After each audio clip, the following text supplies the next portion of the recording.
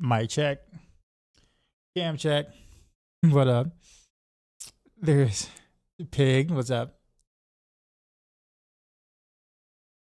Pig hustling with the eggs over there. I got 2 eggs in them, not selling. These breakfast burritos for anything less than $36.50 final offer. Oh man. Make sure all the vitamins are there. King Jex, what's going on? Eric, what's happening? I'm gonna stop by and say hi. I hope you have a great stream. Thanks, man. So we got some news apparently. Apparently we got some information that a new Diablo expansion, Diablo 4 expansion, is happening in 2026. And yeah. Usually I kind of, I would say usually, I would even say the first expansion I was kind of I mean I was kind of looking more forward to the first expansion, but like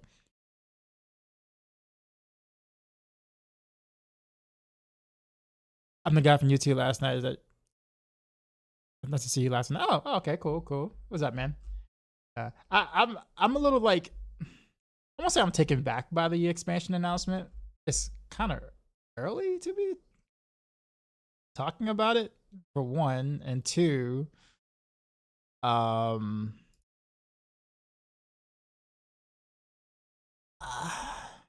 don't know.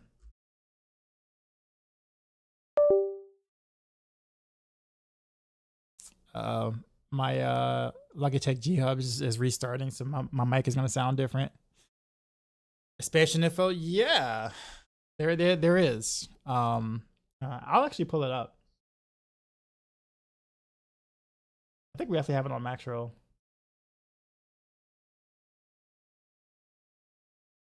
We've been doing pretty decent, I think, with the news.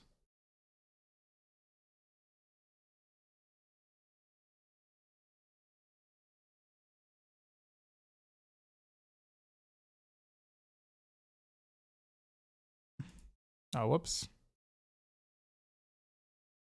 My Logitech Hub is gonna be weird. Sorry, hold on one sec, guys. I got this. Let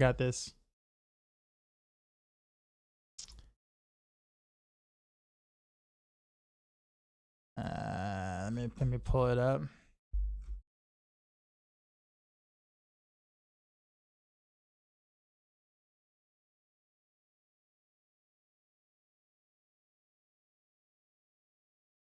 Make sure I do this without like crashing.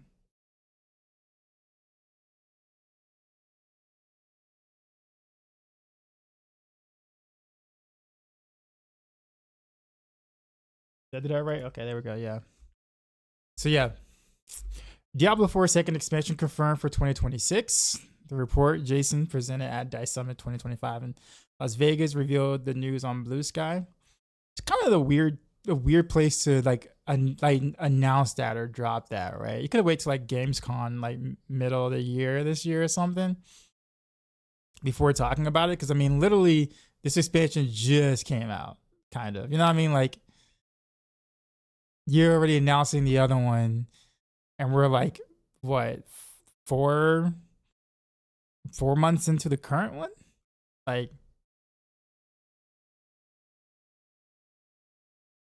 I don't know. Here's the thing. What up, Vanilla? What's going on? It's not even just kind of early, but it's just okay. I know they say annual expansions, but I think speaking about it right now is probably not good, considering that, like, don't get me wrong, season 7 was better. Don't get me wrong, it was, it was a step in the right direction for a lot of things in terms of the base game is concerned.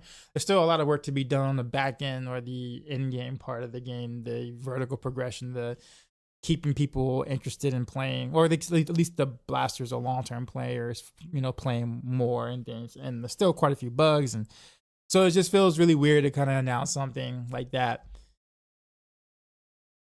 you know, before kind of like doing more to your, you know, to your current game. You know what I mean? Because then what ends up happening is that people view it as, oh, so I got to pay for more bug fixes. Basically, I got to pay for them to add content that they should have added in the previous expansion, right? Like, and that may not be true. Like, it may not be true, but that's but that's what you open yourself up to. You know what I mean? Like, you open yourself up to that kind of criticism easily. You know what I mean? Like, that's why I think they really shouldn't have, you know, like they really shouldn't have said anything this early. Should they announce it? Yes. This early? No. No. This is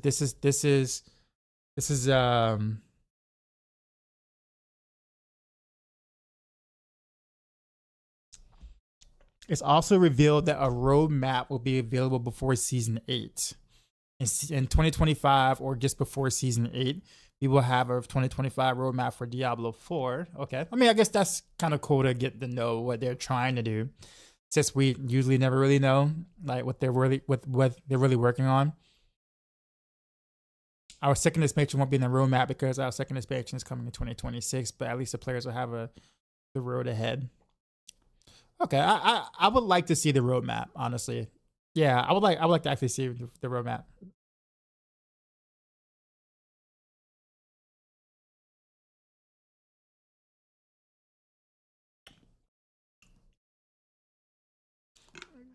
Are we only getting 2 or like expansions every year? I should have saw that coming. I should have saw that coming. Pig is on it.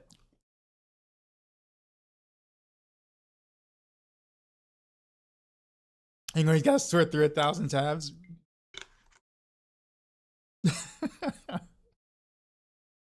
Yeah. So, like, I think expects every year for the foreseeable future. Well, something tells me, like, I'm thinking like mid 2026 for this, though. Like, I don't know if I can expect them to this to release on like the beginning of 2026. Could be wrong. Two primary books are dead.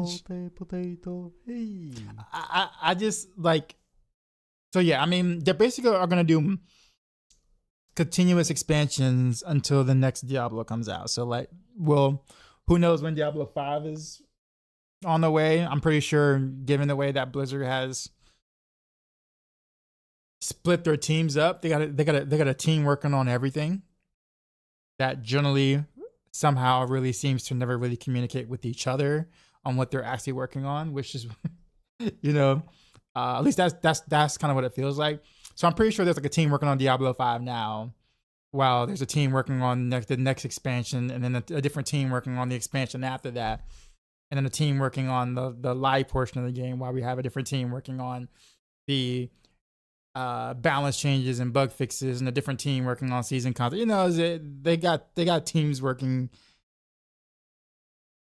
on every whichever way, but it just feels like we don't really benefit as much, given the amount of different teams they have working on like different things. You know what I mean? Like, I don't think that the consumer is benefiting with that strategy. Now, financially, could be a different story. Like, you know, when it comes to their pockets and, you know, their shareholders and whatnot, you know, maybe that's a good look there. I can't necessarily say that that's the case for the player base. I could be wrong. Again, lots of more casual players play the game that don't speak out and say anything. So again, I really don't know, right? I could tell you what the you know, the long-term players, the blasters think. That's all over social media, right? But the main base of the game, I don't know what they think. No one really knows. But apparently, life is good now. Stream more online. Give me milking the DS. Oh yeah, that's easy money for them, man. So, I mean, as much as we gripe sometimes or like that, I mean, most of us are probably gonna check out the expansion. Like, you know, it's like I don't like this, I don't like that, but I guess I'll buy the base version of the expansion and see what's up. 4 expansions later, they still ain't do what I want with my class, but I mean, I guess I'll check out that expansion. You know, it's just like regret, like I'm not necessarily like regrettably, but more so like a cycle that just doesn't really end. And you know we know the company knows that.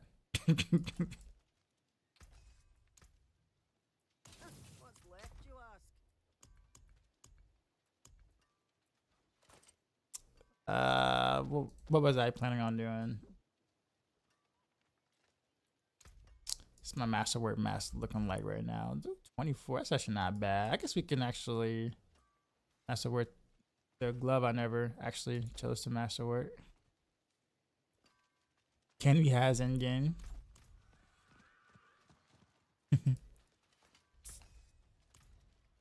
Vertical progression of our end game would be nice in my opinion.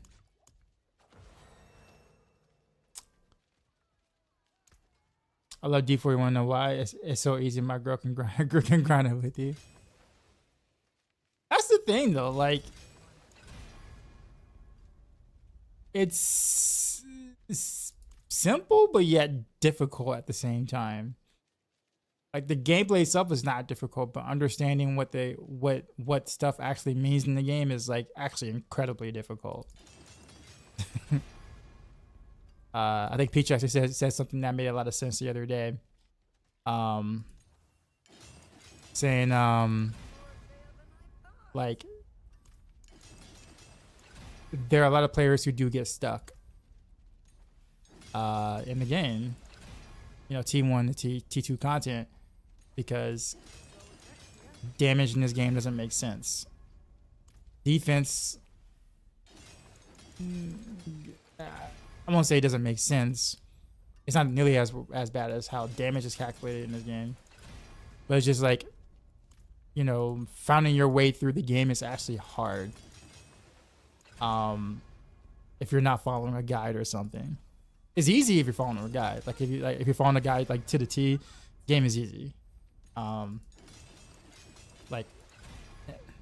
like if you're just going at it blind, the game is actually incredibly hard.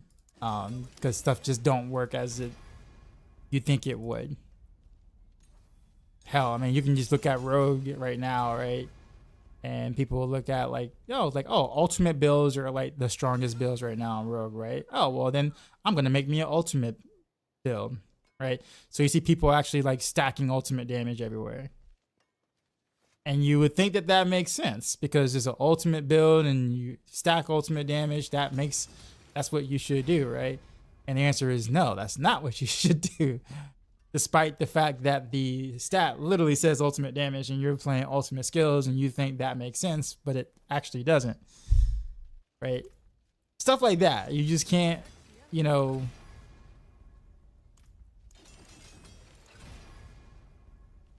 I was trying to land on either ultimate damage or marksman crit, marksman cutthroat.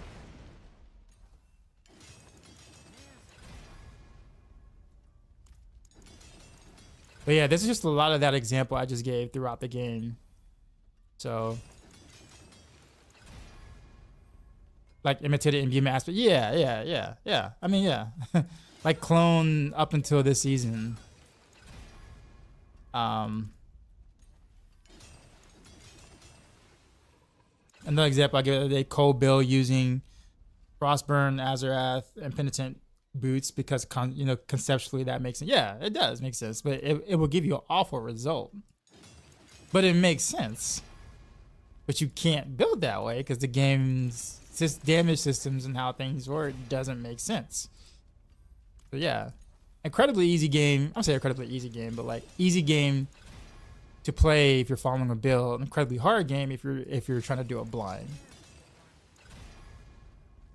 I actually thought it was easier to play Path of Exile 2 blind than to play Diablo 4 blind.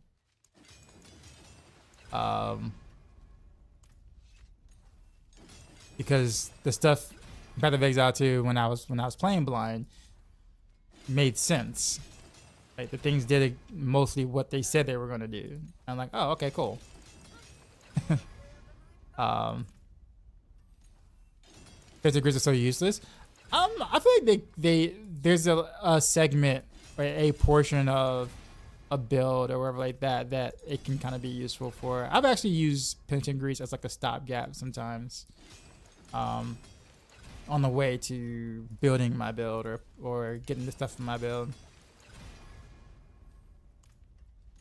In fact, I actually did use Penitent Grease early on this season. I'm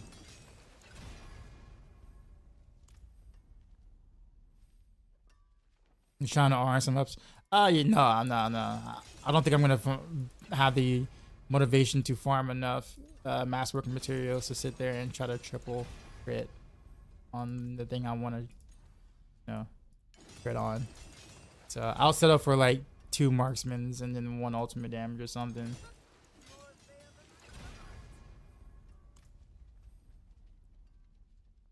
No, I don't want to risk it. So let's do.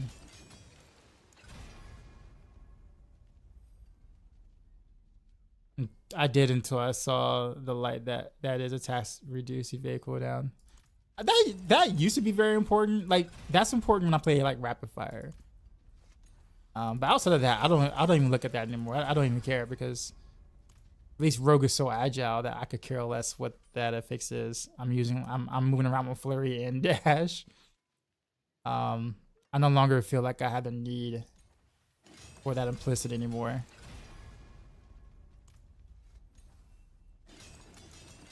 But if I'm playing rapid fire, yes, absolutely. But outside of that, there we go. And let it cook. What's it cooking? Yes, actually. All right. Boom, we'll take it.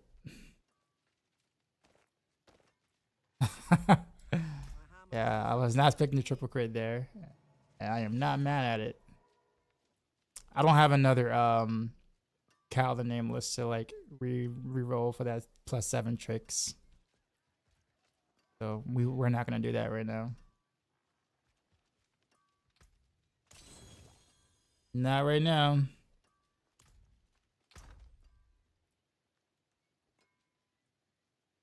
You can give me, yeah. I don't even have a spare Cal actually to roll with just GA trick attacks. Actually, do I? No, I do. Kind of. Yeah, I guess I do. Yeah, I got a couple. Yeah. We'll do that later. I'm not in the mood to be disappointed right now. But nice of me to get like a GA trick attacks and GA unstable elixirs, but I haven't actually fought enough bosses this season, honestly. Like I literally have not fought enough bosses at all this season.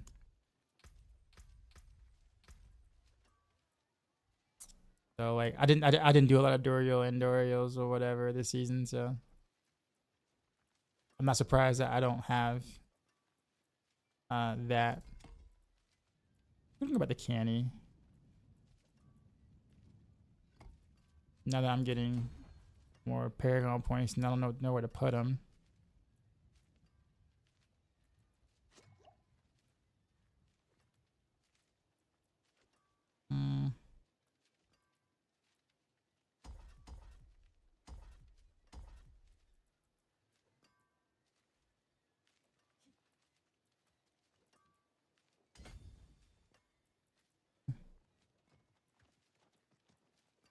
I guess I can gain just a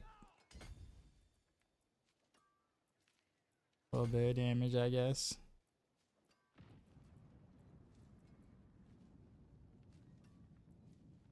I want to go.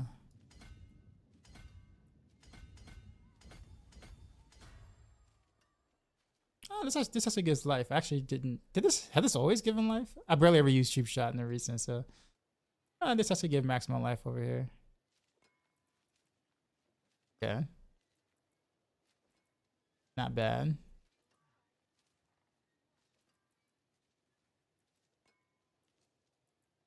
I guess I do.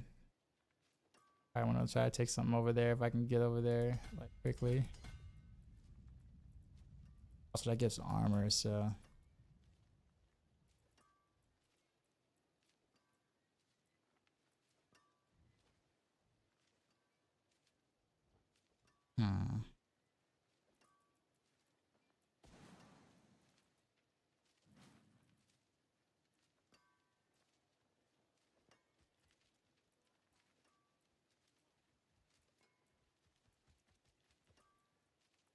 Probably keep that because that probably helps me stay cap.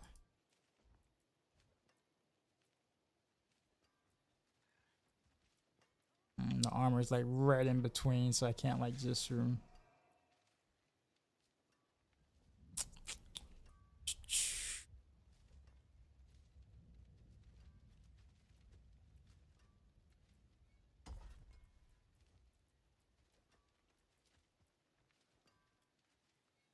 Gee, what's my headhunter glyph look like?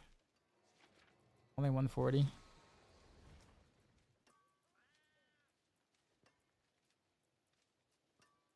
There's a lot of decks right here. I guess I've just been so lazy. I just don't don't care about the rest of my Paragon points. I just don't.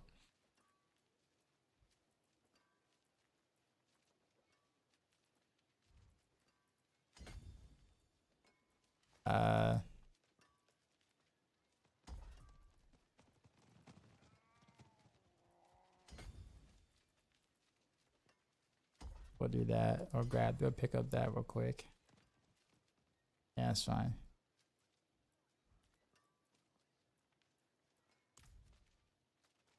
I took care of your mess from 1A. Anything to move fast is okay for me. I think the thing about it is that like you have to keep in mind like evading is like takes up frames. So if I don't have to technically evade, then I'm good.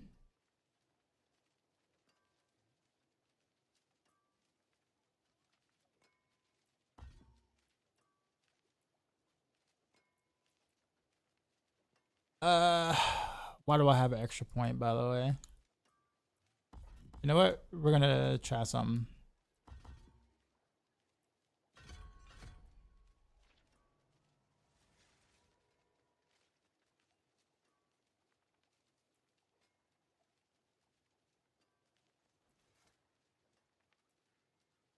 That still gives me two extra points. I'll do that. Roll.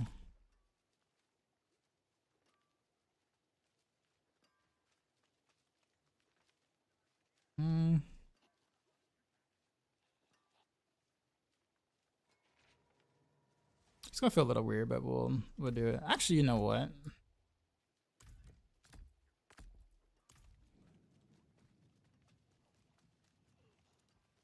me see how I feel about this. All right, YOLO, I guess. Take the full leg, no charm.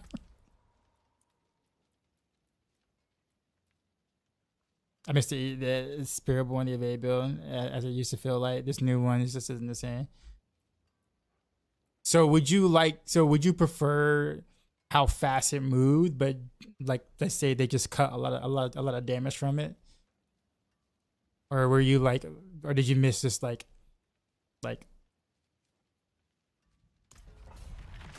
would you rather like them keep the animation and but just cut the damage? Okay. Also, on D's and the issue zone closer, still evident when push and pitch. Like I can see hitting targets, but there are times with dealing 0 damage on him.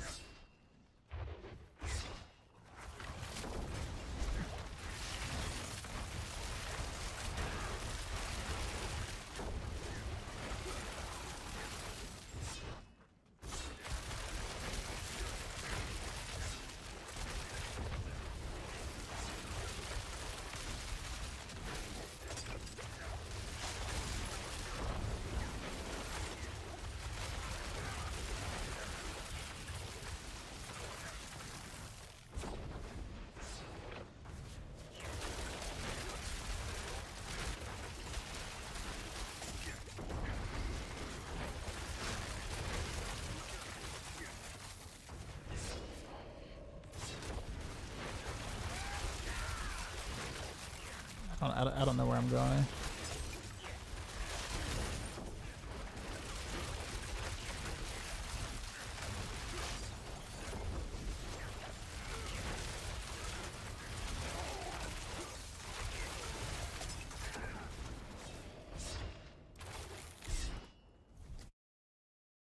Yeah, the clone thing is the issue. I don't know. Like I think the more bugs I find, the less motivated I become to like play with certain builds or certain things. Like the whole random rails thing kind of got me tripping now with the whole like hitbox thing. I don't know if you were here when I talked about the hurtbox of random rails or the hurtbox of enemies and random rails and how many times they hit. But that's like all source of jank.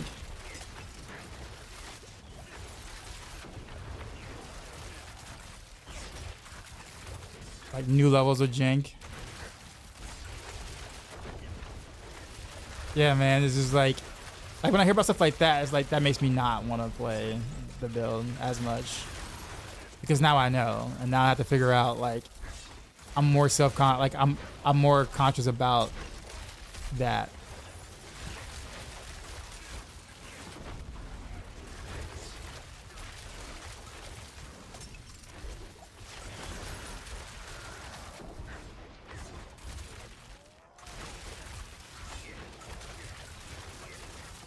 Do you have a link?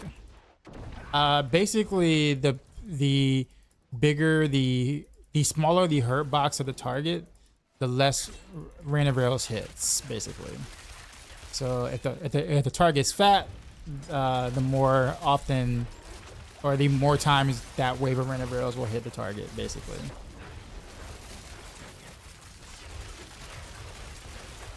Which logically, like in a realistic sense case scenario, that makes sense, but for balance purposes that is awful.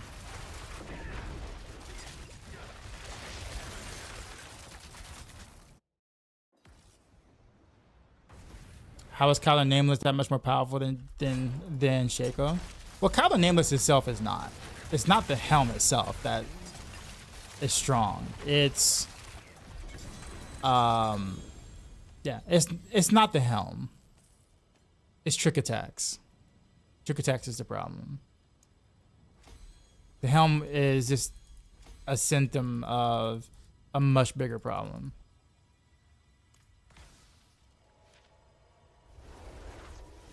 You went at 131 to piss kill off, but then you got back on and ruined a surprise. Oh, for D3, I got you.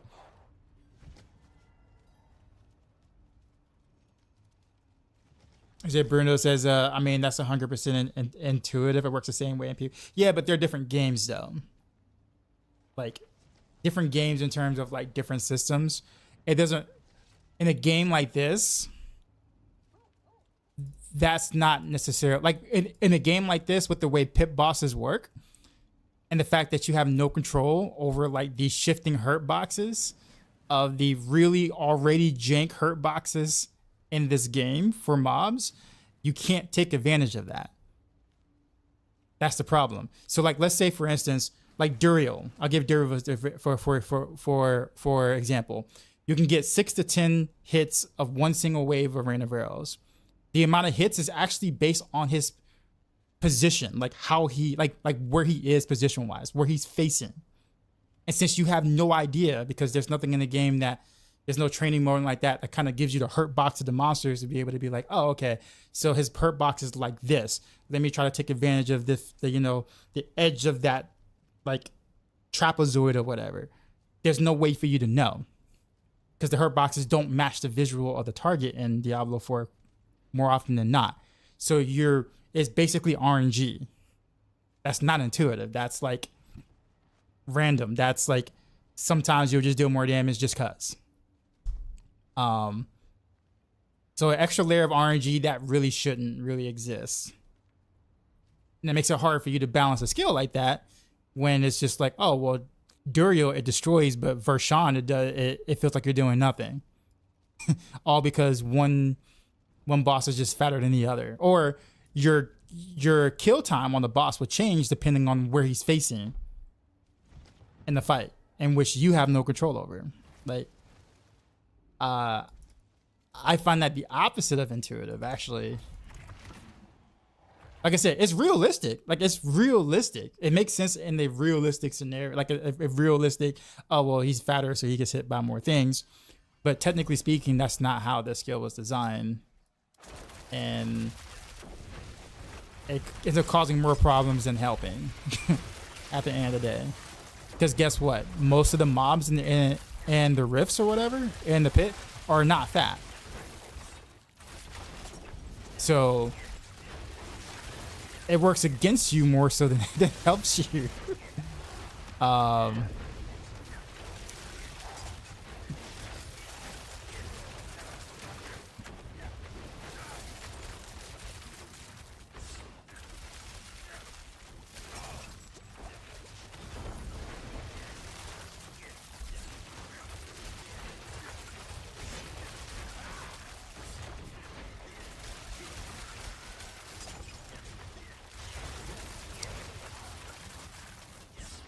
Yeah, you can't really like balance that.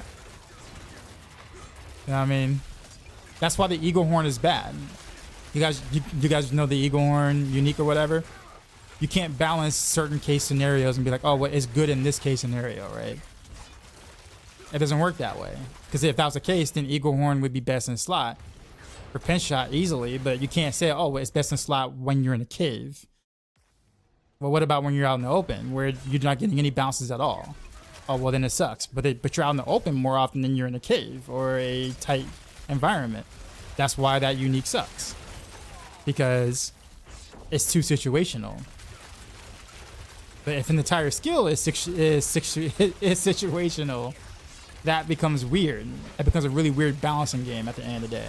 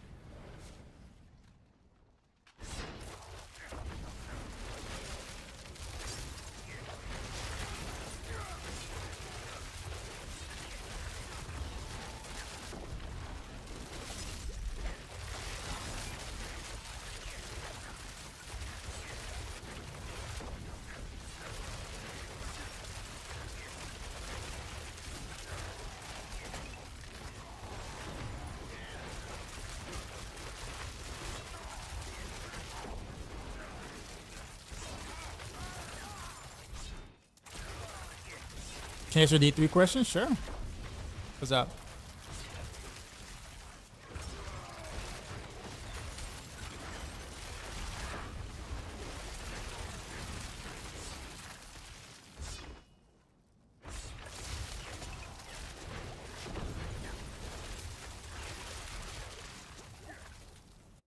As a newbie to RPG, what is better in your opinion, Diablo 4 or PoE 2?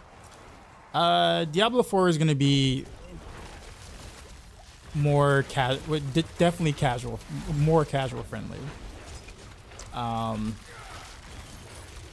So if you're looking for something more casual friendly, I will point you to Diablo 4. PoE 2 is in early access. You're not going to really feel the fact that it's in early access until you kind of get the mapping, because the campaign is actually really, really good. But it's also kind of brutal for the first during your first playthrough. I mean, I would kind of suggest looking up both of them, like getting some gameplay footage, looking up both of them, and then kind of seeing which one more so appeals to you. But I will say D4 is more accessible. But if you want something that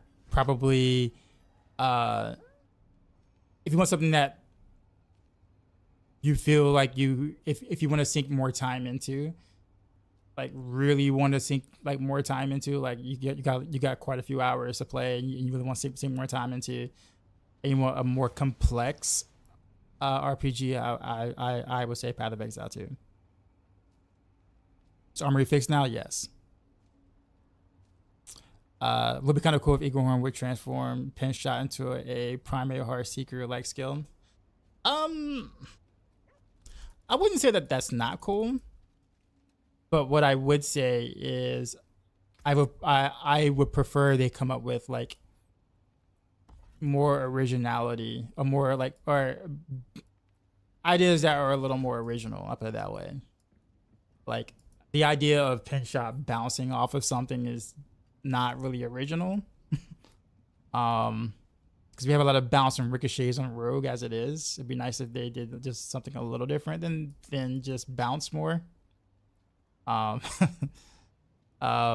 Pinch Shot especially.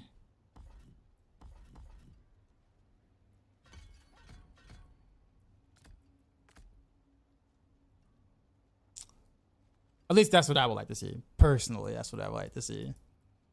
But they keep definitely failing at Pinch Shot over and over and over and over and over. Well, not just Pinch Shot, but more so like Eaglehorn. Pinch Shot, they've given a couple of buffs to it, and it's not really working out like that.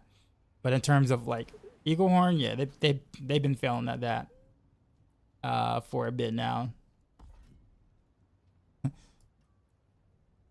Like I think it's on its like third or fourth iteration, and it's still like really bad. Like awfully bad. Just imagine he's seeking Pinch Shot with a trick shot. Arrows also track enemies. Yeah, but it wouldn't help Pinch Shot though. Like Pinch Shot was to be bad if that happens. So I like it won't. You see what I'm saying? Like that wouldn't help Pinch Shot. Pinch Shot's issue isn't being able to hit targets. The issue is Pinch Shot, not the unique. Oh no, the unique is actually the issue too. Even if Pinch Shot was good, you still wouldn't use the unique. Like you wouldn't use the unique. Like just a regular bow would be better in almost every circumstance. So even if Pinch Shot was good, you still wouldn't use the unique. Not unless like the game's meta.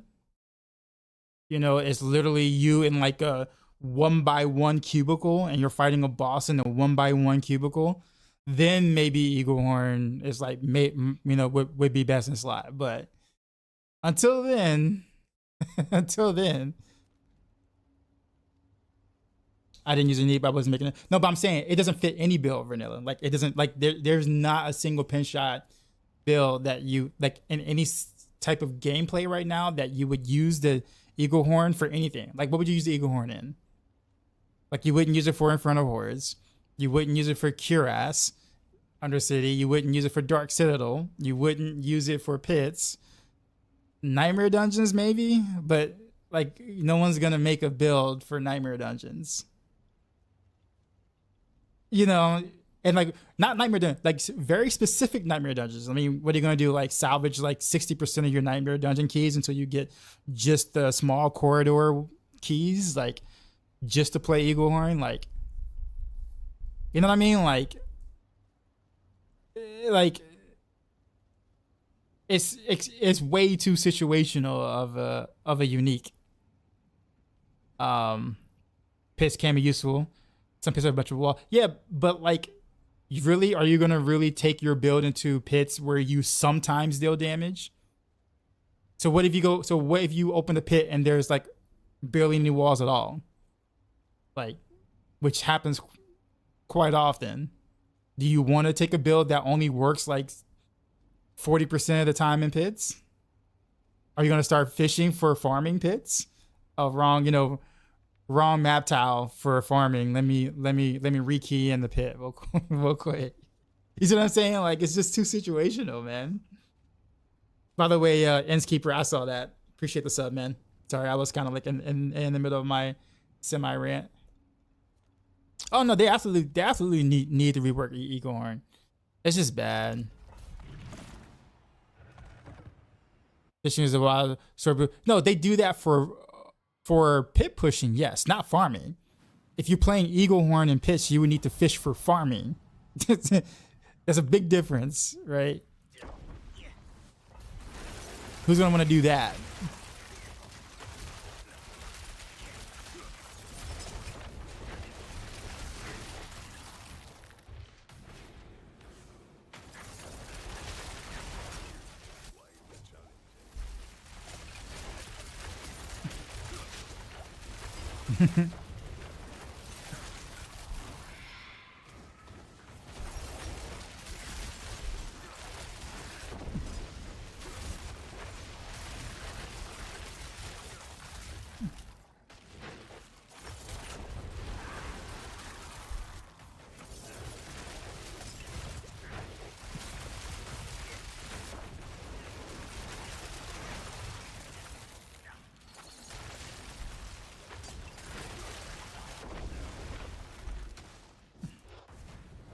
Shasha buff stun grenades. I don't think we'll be seeing much of that in the future.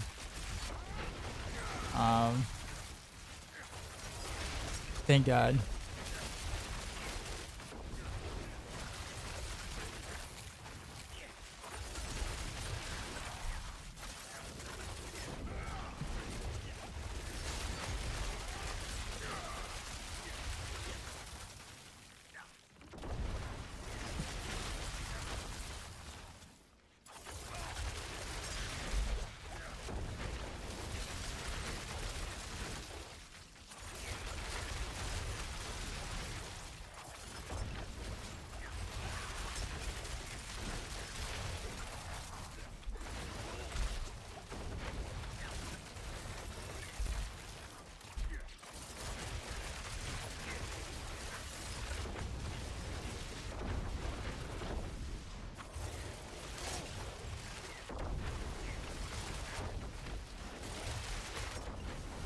I kind of like this for like the higher pits actually. Guess what I'm doing right now. Some way to find a way to like add shadow imbuement so I can get.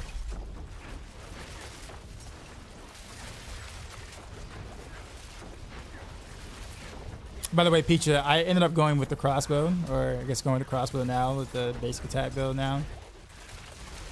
Knowing the Shadow Graph's internal cooldown or whatever, because I guess it doesn't make, I don't say it doesn't make sense to use a bow. I mean, bows are good, obviously, but like considering that it has an internal cooldown of 1 second, you know, I might as well, since I can't get the other clone to come out more than once a second, I might as well just make it hit harder with the crossbow.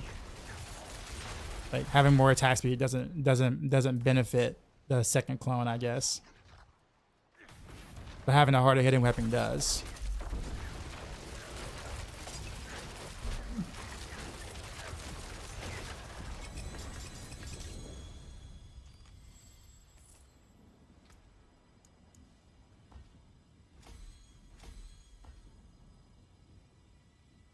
The guy that might want to make it where it might want to do that. But I don't doubt his work ethic or ability is imaginary. It just, I guess it's just, the thing is that like, it's just unfortunate, I think, at the end of the day. Like, it's just tough. 5 of us enjoy Grenade Build on season 4. It's just, I don't know. Like, I just, like, I don't know. I guess I'm, maybe it's just kind of weird, but I want to see more, slightly more creative ways to make uniques or aspects or whatever, where it's not more projectiles or bouncing of projectiles.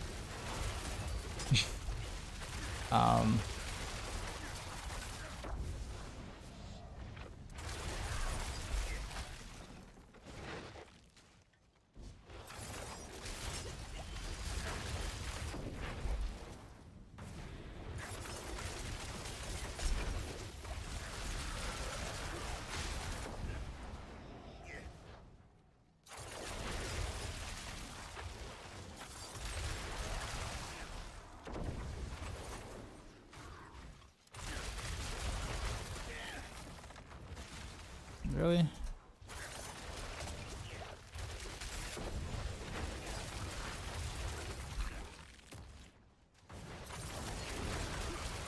I haven't like any targets to like port to.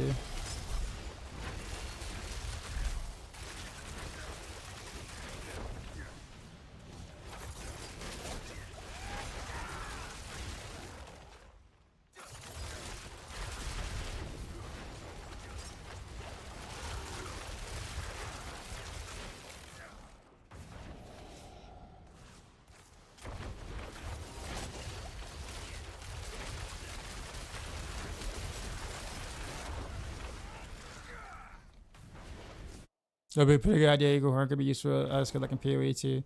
PoE, other skills make certain projectiles bounce off each other. Yeah, I don't want to see more bouncing though. We can be a little more creative than that. There's too many bouncing and ricochets right now on Rogue. Don't you want something else other than more bouncing? Just being honest. Like, don't you want something else? You know, we don't need another barrage or rapid fire. You know what I mean? Like, or a Heartseeker.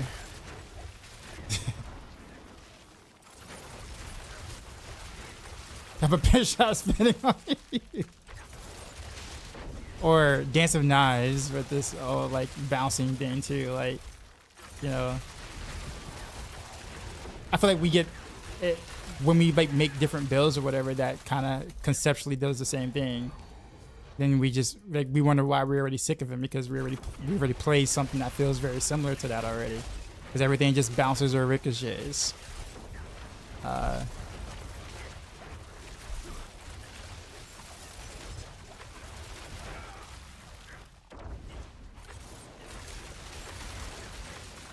Heartseeker is basically Eagle Horn, but it tracks the enemy. Yeah, well, I guess I'm asking is like, you wouldn't want something different though, like personally, like you know, and also something that's gonna like you know make pin shot stronger. Like if it bounces or ricochets or you know tracks the enemy, like pin shot would still be bad. Like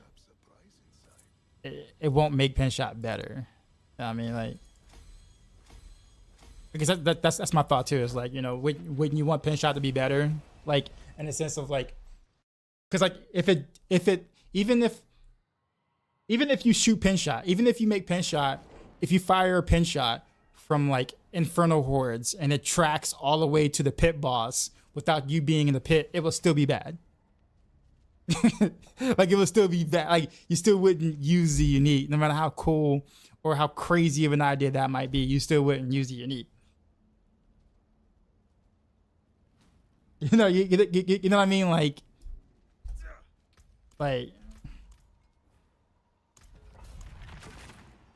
we gotta give we gotta give pin shot something that not only would you want to use, but also would make pin shot.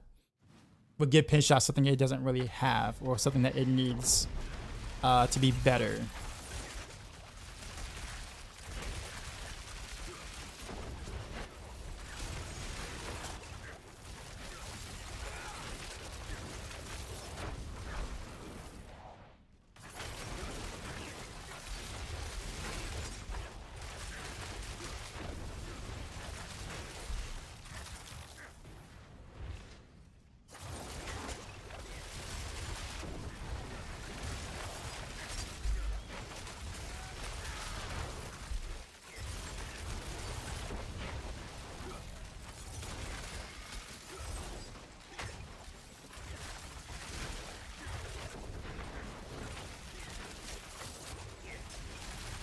I couldn't port. That's kind of weird.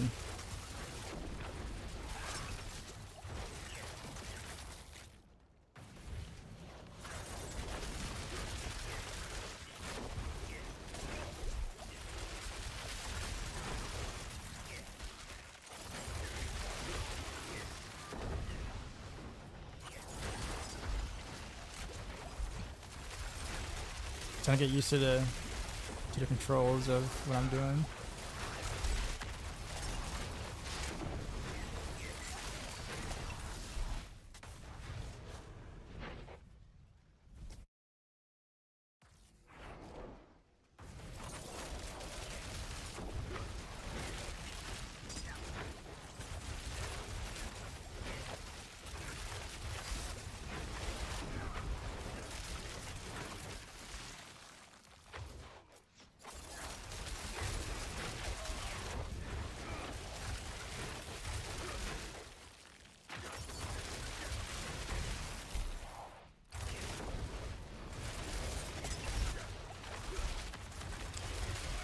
Anyone know if Forgotten Altars can spawn a pit? Yeah, they can.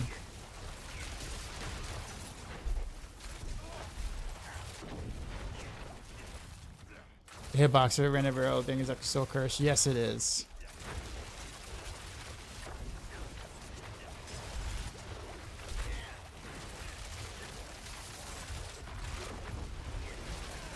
It absolutely is.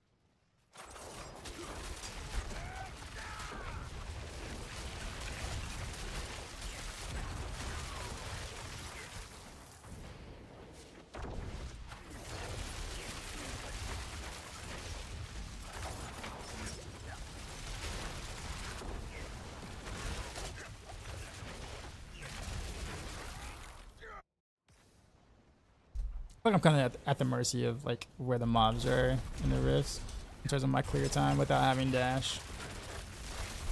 Even though I have like every buff in the book with this setup.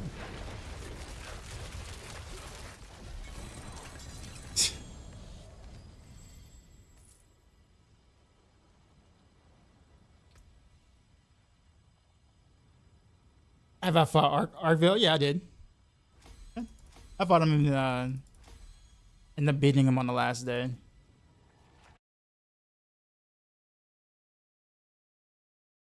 Here's an idea, like the last message. What was the last message? Sorry. You can now hold your pin shot to release a devastating shot that deals bonus damage by 50x for every second you charge the shot. This damage is increased for every 10 decks you have by 5%.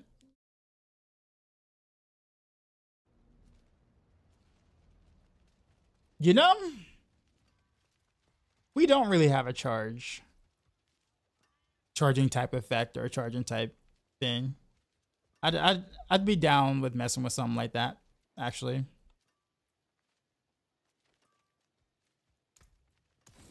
I'll keep my forge hot. Return soon. I would almost say like not even just like the damage, but like maybe increase the width as well.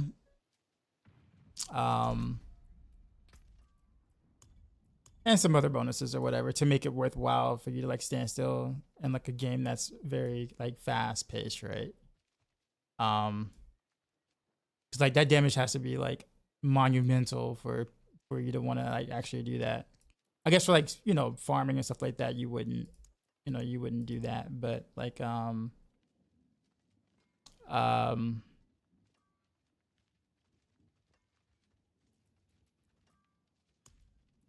but like when you're in like a situation where there's like like elites or in like a pit thing, then yeah, you would, right? And that'd be kind of cool. It kind of have to change your gameplay up based on what you see with that.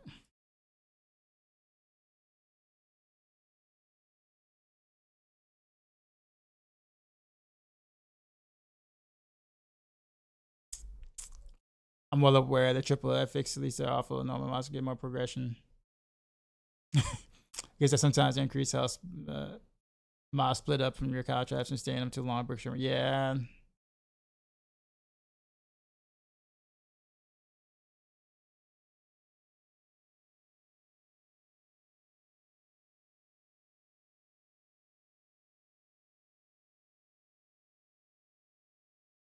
Yeah, 3 seconds too long. It says that I wouldn't use it.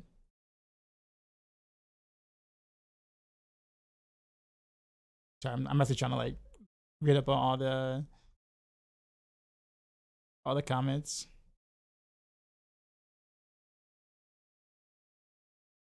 You love me some infinite barriers super release.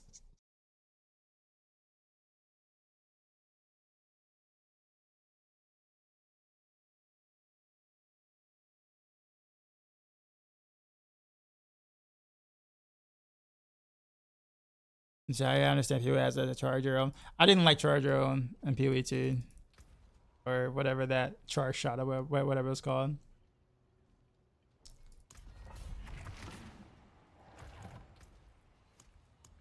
Was not a fan.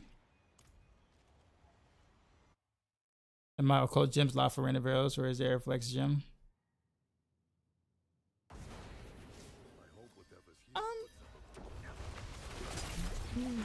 Yeah, I mean, yeah. It's like one slot you can kind of flex. Not like required for the build to function.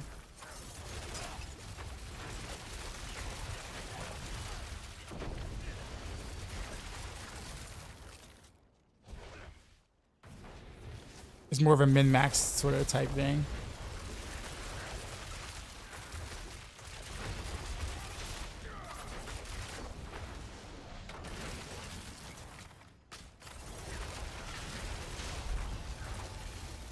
I'm still not used to Flurry being on 1, so I'm like messing up my.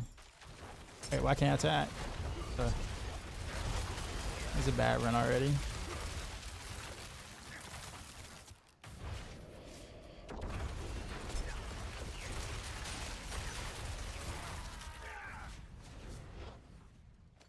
I see. Let's actually change this.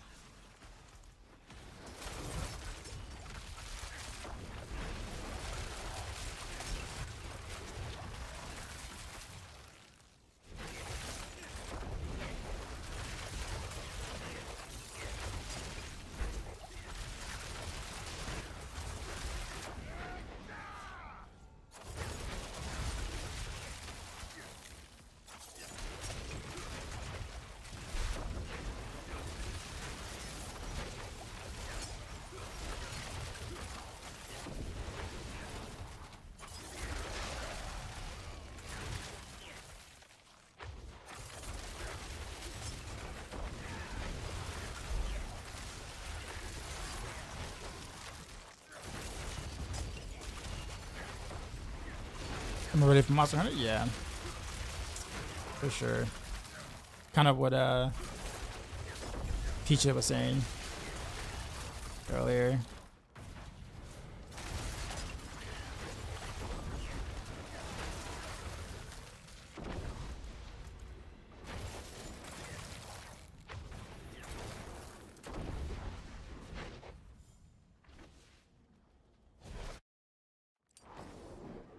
Yeah.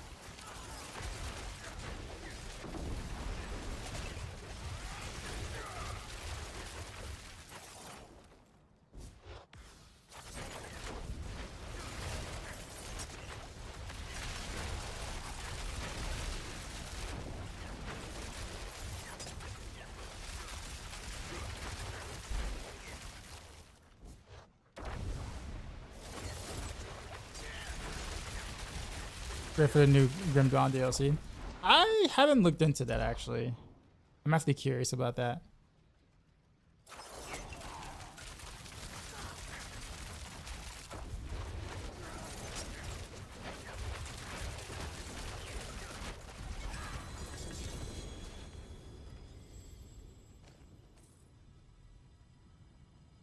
Add new class potions, etc.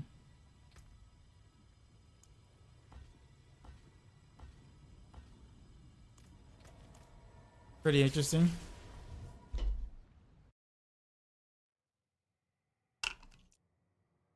Fist pump dioxide is other proof.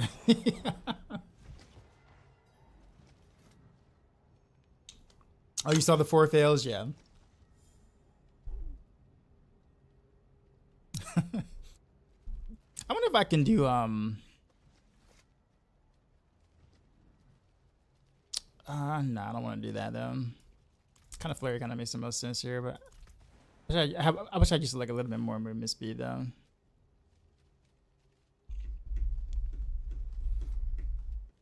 These boosts were like kind of meh.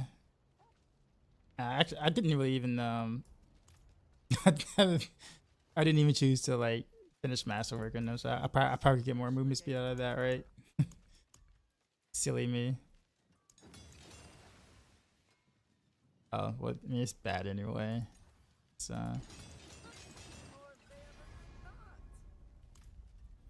Sure. Dex, okay. The armor. Whatever. We'll keep it that way. I just want some more movement speed.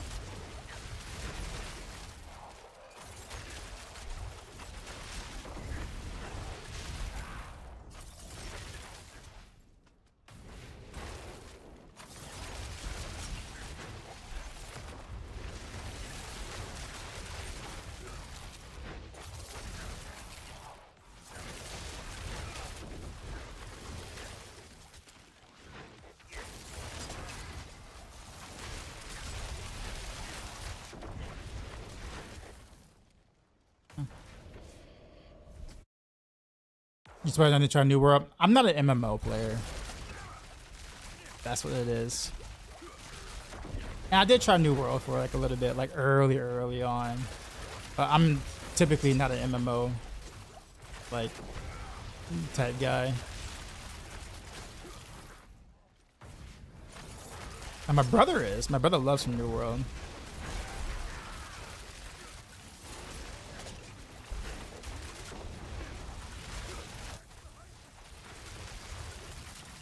I don't know. It's hard for me to get into like MMOs in general, just because they don't really focus on they typically not focus on like the combat part of things as much as they do this social interaction stuff, which makes sense. I mean, you know, MMO being massively multiplayer online experience, right? So combat usually isn't really on the forefront. Now some MMOs do, like, you know, Lost Ark, for example, or Terra, which I actually did play back in the day. Where combat is the main focus, but most MMOs are, you know, like World of Warcraft, for example, like combat isn't really like the focus per se. Combat fluidity. Also, target combat isn't really, I don't find fun either.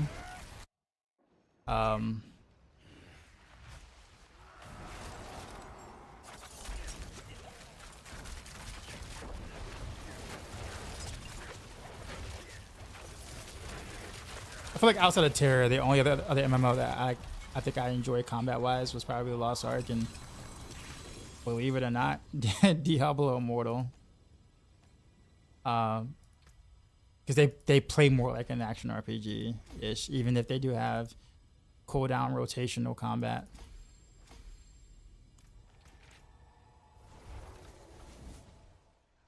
Figure out what that's like. Weather was rough today, so it was driving.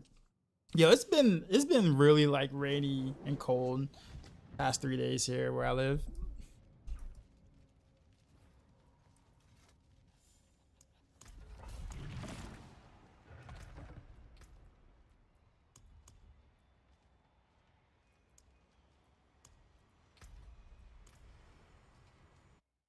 Terra, you had a midget.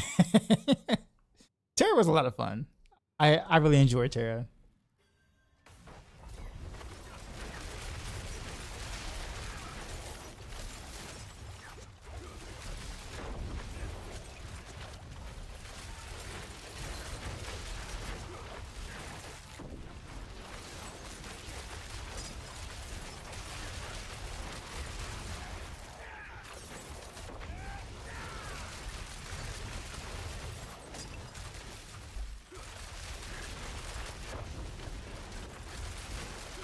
Killing the Elisa at a pretty decent time for the 100.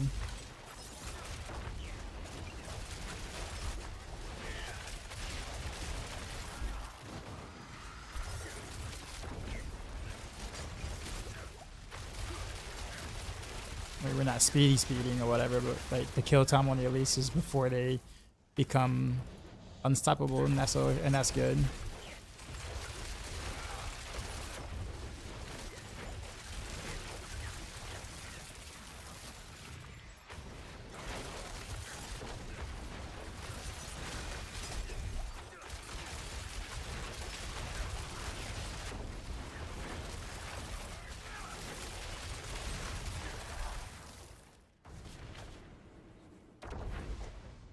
Go.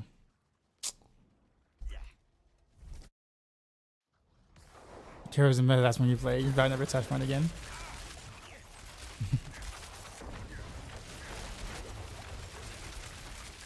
This was a bad encounter.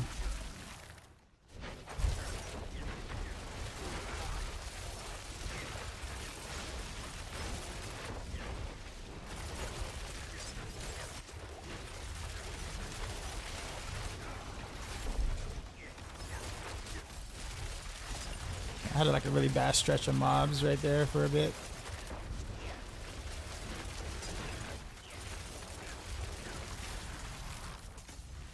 Oh, really? Any Cataclysm Druids in there?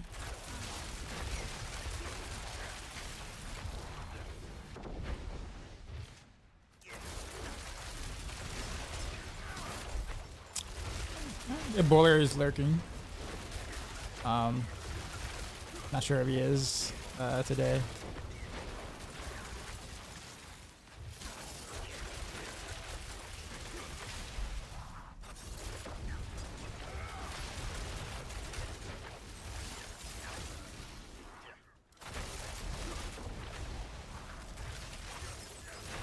Boy, man, the mobs were so spaced out for not having a whatchamacallit. So slower run because I'm like running into like side corridors with no mobs. My movement is legit based off of having a mob to report to.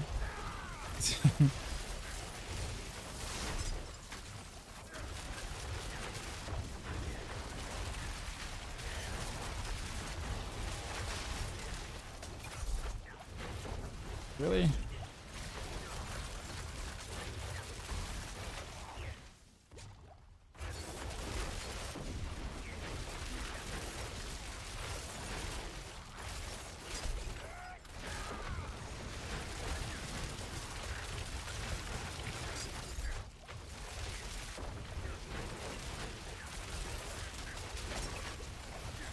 This is a bad run. Not because of kill time, I don't think. I don't feel like I struggled.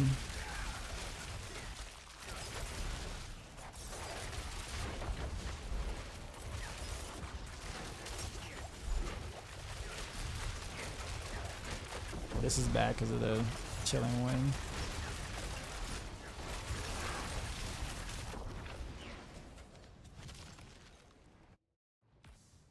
See the complexity of the animation, bro. And Diablo 4.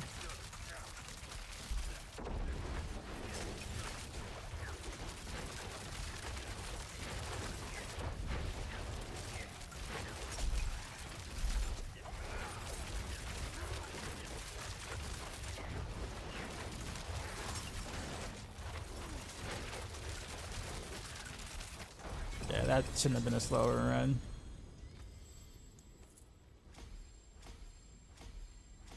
Do a couple more times. I would choose dash, but I also kind of wanted to get the 12% from the mixed shadow and beam it down. Part of me really wants that.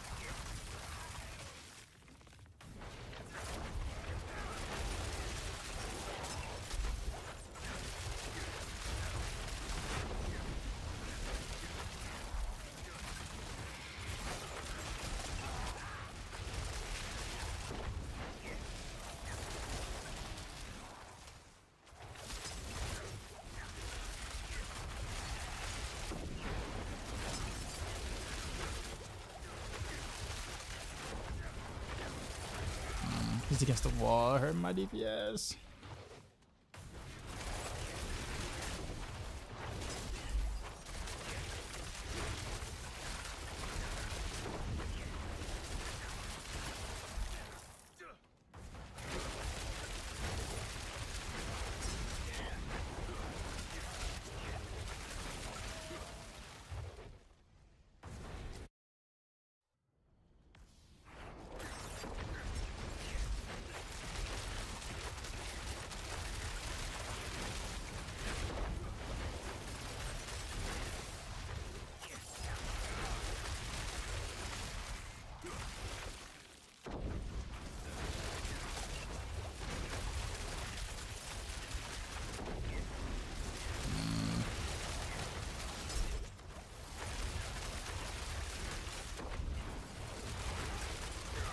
No.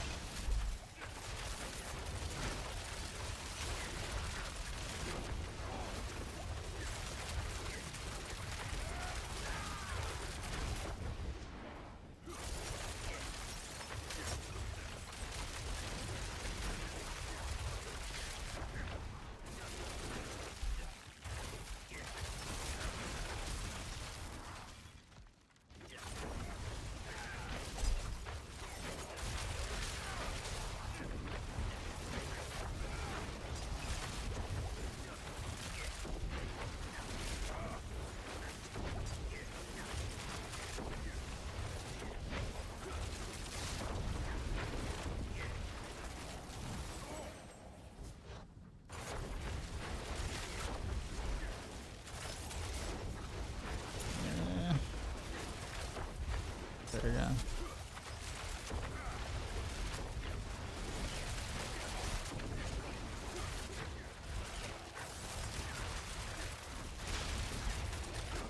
They get against the wall. Rough.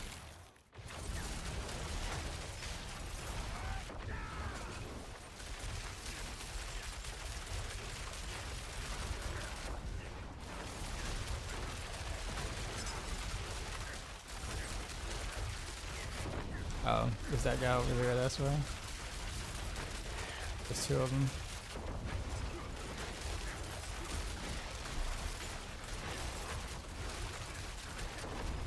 Yeah. I'm curious to see what changes they're gonna make to the whole CC thing next season.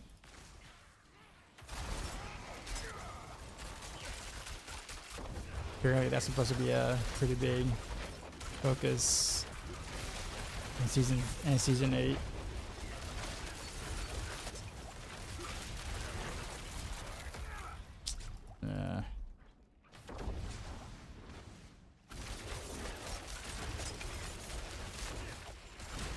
Bosses cannot be fixed. Nah, I really do hope that like they kind of like overhaul the whole thing.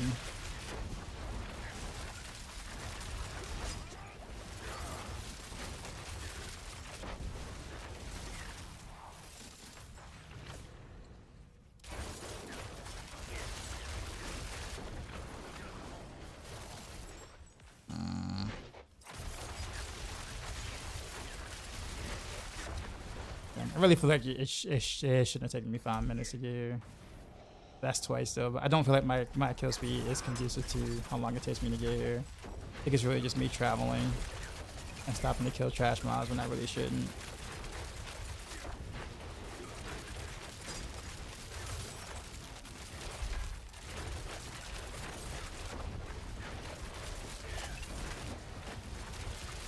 But I totally expected for it to take 2 staggers for that. That's fine.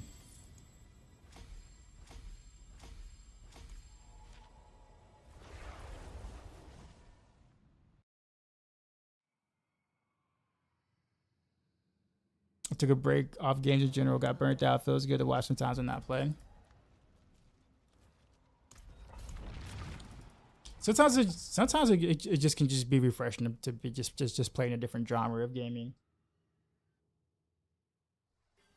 It's kind of where I'm at sometimes.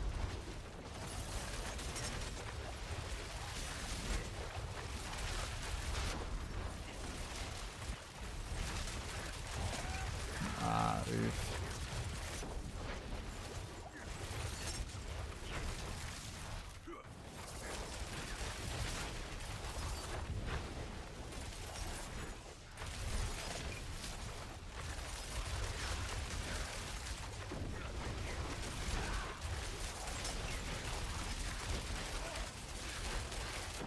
But these like tight maps, like cave map like this, really hurts Heartseeker a lot. Much like how it is in God 6 with Demon Hunter. The arrows don't get a chance to ricochet back; they just hit the wall. You end up losing almost half your damage. Like in the situation right now, like.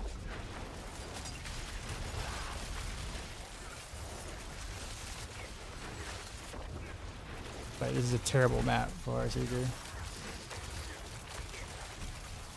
Terrible layout.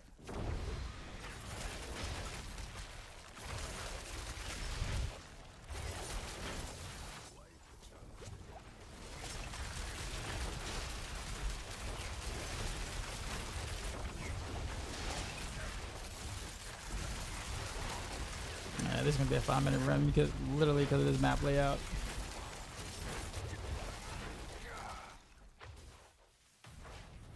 Please get out this map.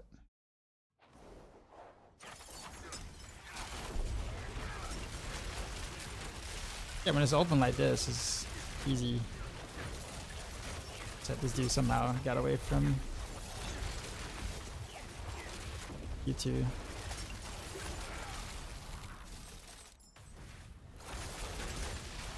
Yeah, I guess the wall again.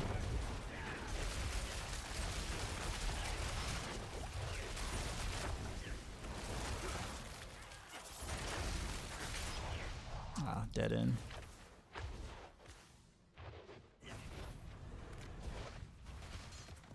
Dead end.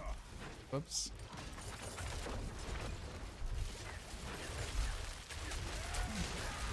Pretty sure this is probably the worst run of tonight.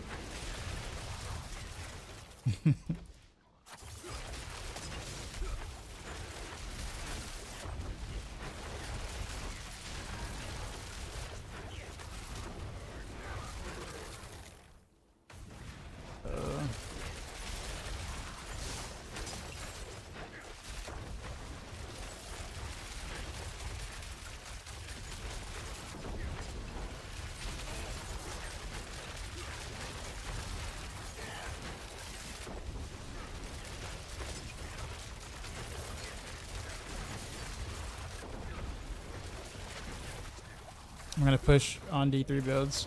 I plan on it, yeah. But only 2 sets though, like Yui and Shadow, and that's it. I'm not gonna do the other sets.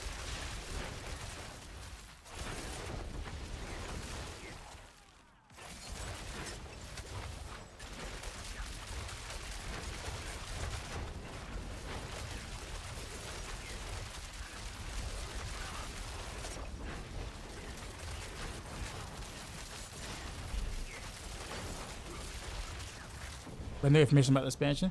Nope, there is no there is no information about the expansion other than the fact that that an expansion will be coming in 2026. There's no information about the new expansion itself. I'd be very surprised if they had information like concrete information to give this early, considering that they just released an expansion.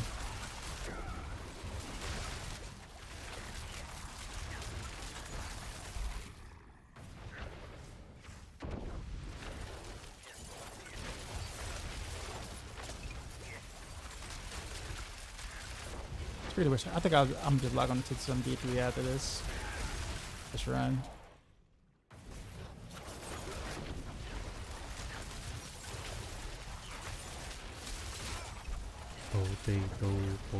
Decoy was up.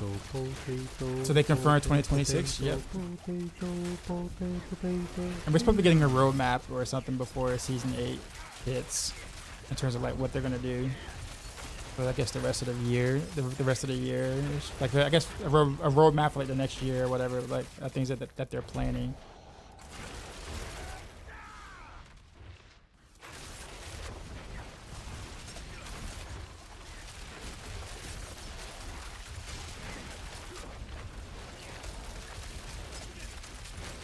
This is such a bad run.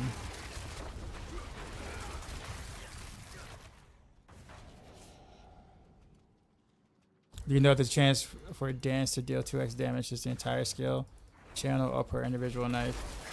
I'm sure it's per individual knife.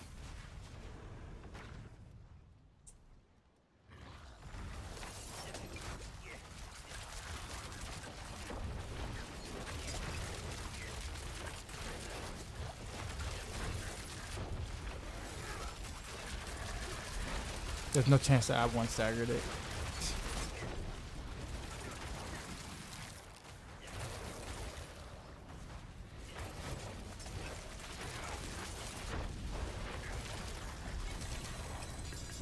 There's one episode on Viva La Dirt when they prematurely announced expansion, but you just have all this age crew. I honestly just don't think it was a good idea for them to even like mention anything like that this early. Like they should have waited till like Gamescom or something.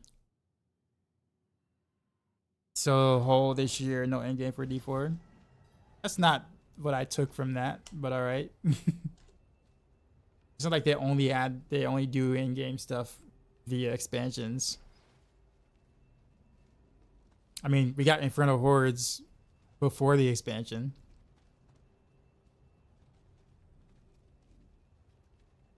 Gauntlet was also before the expansion. Now, whether that's in game that scales that you want to actually play for a long period of time, that's a whole different story.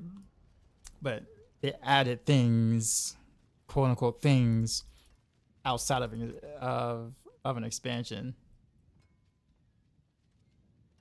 What's left, you ask? Oh yeah, that was a horrific run. I'm gonna find some way to get Dash back in here while also somehow keeping Shadow. Unless I just want to get rid of like, oops, smoke grenade, but I don't wanna. Shadow Beam is so much more fun now. I actually kind of wonder if the clones actually get the benefit of the mixed shadow imbuement. I would think so if they get mixed code imbuement.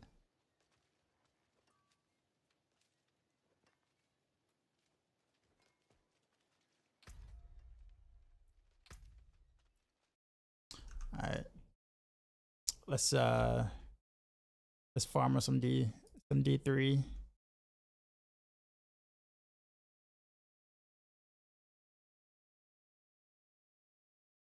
I actually kind of need to try to get my shadow stuff together. D3. My shadow strafe. strafe pale, however you want to call it.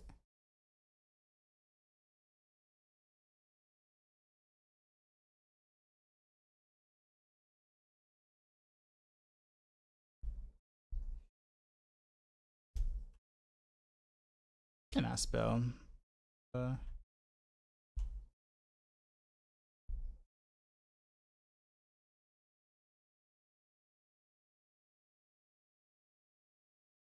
Blastronaut, what's going on? Then you're random builder season, having fun with it. Cool, cool, cool. Good to hear.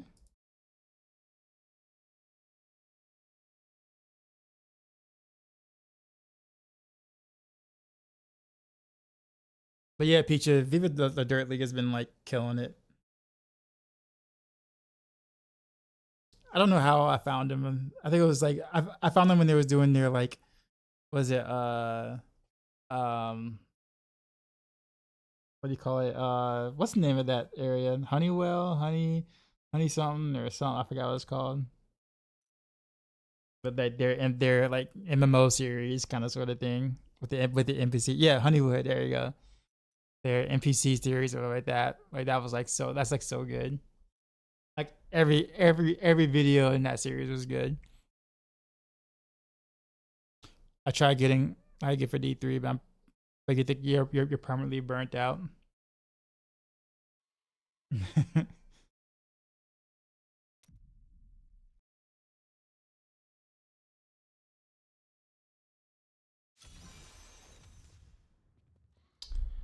I need to actually get some what do I need actually?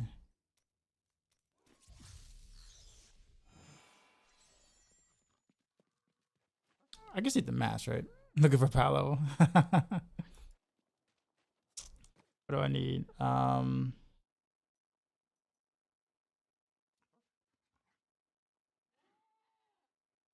Yeah. Any machines for the whatchamacallits? Uh uh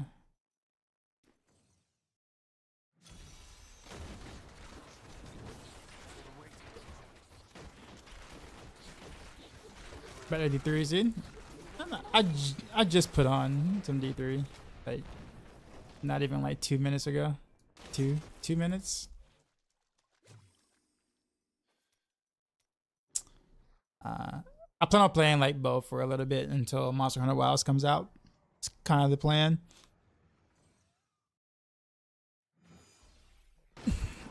And ideally, I want to be able to like get my pushes in. My pushes in and done on D3 before Wilds come out. I'm sure I can do it though. Like if I actually like commit to the grind a little bit.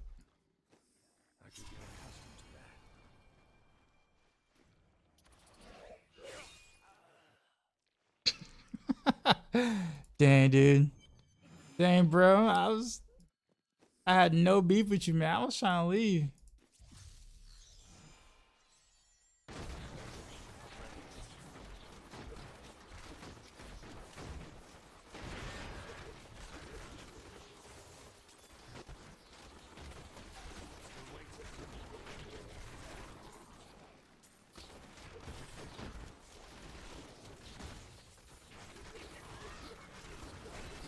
Switched the screen for a second. I came back.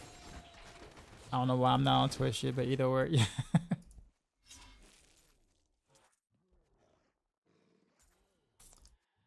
It's kind of crazy, like how small some of the like items and stuff are in this game. Like they try to pick up.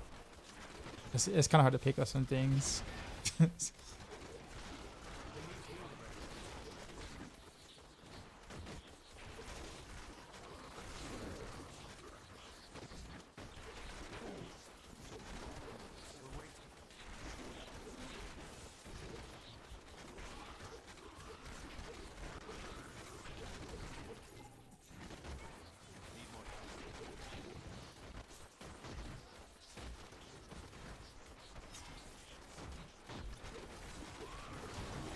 Ooh, that hurt.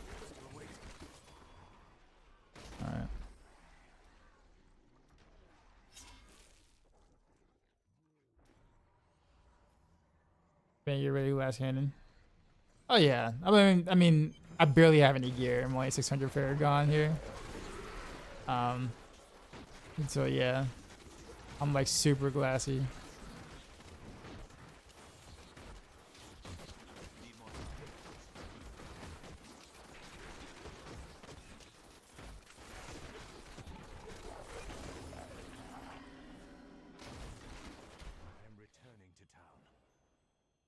What are you looking for? I mean, it's just basically just way better versions of what I have. You can't really give anybody anything in D3. You have to be in the party with them. So I guess a matter of just playing the game, which is fine. I have no problems with that. But yeah, at this point, I'm just trying to get some shadow stuff going. Speaking of which, I probably shouldn't even do Rocket Storm. Let's do Shadow.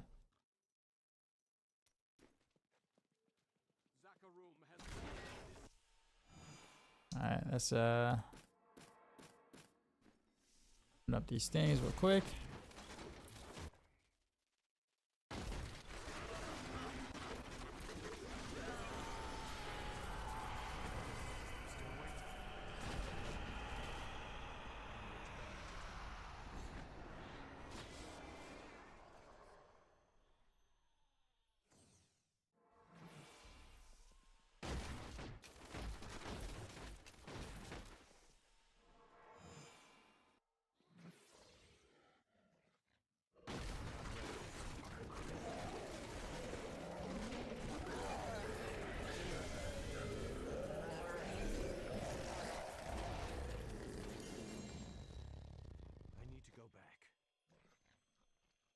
Yeah, my gear is very bare, very bare bones, but it works though. Like, I got the right pieces for God for farming, but what I really want to play is Shadow, Strafe and Pale. That's Dog gaming. We just got raided, son. You know how we do. What's going on? Drop my new beat for these new viewers.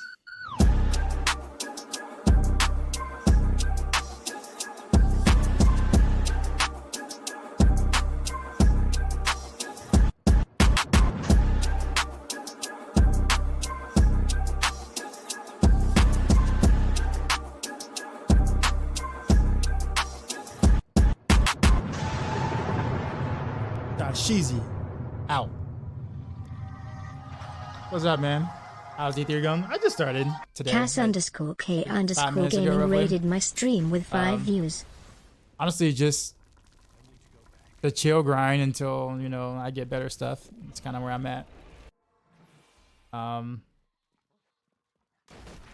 So getting the stuff from my altar.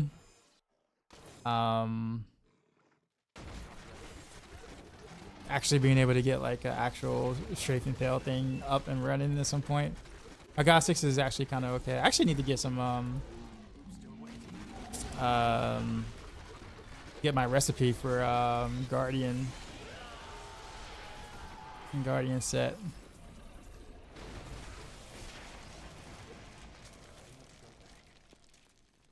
How much fun did I have recording that? Oh man,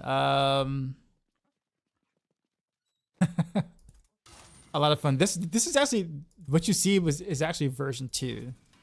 For those who've been here a while, know the first version, the first Dashizi song or whatever. It was actually a little bit longer. He said a little bit more as well. But in order for me to like stream to YouTube and Twitch, or Twitch and YouTube kept copyright striking my live videos whenever the raid dance would come in. So I had to kind of make a new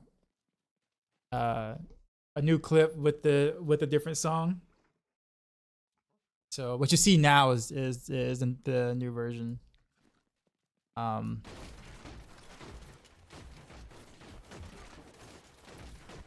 will say that the other song hits harder though. Like I like the other song a little bit better, but I don't dislike this one.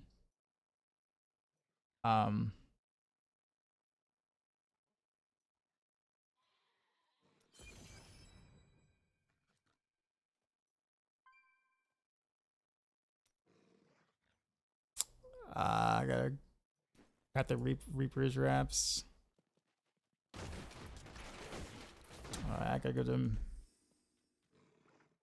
grab that recipe.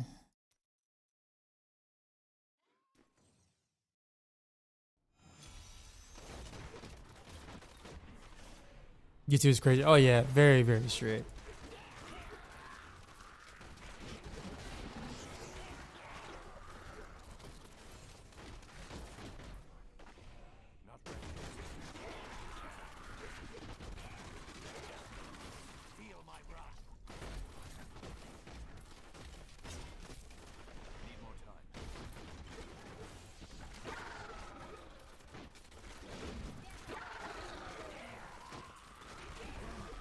The Paragon might move for it in. I don't have a go. I think I'll probably stop when I get tired.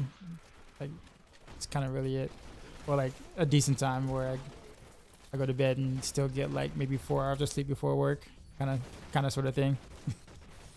Need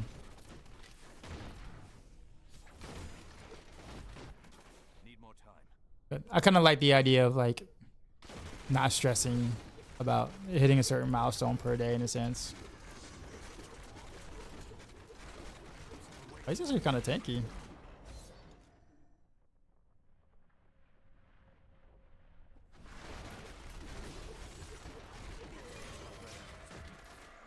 They're tanky for like what I thought he would be. Alright, give me the recipe. And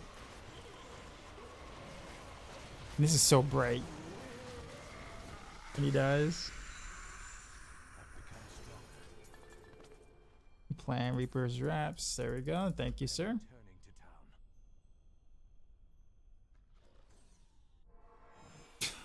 to town.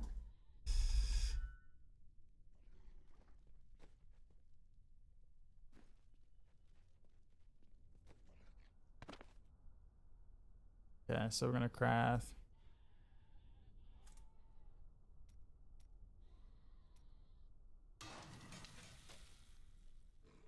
Because yeah, it was.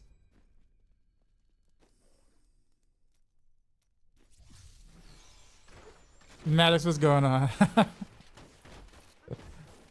Man, I'm like so far behind at the moment. I won't be taking anyone's ranks or anything. I'm literally just a what you call it, filthy casual, I guess.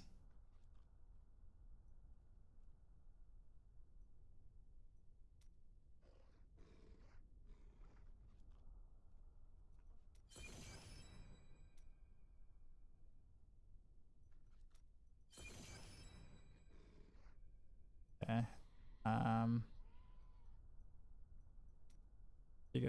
I need whatchamacallits. Okay. All right. Let's get some visions.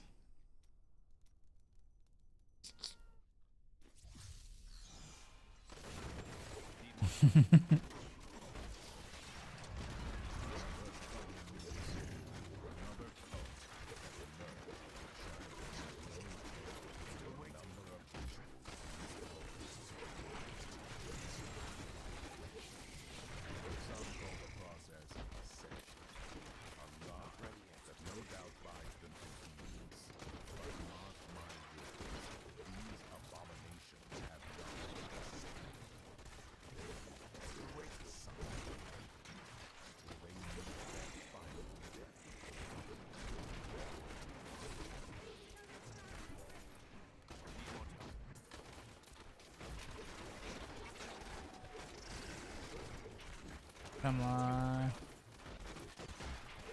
Give me a vision.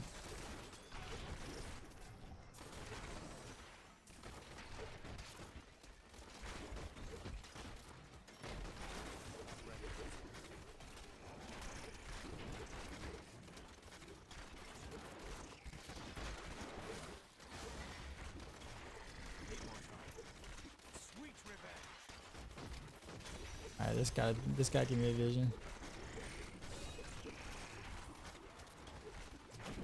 There it is.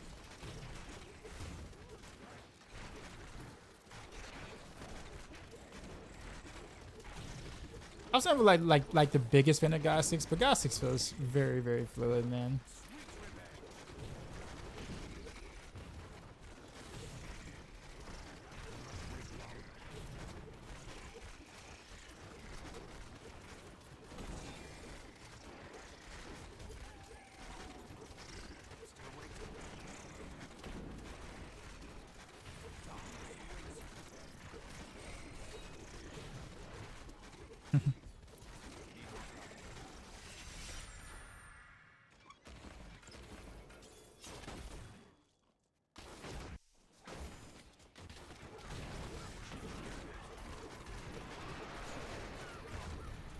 Already? My first vision is like it's a 1 floor vision. Like for real, for real? Okay. I need to go back. That was very uneventful.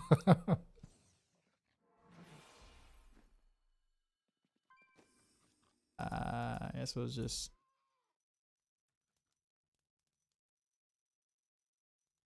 I thought it was a tease. Yeah. Freaking first floor. One floor.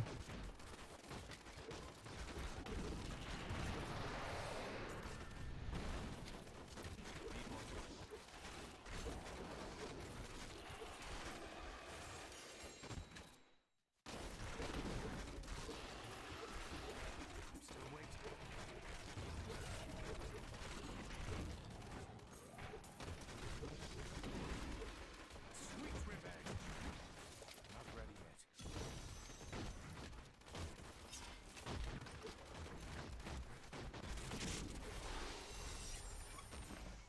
I'm still waiting.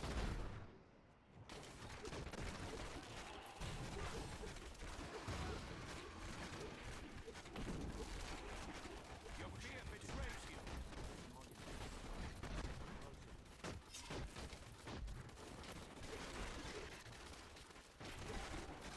Gotta give me another vision, come on.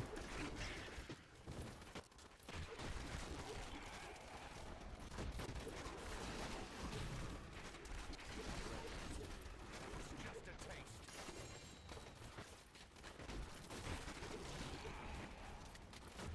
At this point, why don't I just do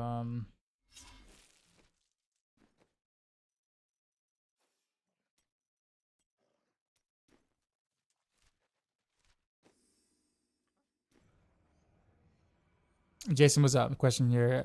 I noticed in your Royal Clone video you talked about how important Voice of the Stars is, but it's not recommended on your Maxroll. That's because things like as we find things, I don't know if you anytime that like the video guys can't be updated, right? But the Maxroll guys and the planers can and will be. So we just we found out some things about some gems just not working as they should. But apparently in the most recent patch, it seems like the Voice of the Stars and Purging Touch is working again. So it appears that it is. So weirdly enough, I normally wouldn't say this, but I would actually follow what you see in the video. Because I'm going to have to update that again because I think it is working again. Which means I got to make the change again on Maxroll about it.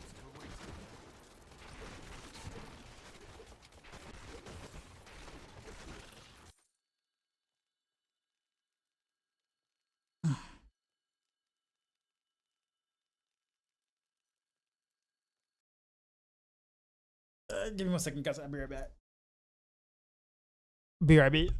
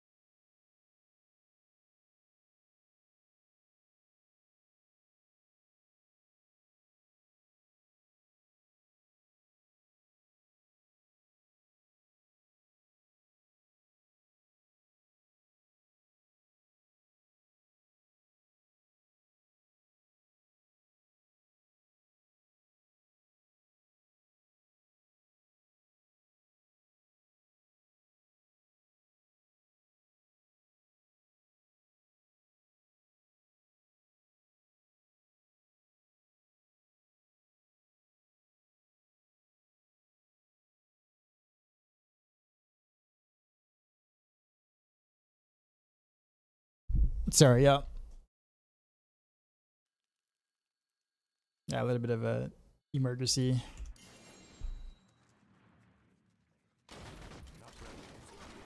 Ruins of surroundings the hotspot for visions. Yeah, but I also get like, I used to do that a lot of that too, but then I kind of get bored of seeing the same scenario, like same scenery for, you know, to try to get visions. Like I usually do the temple really, because like temple is really good for leveling because there's a lot of things you're killing. Same thing for, you know, trying to get visions or whatever.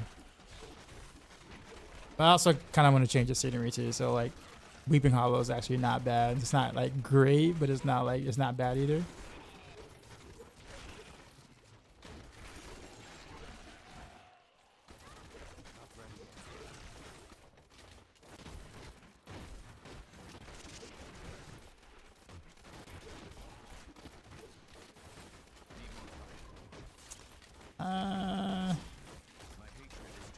Cool. Yeah, we'll do Cathedral. Just cause.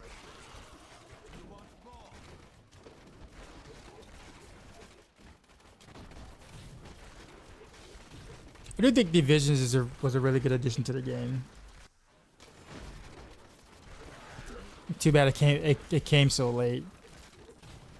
Right, that solo self-found, all stuff like that, like all that came real late.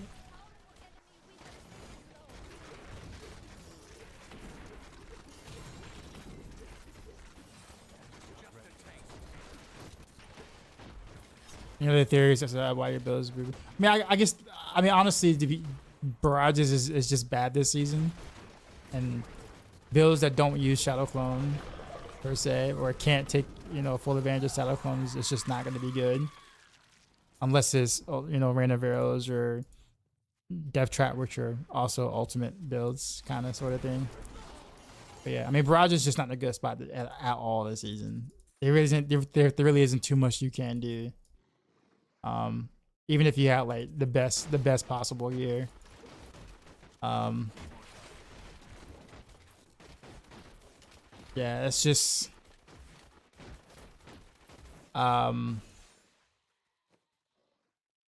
yeah. Like I barely played any Barrage at all this season because it was like that bad. It seems extreme though compared to previous seasons. The difference.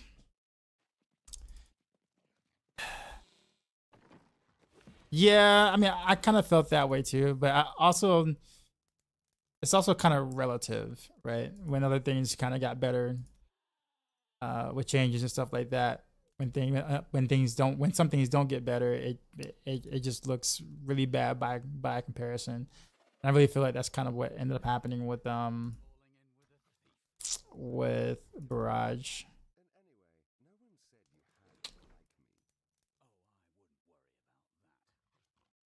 We'll go here. Do I need Warrior Ring? No, I got that. So I got the 6-piece guy going with the Warrior Ring and stuff. At this point, honestly, it's just playing the game more so than anything else. Exchange of precision is possible for such a drastic drop off. Maybe you just got used to Spirit Born. Yeah, I mean, the only thing I could think of, like, if you're playing combo points, I don't know if you played combo points before in the past on the road, but like, you know, just making sure that you build your combo points and you got your buffs up or whatever.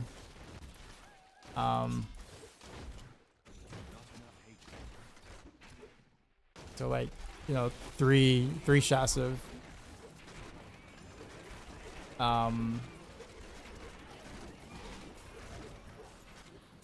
can't even think of the name of this gun anymore. A while. Puncture. Before using Barrage. But yeah, I mean, I just say common points Barrage right now. It just doesn't really feel good this season anyhow.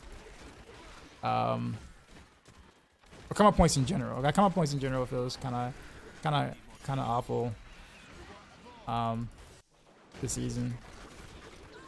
So does precision. Outside of Rain of Arrows, like Rapid Fire didn't feel good either this season. But Don't get me wrong, it wasn't as bad as like Barrage, don't get me wrong, but like rapid fire also felt bad too. So I'm wondering if like,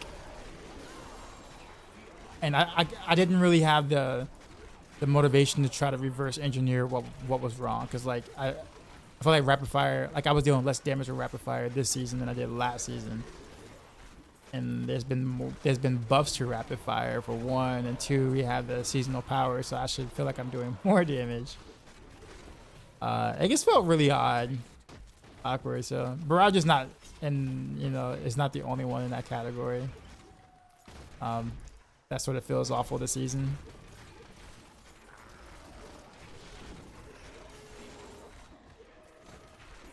But something tells me that there might be more going on. It's just that I don't think there's enough people that are trying to, you know, that are willing to try to reverse engineer it right now, because I don't know, we're tired. Like I don't care enough anymore, to be honest with you, which sounds bad, but I just don't. Like I'm not, because like once like let's say something is uncovered where it's like, oh well, this is the problem or whatever like that, then it's kind of like, wow, okay, great. Now I waste all my mass trying to build this thing that just obviously just doesn't work, and I just get frustrated, and then I don't want to play the thing anymore. So it's like, almost like random rails in a sense, the whole like hitbox thing, hurtbox thing. I mean, I'll still play some random rails, but part of me is kind of like, I'm just not that interested in playing much of it anymore because of that.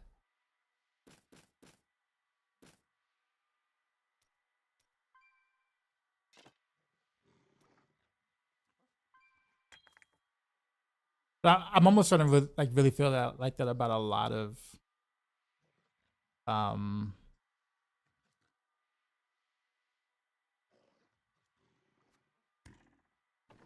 a lot of rogue stuff. Clones not doing damage when they're supposed to.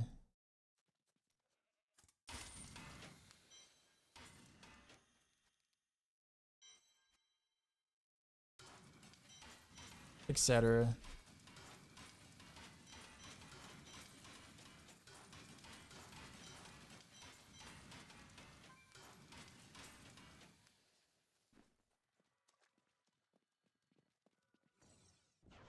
No problem. The just the difference between Heartseeker and Barrage.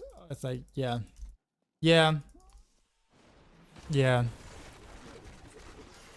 Although I will say Heartseeker honestly is just, Heartseeker's redemption right now is literally the Shadow Clone.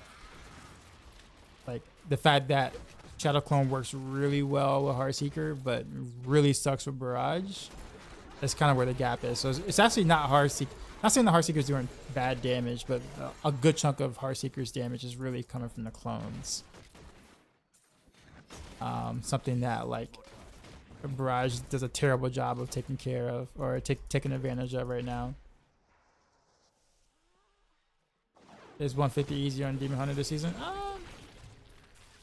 Yeah, I mean, if you you know, yeah, pretty much. Like if you know how to push on the sets or whatever with the powers, and yeah, I mean you can get the 150s at around, you know, 1600 Paragon with almost any set except for God 6. God 6 would need like considerably more Paragon for that. For every other set can probably do it within like 1500 Paragon range.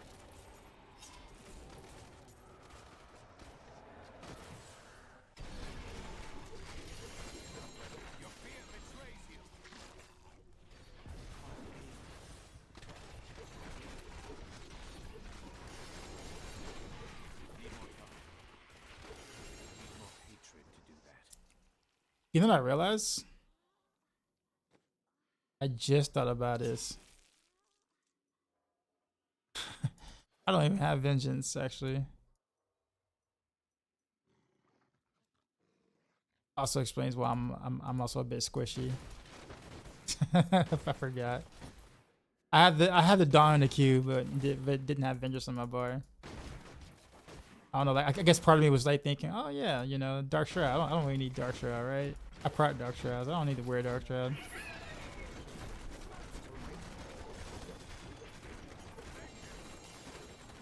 Not keep it as that. Feels like crap to spend 100+ hours and the build gets to be overtaken by a top tier build. One glitch. I mean, you could say it like that too, but I'm not as concerned about the other builds as I am about how a build feels in general to play. Like when a build that I like just, you know, feels or used to like or whatever feels like ass to play now, I feel some kind of way about it. You know, the other, you know, what the other classes are doing won't change my mind about that, right? But yes.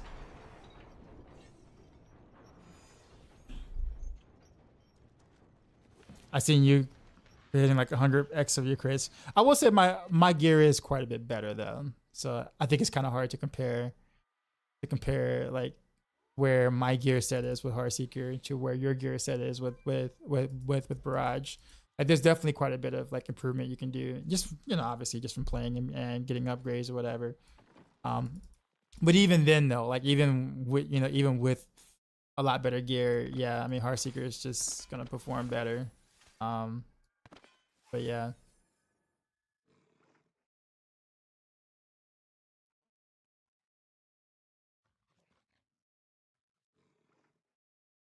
What am I doing here?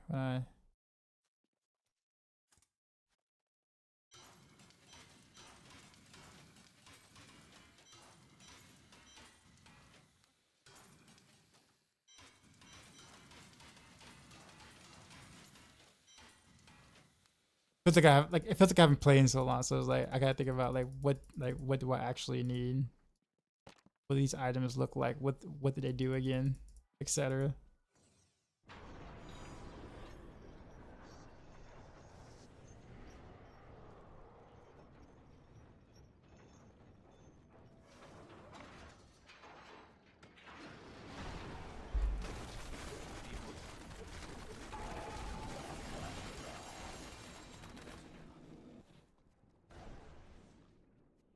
Of these things.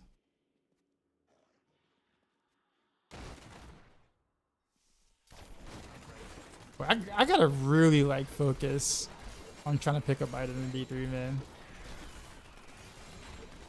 Maybe because I'm getting older, because I'm 40 now, that maybe my vision's not as great as well. But man, trying to click on these little, tiny little things here, man.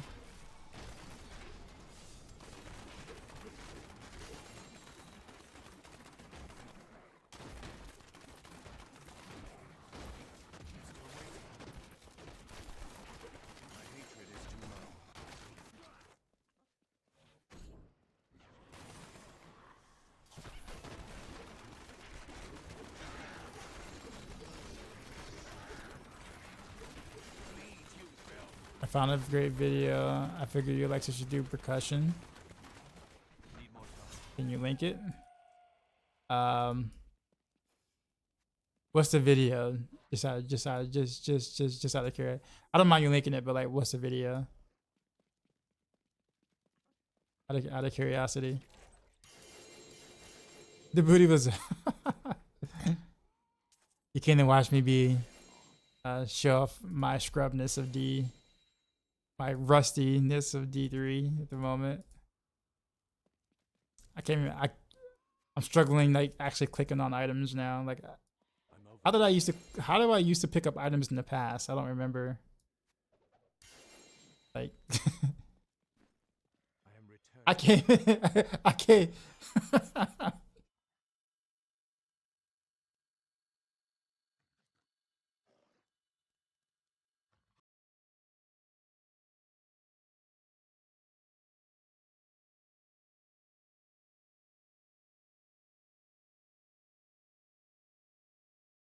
Oh, okay, yeah. I'll look at that later. I have not seen this yet. Yeah, I'll definitely take a look at that later.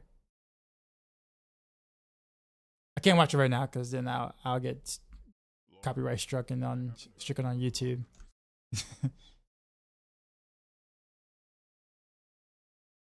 Or they can't hear it if I mute them, if that makes sense. So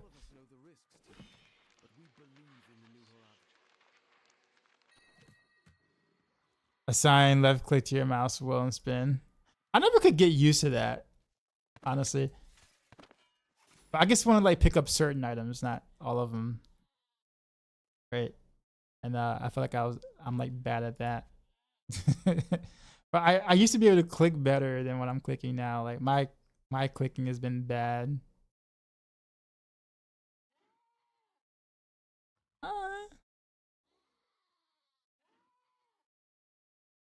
Yeah. Put that in there. I guess that's a little better. But I'm like ultra casual now though. Really,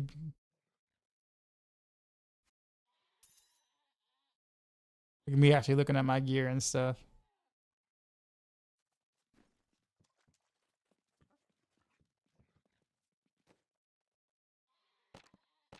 Yeah, I'm so used to like the ginormous. I don't say the ginormous icons, but the icons being a bit bigger. In whatchamacallit?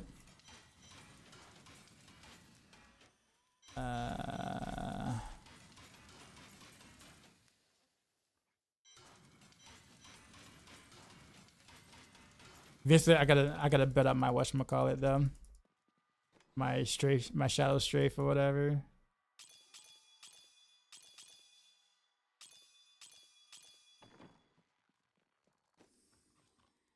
Oh yeah, I know all that stuff. Like so, like I know like the builds per se, right? I do remember those, like the season theme and stuff like that. It's like I know what I want to do, and those are pretty much the only two builds I really want to do. Like push with Yui, and then push with Shadow, and then that's kind of it. I don't like the Marauder power. I hate it. I hate the Marauder power actually, with a passion.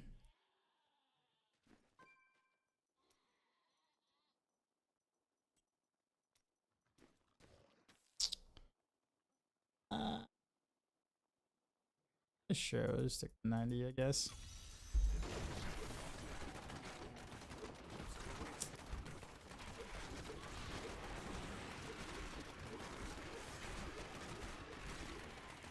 It gives me a muck and did my freaking call of the day.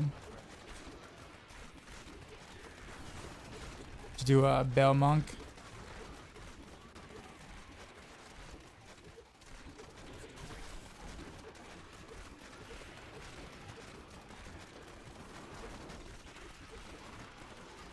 Like that power was actually like, you know, nutty.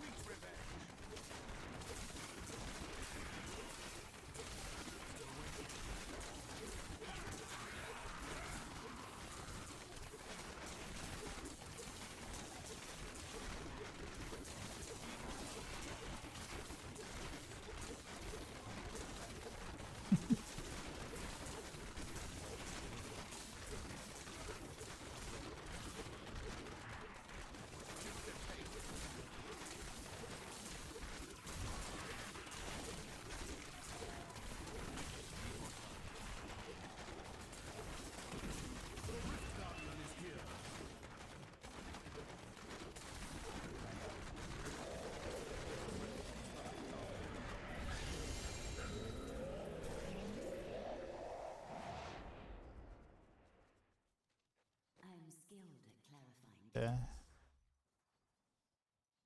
I'm still missing a hole. Actually, wait a minute.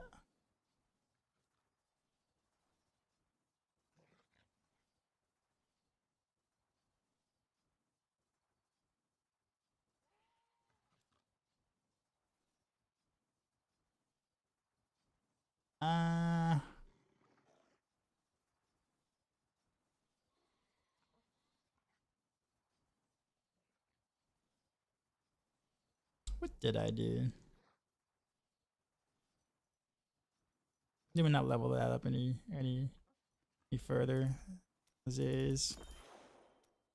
I need to go back.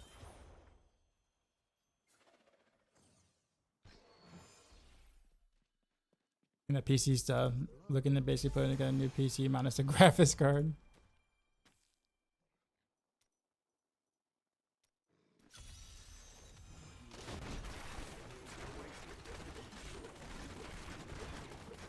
I feel like the graphics card is this upcoming generation, or I guess current generation now. The new generation is, I don't know, it's kind of a hard skip for me.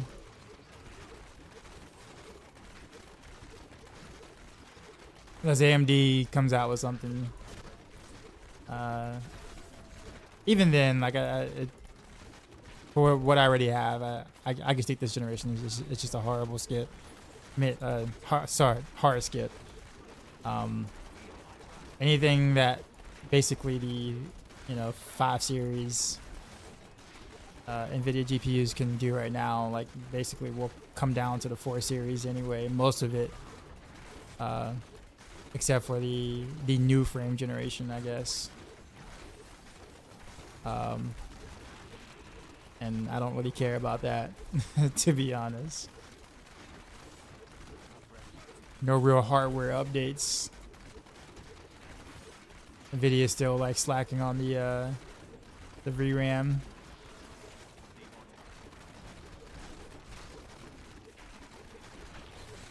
It's just not worth at all. I don't even think it's even worth it at like, at MSRP, to be honest.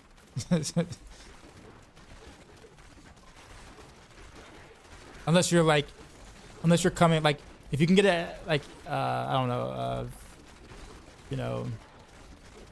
5070 Ti or something like that, and you're upgrading from like like a 2070 or a 2080 or something, then yeah. But like if you already got like a 4 series, like there's no reason. I see little to no reason to even bother with the 5 series at the moment.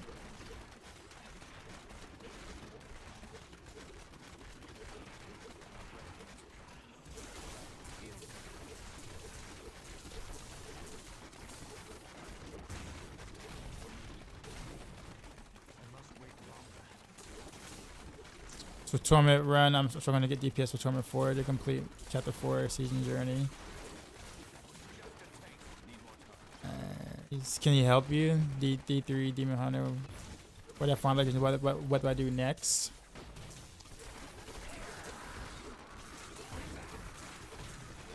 Alright, so how much of your Gears of Dreadlands Demon Hunter set do you have already? Like how many pieces do you have, Will Brown? And in terms of farming legendaries, that's like literally anywhere. I would just stay in the Nephilim Rifts. Like stay in Nephilim Rifts.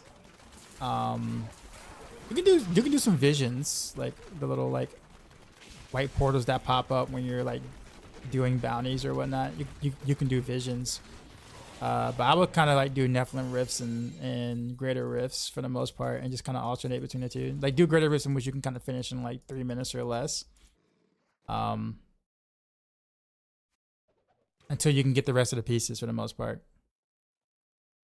You can do Greater Rifts 20 in about 6 minutes. Yeah, it's definitely because you don't. I'll put it this way. Do bounties in Torment 1. Do bounties in Torment 1. Well, actually, nah, because no, don't do that. I was gonna say like do Act 1 bounty, because you're gonna want the Warrior Ring of Grandeur, so you're gonna want that, and that only comes from the Act 1 bounty cache. Well, it can the Act 4 bounty cache, but it's not worth it trying to get it to drop from there.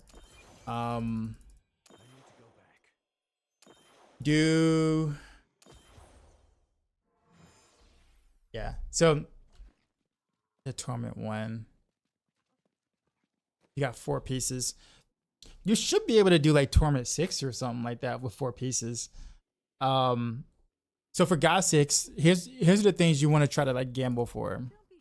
You got Restraint, was trying to get a focus. You want a 9th series satchel. I don't know if you have one or not, but you want to try to gamble for that if you do. Weapon doesn't really matter. Like any high DPS weapon, especially ancient, will be fine. On God 6, you don't really, it doesn't really matter at the stage that you're at, especially. But go for a 9th series satchel.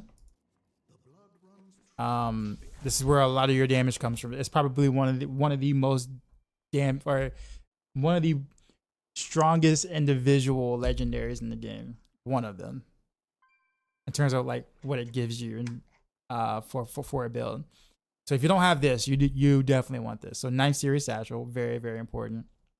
Hunter's Wrath does really well with God 6. You're definitely going to want that. And then you also want the Death Diggers, which I kind of have in the cube. Do you have the cube yet by chance?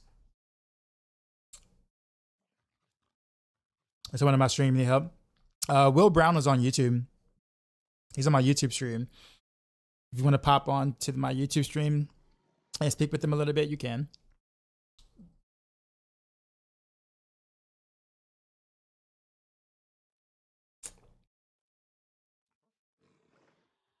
My neighbor's kid watching Growed Up just left Intel for a very cool job at NVIDIA. Proud of that kid. Gave all my NVIDIA cards to. Apparently my younger brother was trying to create an algorithm for NVIDIA. It was like he's trying to write an algorithm for NVIDIA, which is actually nuts to think about. When I think about it now, it's kind of like, that's insane. Yeah.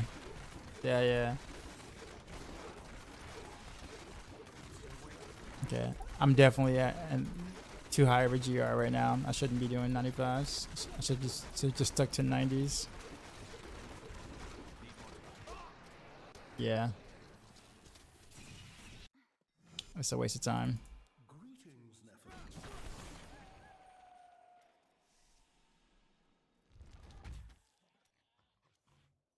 90.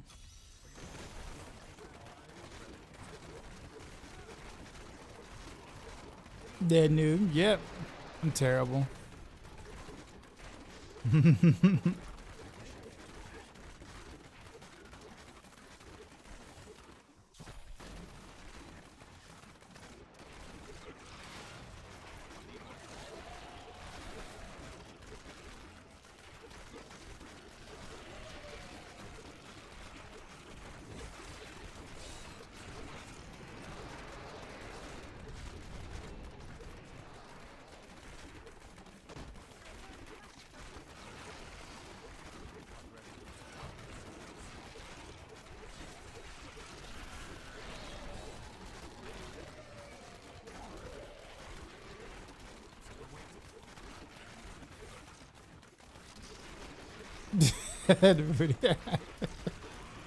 Old school D3 stream. Yeah, a little bit. Don't turn around.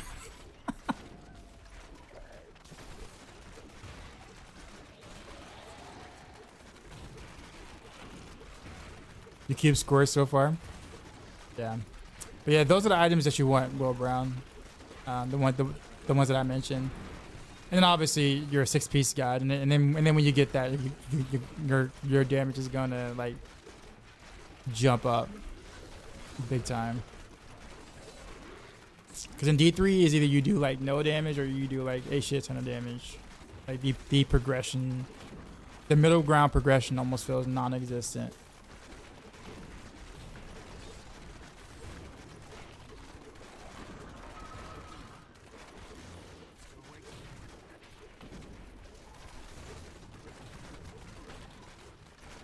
Nice here in your first game, but yeah, wear that. That's gonna be a game changer. And make sure you pick Devouring Arrow. Make sure you're using Devouring Arrow, by the way. So the code Devouring Arrow rune or whatever. I think with that alone and the 4-piece guide, you should be able to do like T5, T6 probably.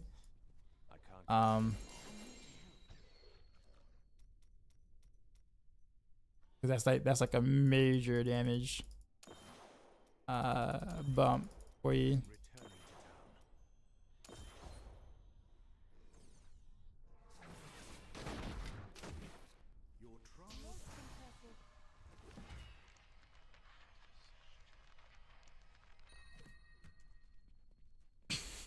I'm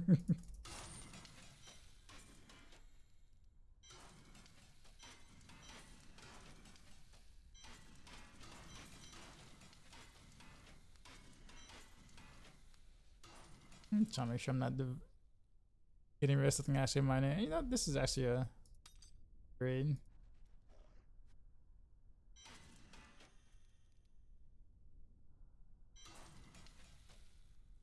Do I have pants? I don't think I have the shadow pants. Don't. Do I have the glove? I have a shadow glove. I do.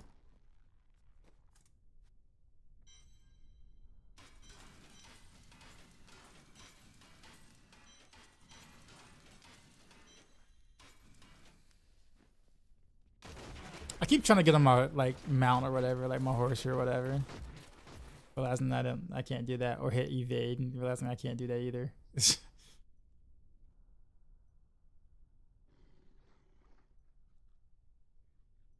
where I want to go. Here.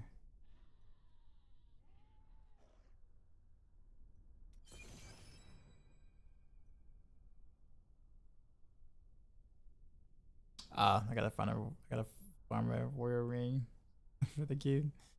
I'll do that later.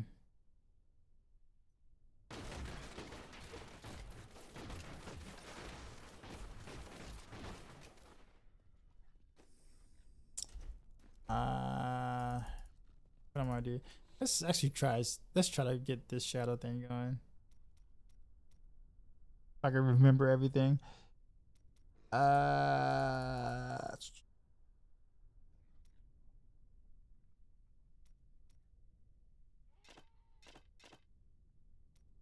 many whatchamacalls I have? 8.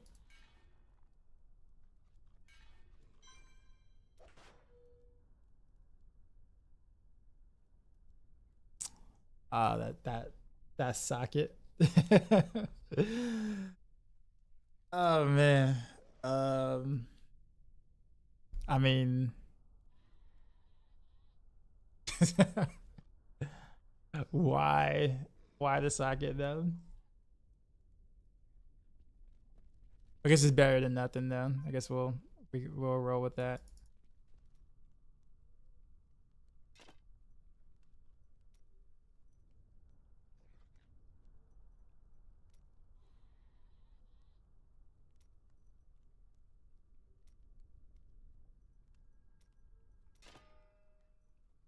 Lightning. There we go. Okay. Let's go ahead and put on the shadow. Oof.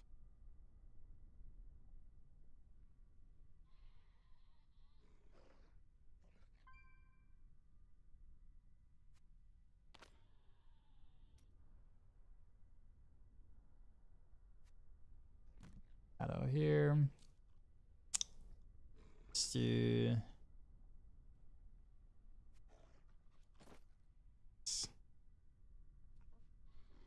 chest.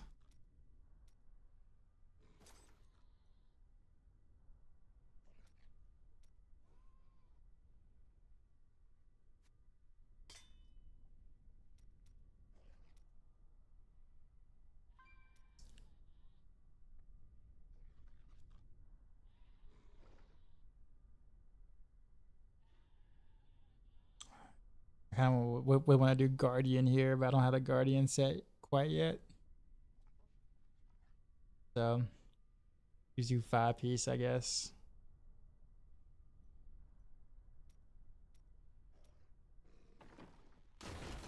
I can't think of what else I would want in the cube right now. I guess like frostburn, not frostburns. This hexapants actually wasn't that bad.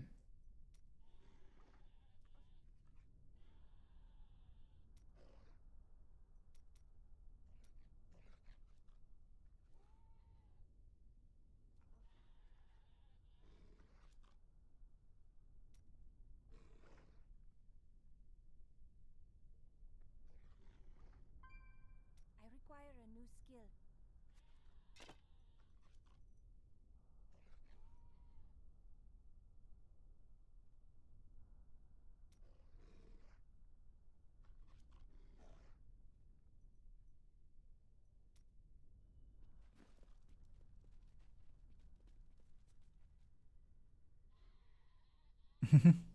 Saving rabbits for better weapons.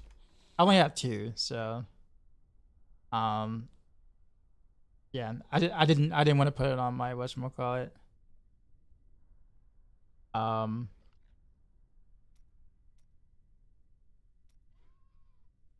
gotta organize this stuff, and I gotta keep parts of sets because it's part of the altered stuff. So it's like I gotta keep a lot of that stuff until I can do the thing, and then I'll get rid of it later.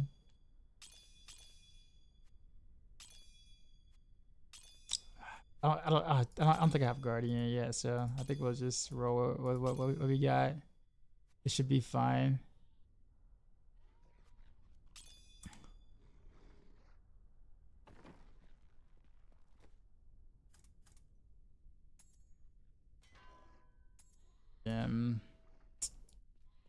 What do I have? I'm trying to like recall off the top of my head all the things I need.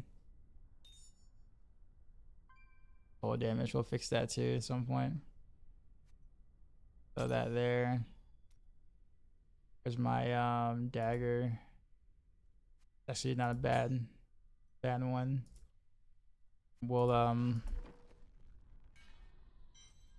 do that. Put damage in there.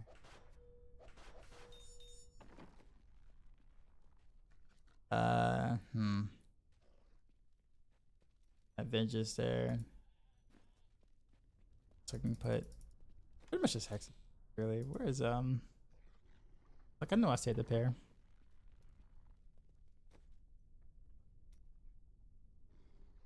Hexapants or Mantle of Challenge. Probably Mantle of Challenge makes a lot more sense to have in the cube.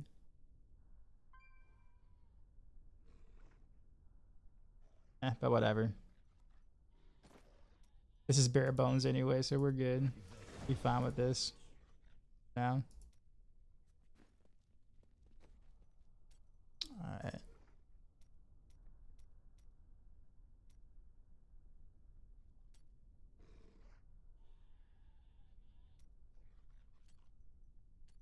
Lightning Impale here.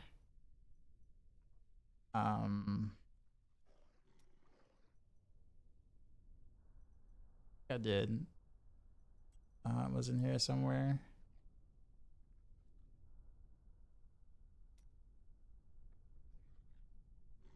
Everything else is actually was. Not the same.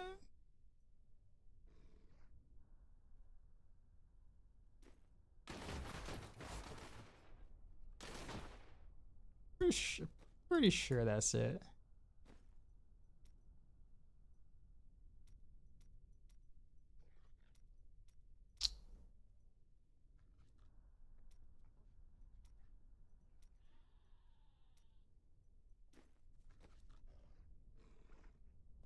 Yeah, let me actually roll some stuff though. Crit damage is bad. Roll that up for now.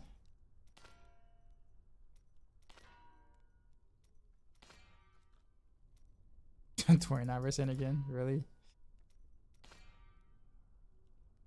How do you recommend prioritizing your Paragon points?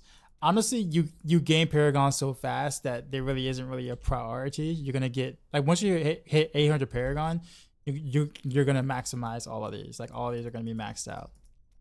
I guess early on, honestly, I kind of like to do the gold pickup radius is just kind of nice to have early.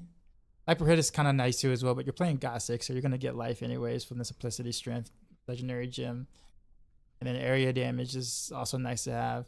But for defense, I always go resist first on down the demon hunter. Resist, and then I do life, and then I do armor. Offense, it just kind of depends. I tend to like cooldown because we don't have a lot of cooldown first, really. So I do cooldown, then crit chance, then crit damage, then attack speed last, and then with core stats, max out your movement speed because you want to move faster, and then everything else just goes into dex basically. That's all you want here.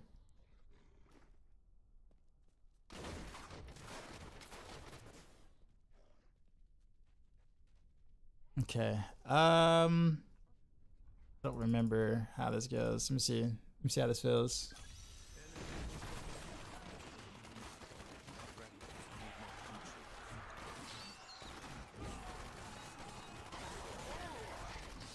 Okay.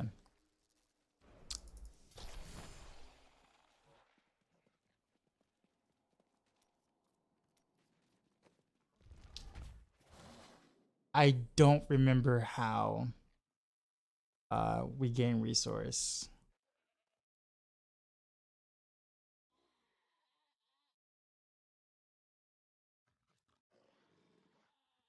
I know I'm missing it, but I don't remember what we did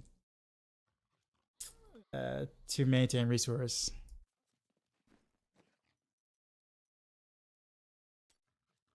I don't think it was Seath though.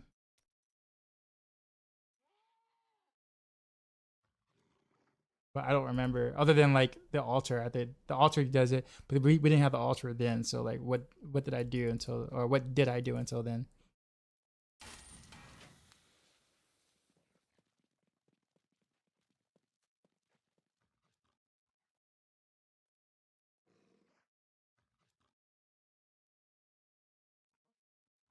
Oh yeah, I forgot. Yeah. I forgot to do a. I still wanted to do a generator in between. Did I do a generator in between before? I don't remember. Oh yeah, I did do a generator in between.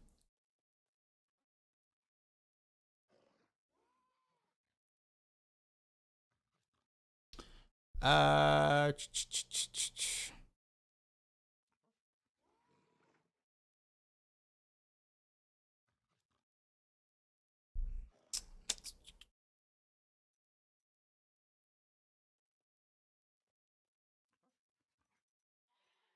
trying to think of like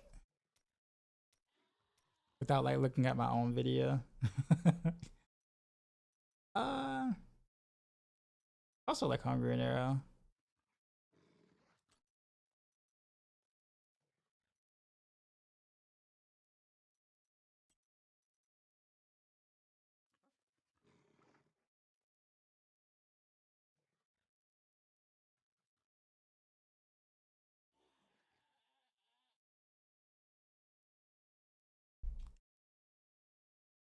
I legit don't remember everything I did. Hold on. Literally, I can just look at my own stuff. YouTube.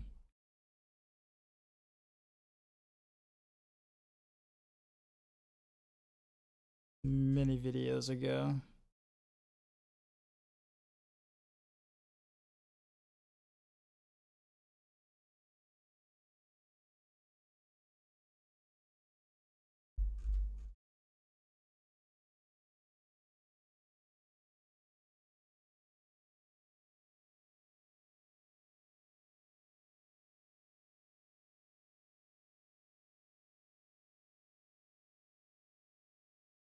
That's right.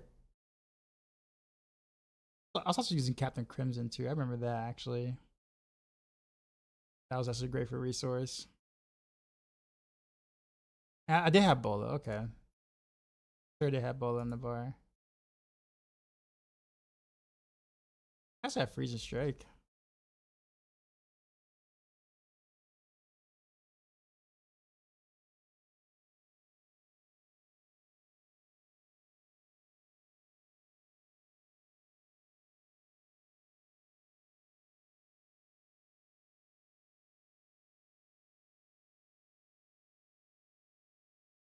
I remember now. Okay. Okay, that's what that is. All right.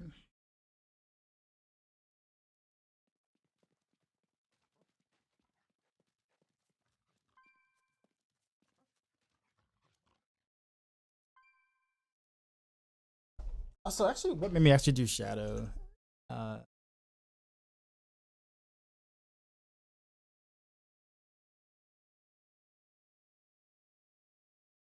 oh yeah, I know why.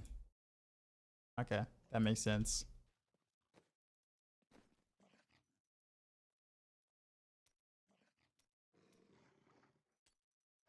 Okay. Yeah, I remember all this now. Okay. It's starting to slowly come back to me.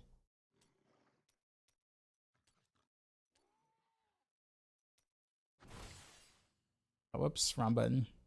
You played some PoE2 before the D4 season, right? Yeah. I played yeah, all of December I played PoE2.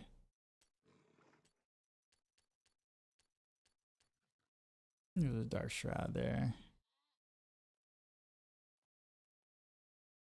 A Dark Shroud, Dark Heart. I think that's it.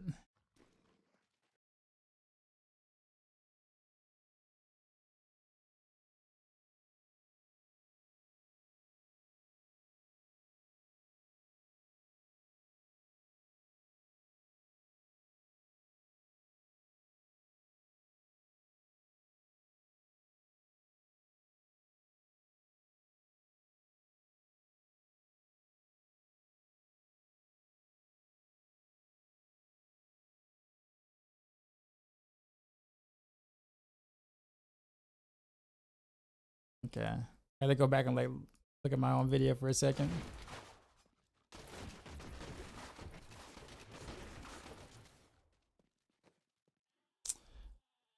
But yeah, I actually do.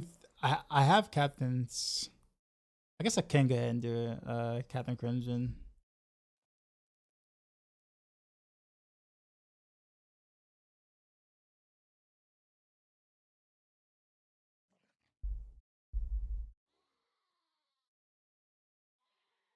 But I don't have a lot of cooldown right now, though.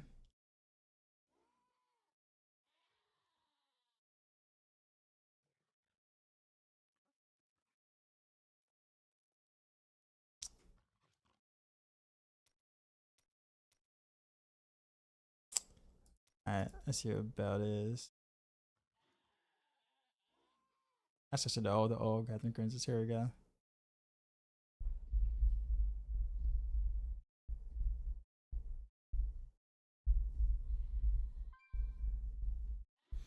Yeah, since I don't have Guardians, we'll do Captain Crimson. And I guess I could technically just go with Seath or whatever. But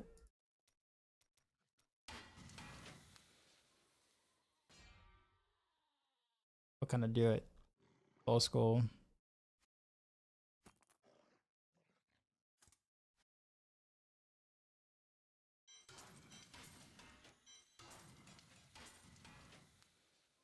Let's do the belt. When I get Guardians, I'll probably switch to Guardians, but we'll just chill with this.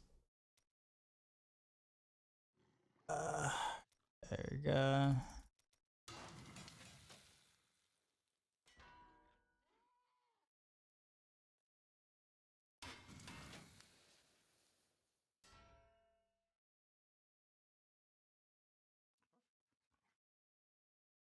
Don't know how ham I really want to go with this. We'll just deal with this.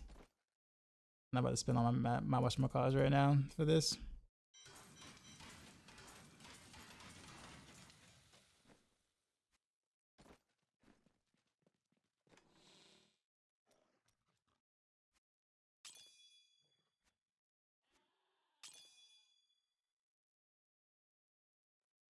Okay, and I need to actually get a regular glove. Not glove, shoulder. It's actually a nice one. And we'll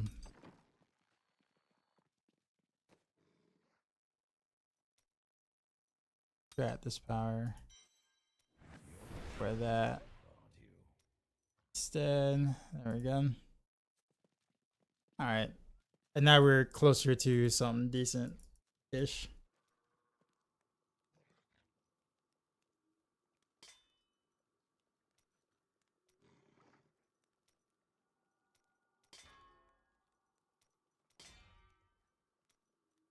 If I can get like one roll of impale of some sort, that'd be good. That's fine. You must choose my skill. Get a life percent here. Word. I'll leave that as is. Sentry. Get cooldown reduction here.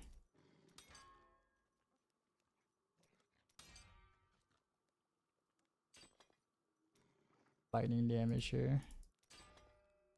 That Visions of Goons yet? I don't, but I usually don't ever really use Visions of Goons on any of my builds. I've seen it. I just haven't. I didn't keep it because I never use it.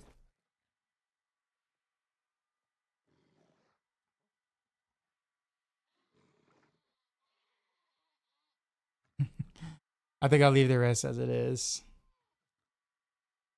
I think this is good enough for a starter.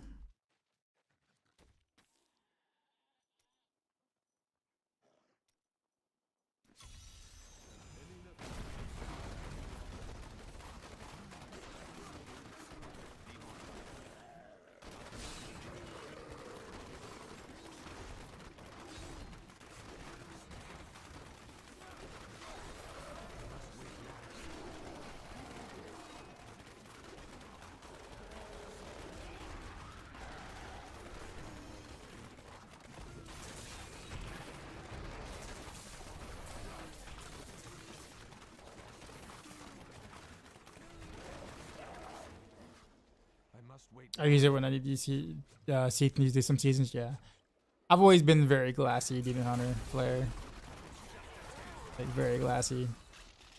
Like even way back in the day with like UE multi-shot, like I was using Hexapants, and everyone else was still like using Goons for the most part, because Goons was like really good defense at the time. Almost like basically necessary, but I always just use Hex and Pants instead. So even back then, I was never really a Goons user.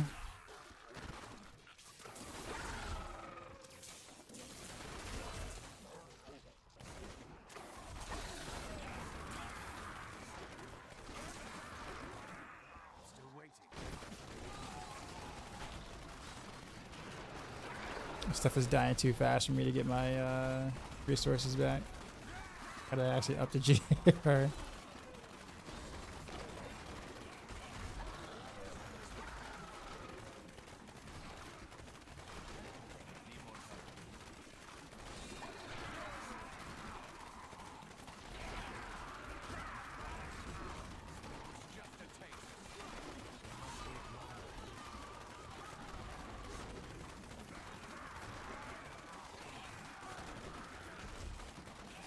I was playing D3.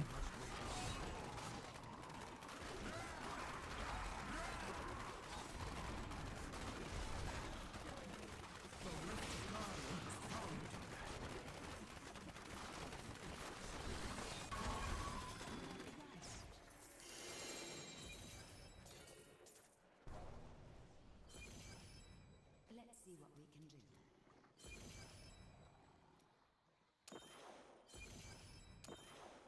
I need to go back. Yeah, I was mentioning that earlier to Vandy. No, you're good. It's been so long since I've or it feels like it's been so long since I've like played. I think I have to jump up because I literally cannot maintain my energy because stuff is dying too fast. Yeah, see, still the same thing here.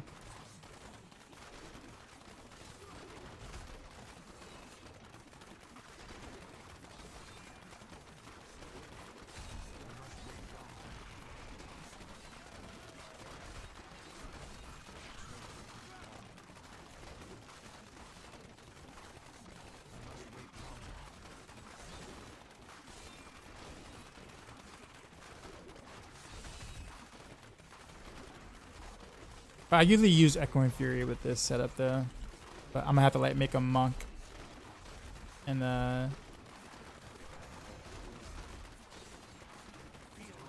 upgrade maces that way, so I can have guaranteed dexterity on it.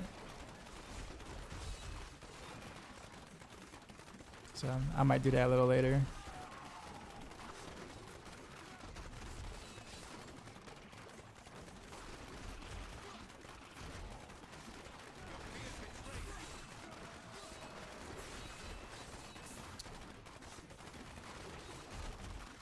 Once everyone want to join, I'm probably like Honestly, I'll probably just end up slowing you guys down because like there's still a lot of like a lot of like little things I need to do like in between. Like I have to still look at pieces of gear and stuff and finish up my altar and stuff. So like I don't want you guys like waiting on me.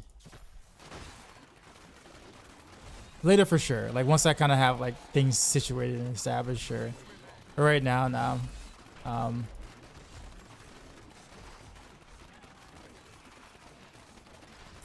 So what? No smoke, but that's not that's not what I said.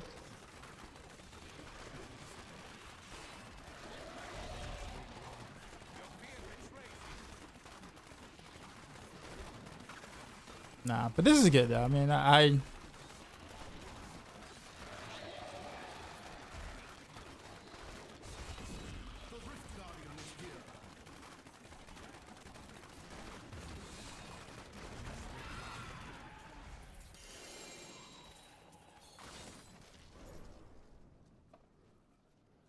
Let's see the gem.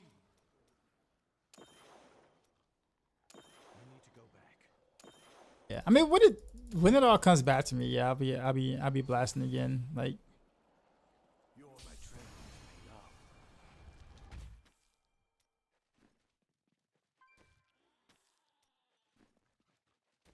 made up. I can't even like scroll up without moving my character. It's 106 now. Let's see where I'm at. Okay, 106 so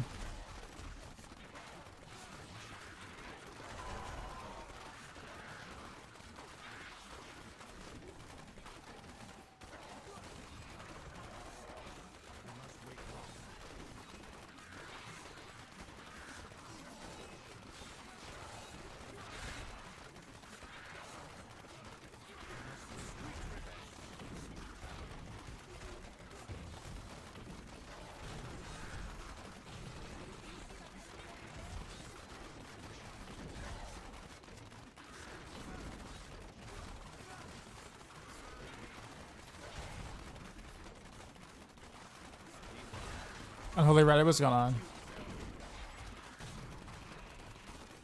Yeah, I'm about to actually like start like being able to blast now that I kind of got this up and running.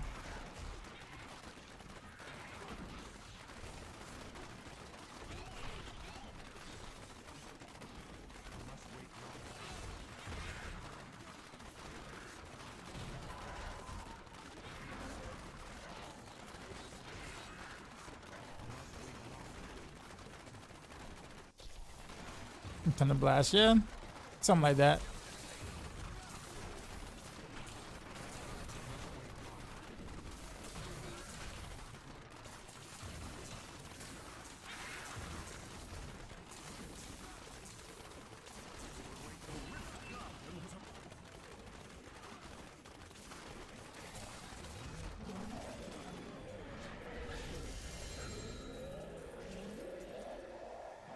I'm between fire and lightning though. I'm here to help.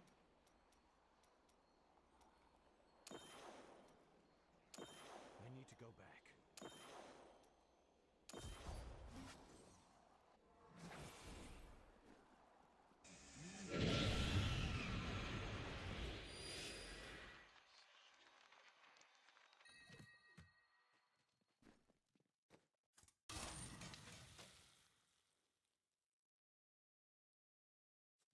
No, we could just go ahead and roll a socket on this. Why not? I guess I gotta keep the cold damage on there, but I guess I can roll a socket. Actually, I could probably just roll off the cold damage. Cause I can't. I'm not gonna really be able to use the cold damage right now anyway. So roll the cold damage for a socket. Like the best I can do with this. There you go. So I can actually have a gem in there.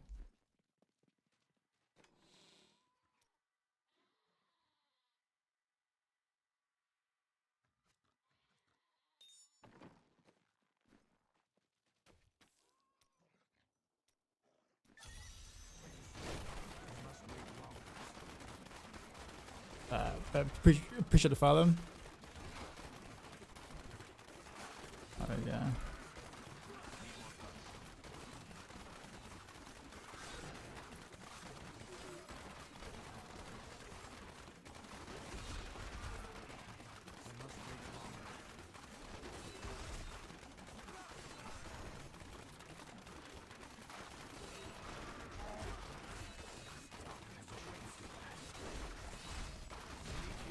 Oof.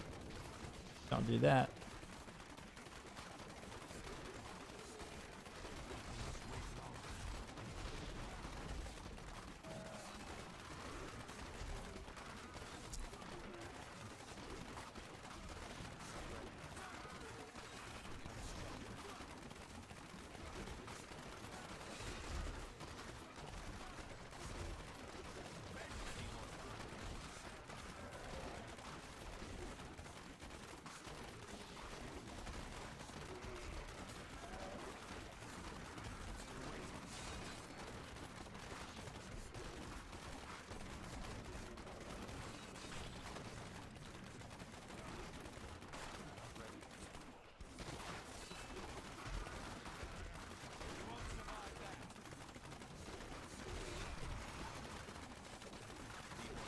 I mean, this feels good.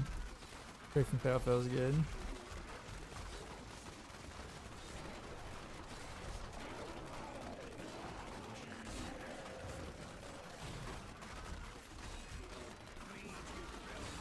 So 109 is probably just a little too high for efficient for me.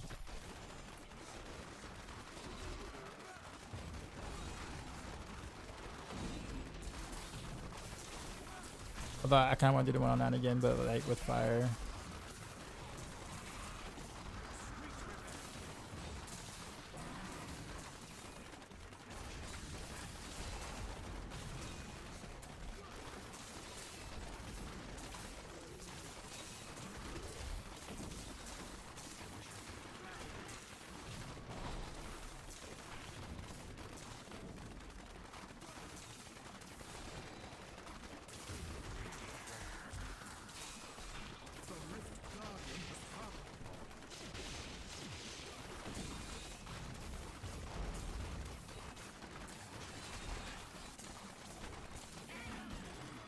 This is how random knives supposed to be. Oh, you mean like dancing knives? Well, it's supposed to be more like the God 6 basically set, sort of. My pack is full. Not the. But I mean, I guess you can kind of say this too. Oh, I forgot the salvage. Whoops. I am returning to town. Yeah. I mean, dancing knives visually looks cooler. Not gonna lie, like visually looks cooler. It just doesn't feel nearly as fluid and things as like the strafe stuff in D3 does.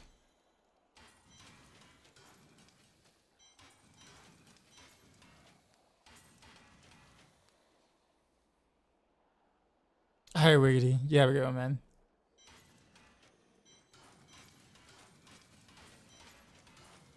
For sure I'm not salvaging anything I actually might need.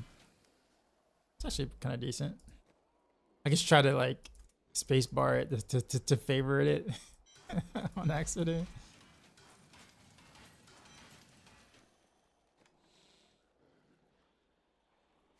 I really want to keep that. You look like you could use a new item of indeterminate usefulness. I don't really know I should be gambling at the moment. Guess still quivers maybe? I don't know. I'm overburdened.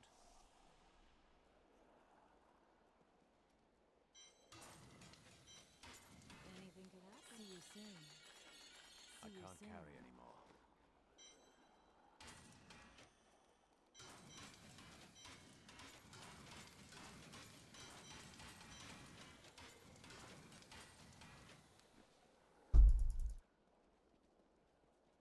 I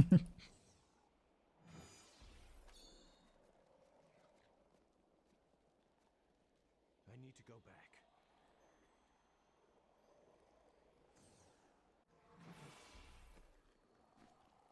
You're slow.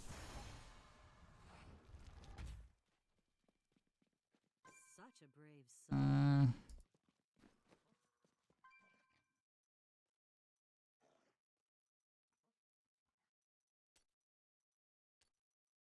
Chemical burn this time.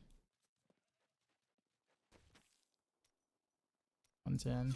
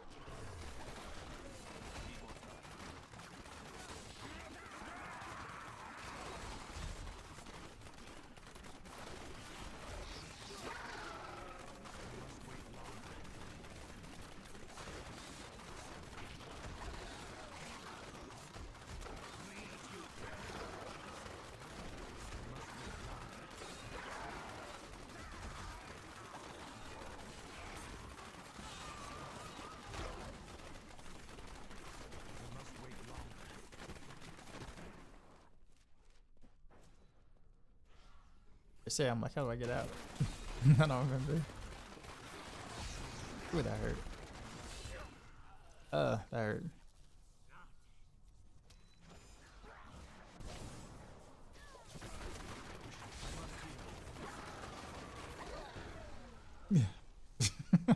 Again.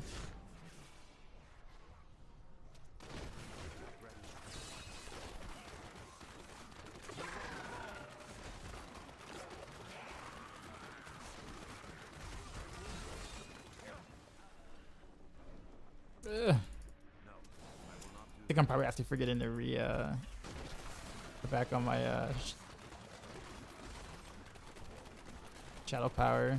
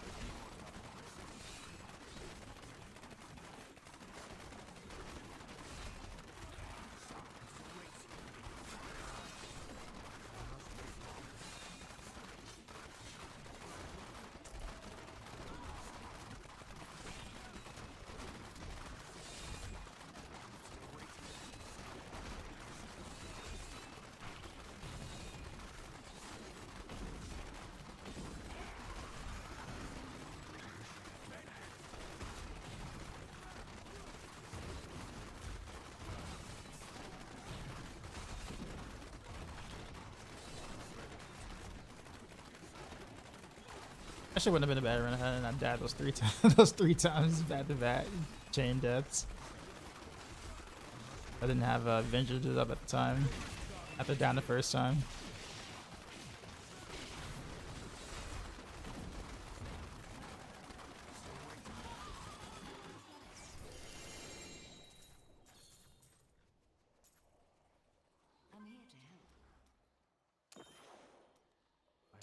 He smashed it up. I don't think you really want to be followed. Like, I don't know if you want to follow this because I barely got stuff together.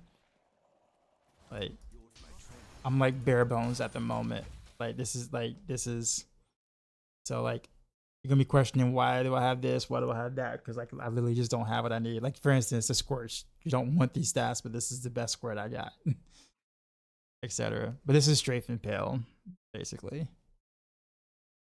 I actually have a video of this like on my YouTube from a couple of years ago when I did this, when the season was around. But yeah, I'm missing a lot of things.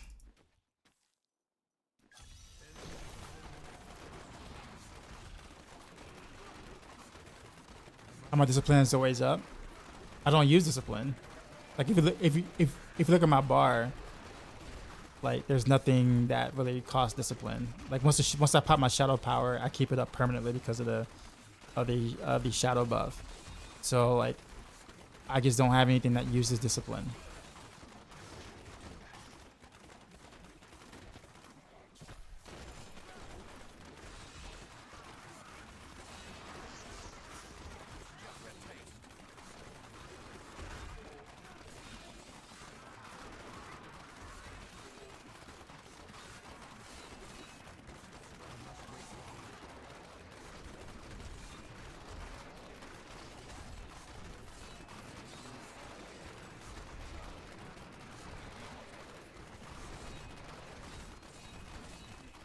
Alright, they get hit.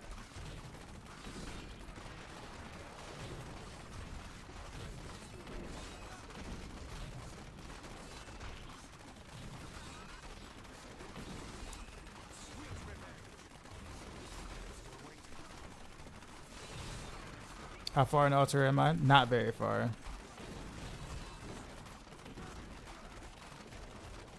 Not very far at all.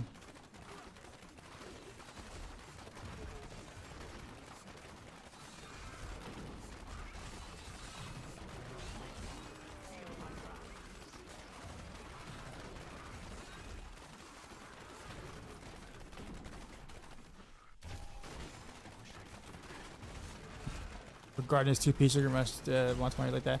It's not gonna give me that much of a buff right now. I just don't have the gear to run to 120 right now. And Guardians versus Crimsons right now, this early stage, is about maybe 2 GR difference. So, yeah, I would like to have the Guardian set. I just don't have it at the moment. So I'm doing Captain Crimson's for now, which is fine.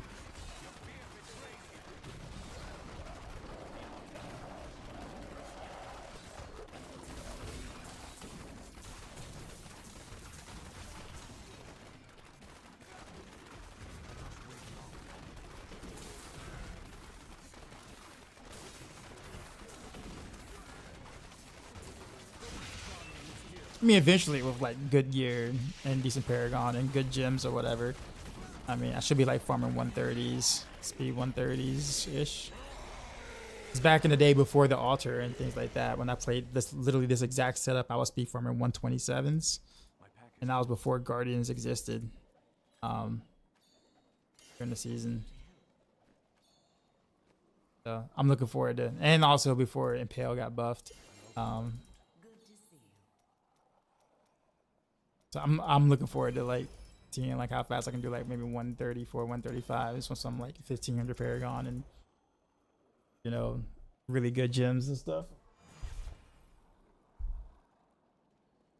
And also a Echoing Fury for speeds, because that's definitely better than having the dagger, wearing a dagger.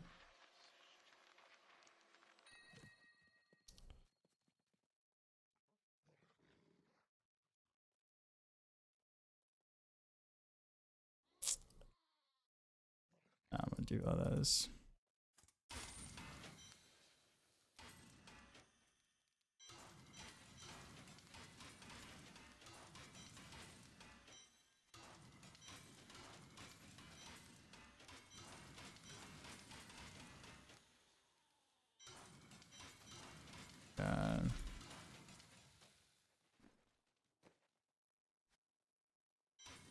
Now the question is, with the gear I have right now, do I want to go lightning or stay fire?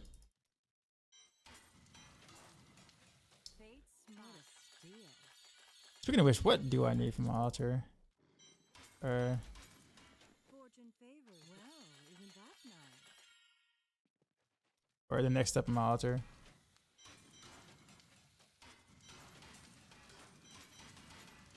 You look like you could use a new Let's go take a look.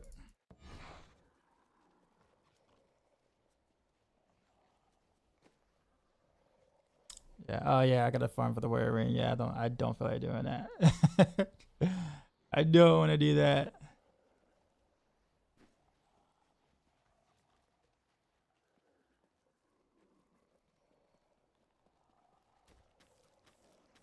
least not right now.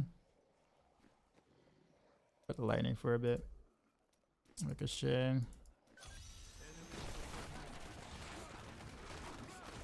Will I kill him, Mom?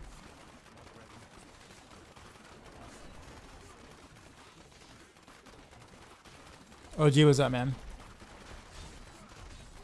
The Paragon pilot services you purchase will be ready for you in Discord. Please meet you in this. Please meet you in Discord. Word. What was the rate that you guys were charging again? What was it, like $50 for like 5 Paragon, I think it is, or whatever. Need more time. I could pay for like 5 Paragon, right? Like a whole 5 Paragon, I think it was. Like a deal you guys were doing, right? Something like that.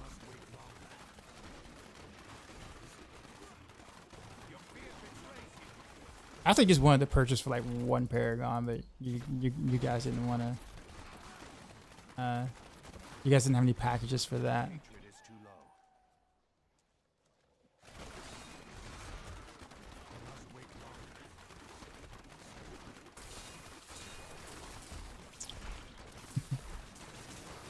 Nah, I mean it'll just be Act 1, kill them all, just because it's just for the warrior ring.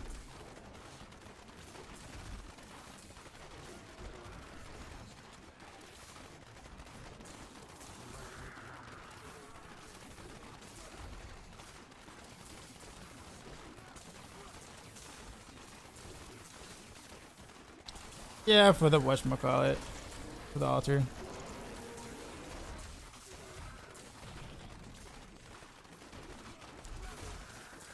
Yeah, so it gets asked for. Don't do a whole full set of bounties. Like, there's no reason to do that in today's age anymore. With the visions.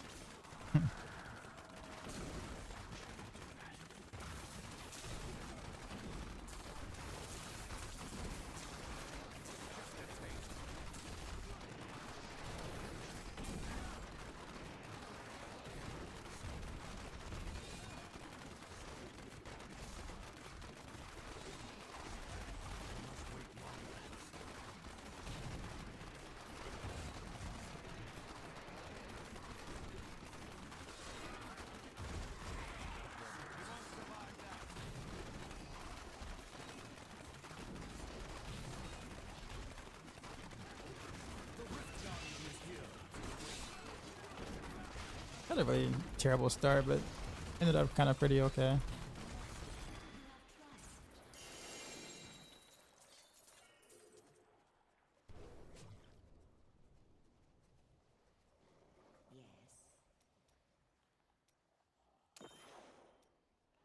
returning to town.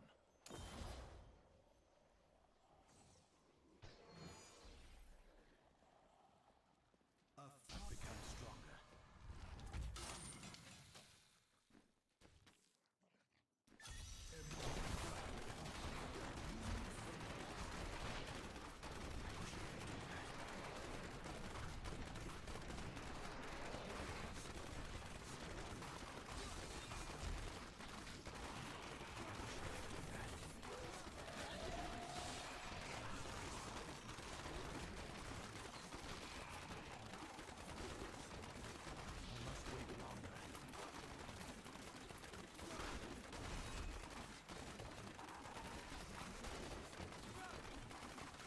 Guess we'll leave that lightning for now.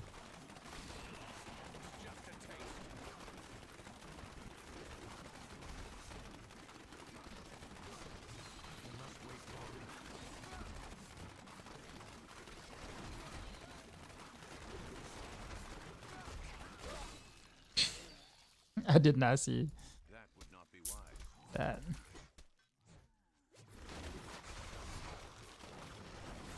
And without vengeance, I'm gonna die.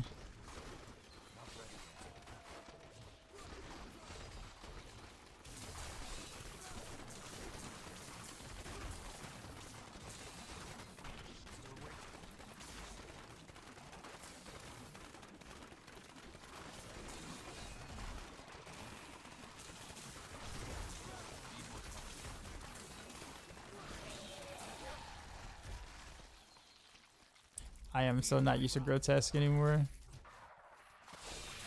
Gotta stop that. Vengeance is on cooldown. Next rate was up, man. As you watch me chain die, because I didn't have vengeance up. Yeah. I just got my 6-piece shadow stuff together again. Playing like pretty casually though. Like I'm definitely not like blasting by any means, but I will go for a push at some point before I jump into some Monster Hunter Wilds on the 28th. Dalmar.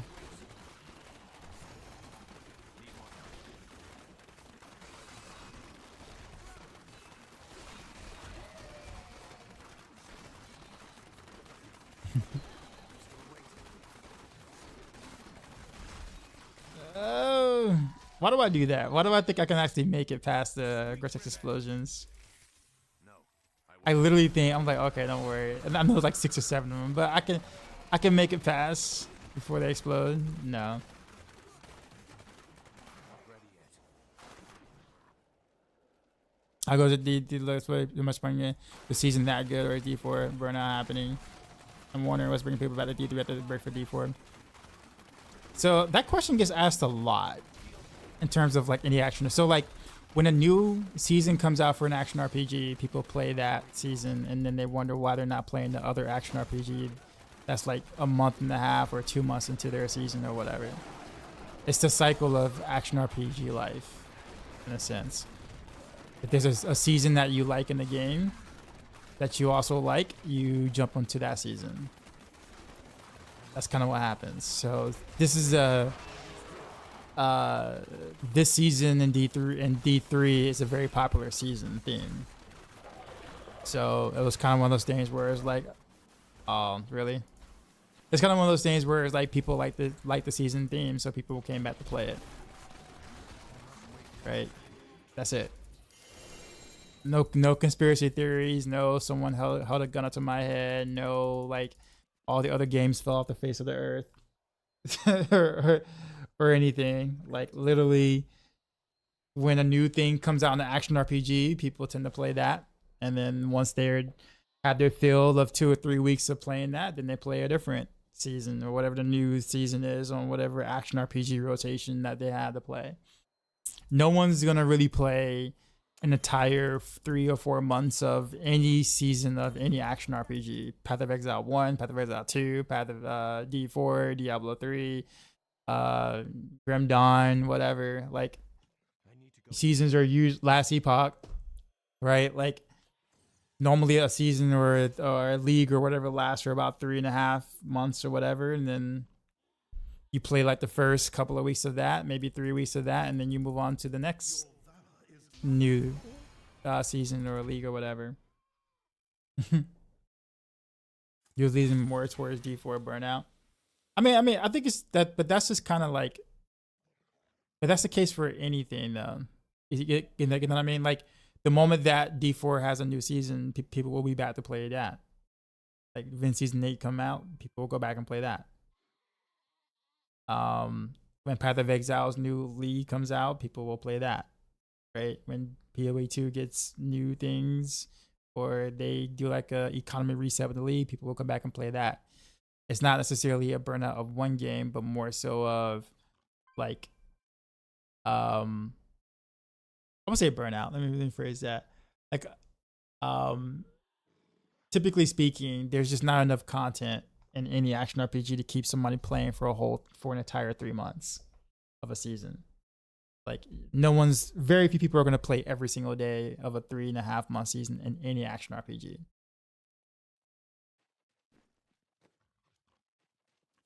It's just not going to happen.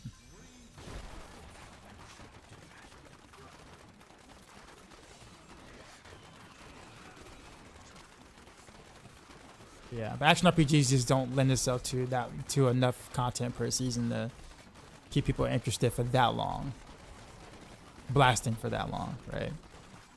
Now, if you're playing like very casually, like maybe like, you know, like maybe 5 hours a week, then yeah, you could probably last about a good 3 months playing that said game, because you know you're not playing much per week. You see what I'm saying?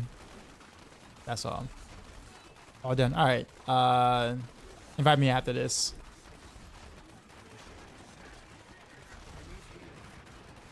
But I guess the reason why like I was kind of like being a little sarcastic earlier, Dalmar, is because I know like when I watch like Rudy Joe's chat or whatever, whenever he plays a different game, like people have their comments are very intriguing. It's like, oh, you're playing D3 now. Does that mean D3 is better than PoE 2? Because I think D3 is better than PoE 2. It's also better than D4 too, right? Don't you agree? Which one should I play? And this is like, it's interesting to kind of hear that, because it's like whatever game that Woody plays, all of a sudden that game is a better game and the other games are no longer good, right? His chat is I don't say filled with that, but you see that those comments quite often, right? So I would go in there and I would troll sometimes and just make like over exaggerate just so that for people can kind of see how ridiculous that, you know, the comment actually really is. But usually no one really asks, oh, you're playing D3 because it's a new season, or you know, you like the season theme, right? Which is literally why he played D3. Right, that's it.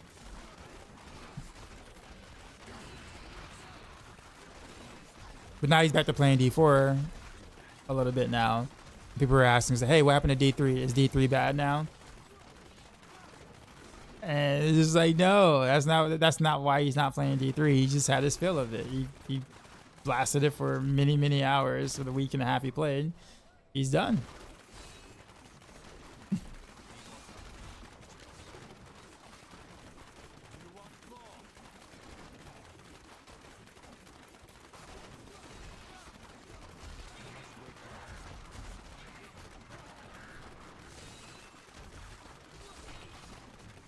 What are your opinions on Blizzard releasing a statement about D4 next expat not being released until 2026? Well, I mean, they never said it was gonna come out in 2025, so it's not like it's not like it's a delay or anything. Still waiting. They didn't say, oh, it's coming out in 2025. They never actually like came out and said that. But the fact that they said 2026 is like, oh, okay. I think the fact that the matter is that I don't understand why they even like said anything about a period. In my opinion, I'm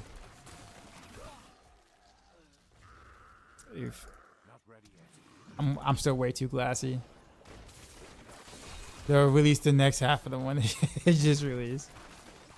It just like I just don't see a reason for them to have to announce that now.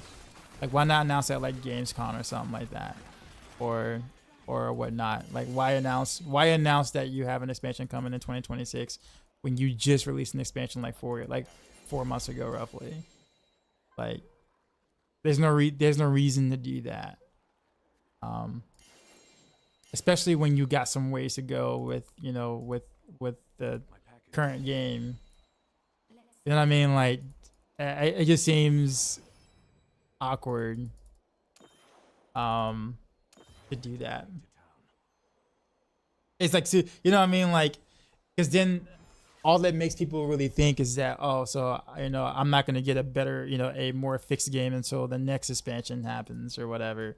Because you guys are already working on that. Oh, I forgot to turn in my, whatchamacallit. Dang it. Oh, well. You know what I mean? Like, because then I was like, how many people are actually, like, then you start thinking, like, no one really knows for sure. Like no one, like, absolutely actually knows. But it's like, you're thinking, like, well, how many people are actually working on the current game that actually needs help? Why are we so focused on the next expansion? And then the expansion after, and then the team is working on D5 probably at the moment, right? It's just like, why can't we get the help and stuff like that for stuff now, for the game needs now? Versus, future profits, which I mean, it's a company. I get it. They're just trying to make, the bottom line, the higher ups are just trying to make money. I get that part of it, but man, I guess really makes it look like you release a product, you'll do a little bit, to, keep some customers happy, I guess. And then you just release the next thing. So that's just what it looks like,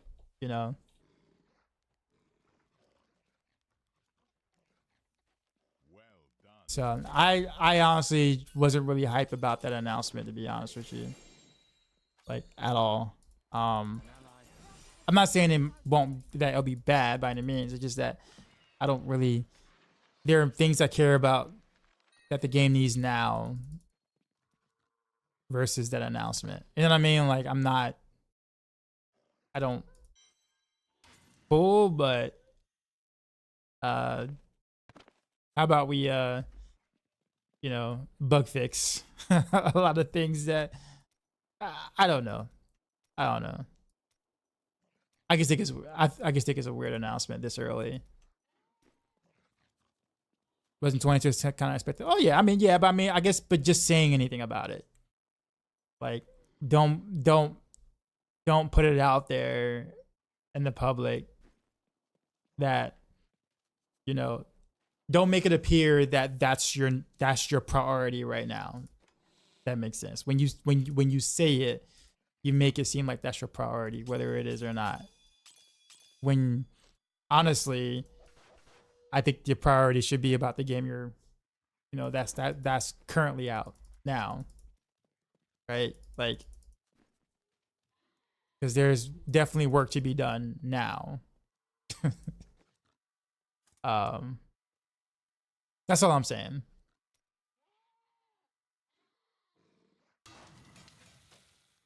But anything else? Nah, I'm good. But I appreciate it, Kill 'em all. Thank you.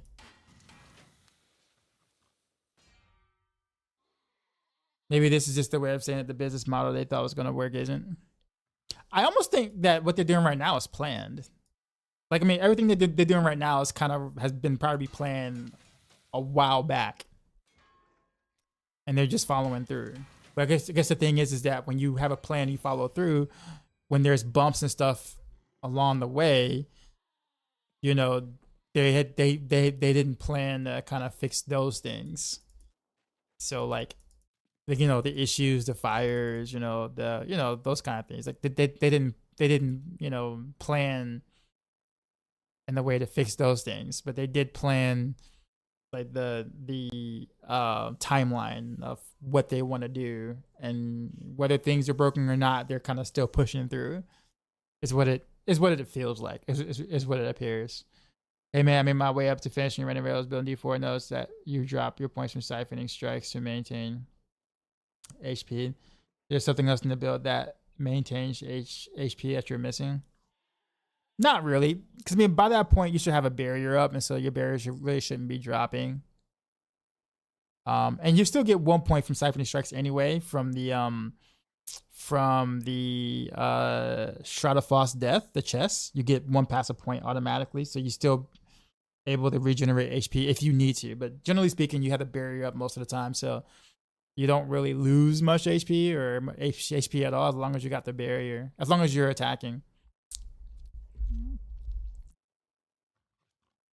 Decoy said, I guess break perfect boost because I couldn't get one roll once in 14 tries. They're really going to have to pull their fingers out of their asses and make the seasons way better now. Like, I remember when I played D4 a lot, but season 7's already using ideas from other seasons.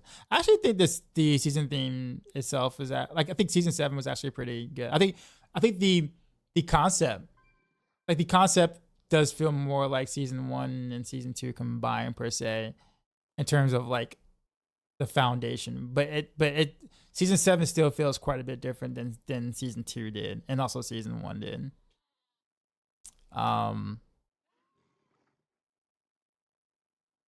So for round hill ties gotta go in season 8. I can agree with that part, yes. That part I guess, yeah.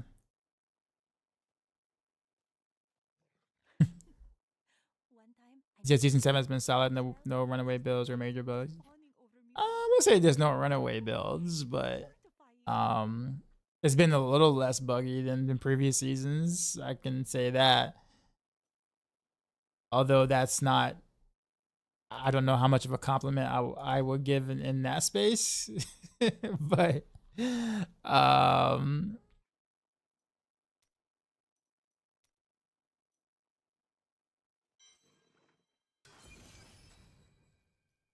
I gotta do another one.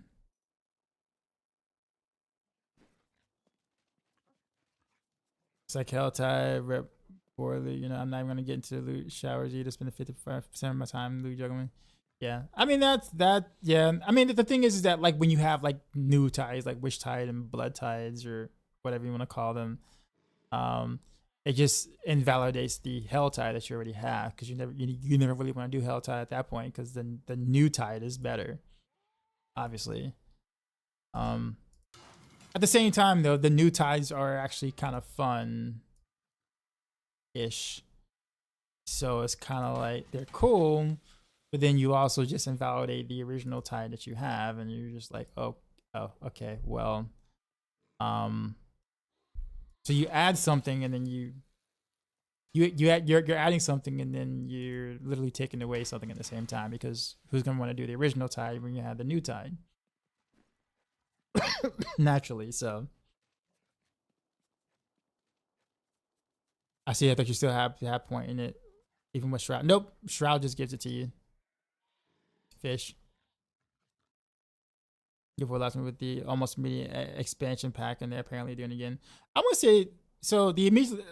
I don't know about the immediate expansion pack. I think them releasing the expansion pack is kind of like in a normal sense. Like when D2 LOD came out, like that release, you know what, a year and a half after the original. when D3 Reapers of Souls, Diablo 3 Reaper of Souls, when they released their X pack, that was also a year and a half, a little over a year and a half, close to 2 years, I think. Year and a half, 2 years. 2014 is when they released it, right? Was it 2013 or 2014 that Reaper of Souls came out? 2014, right?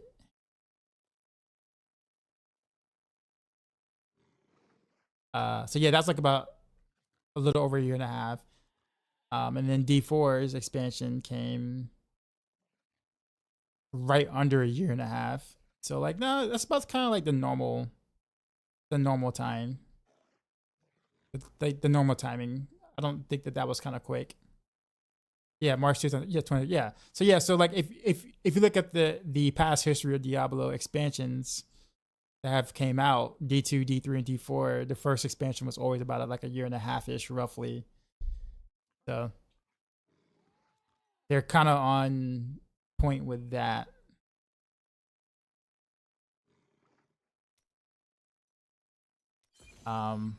I do think that announcing that I mean, we all knew that they're working on another expansion, but like putting it out there, like saying it this early just feels very, I don't know. I feel like they just shouldn't, like, yeah, you're working on it, but I feel like they just shouldn't have said anything. Just gonna be honest. Like they really shouldn't have said anything until like mid summertime roughly. You never finished PoE 1? I barely ever played PoE 1. I don't like really PoE 1. I did play PoE 2 in December. I don't really know how you finish a game though. Like you don't really finish an action RPG, right? I do like PoE 2 though, but you don't really finish. Action RPGs is just you're just done when you're done with the grind. There is no really finishing point. If that makes sense. Everybody's point of, okay, I'm done with the game is gonna be different, right? What am I trying to do?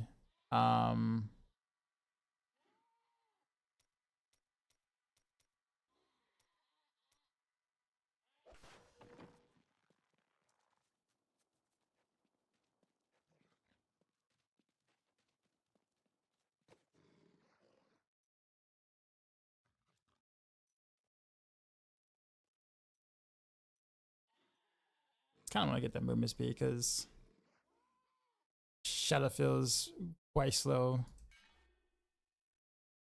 without it. But I can't even go up though. I gotta go this way to that way, right? Yeah. Sure. There's a lot of keys too.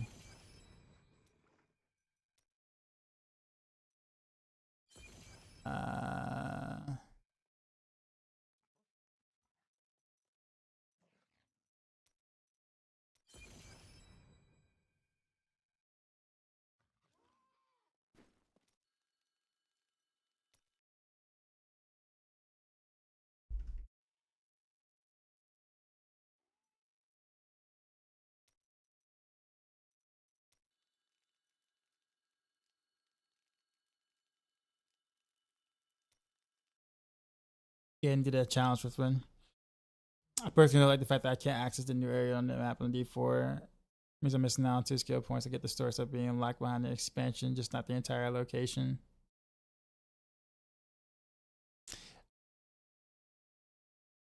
Well, that's a hard one because if you think about the side quests that are in those regions, they do kind of tie to the story in a sense. Like, not that people actually do the side quests, let's be honest, but like they do tie to the campaign part of it. So like unlocking the region means that you're still, there's still things in the region that has to do with the story that comes with the expansion, if that makes sense.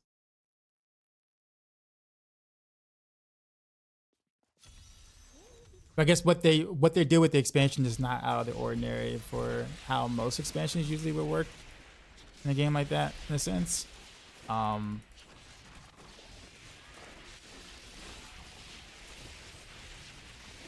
And trust me, I mean the new areas looks really cool, but like honestly, most of us don't even bother hanging out in the new area at all.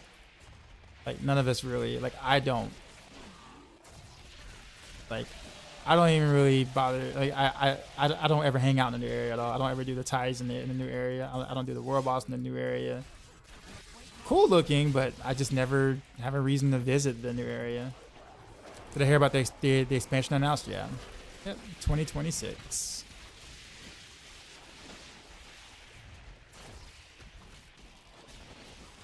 We like the campaign at Vessel of Hatred. I paid the money just for that.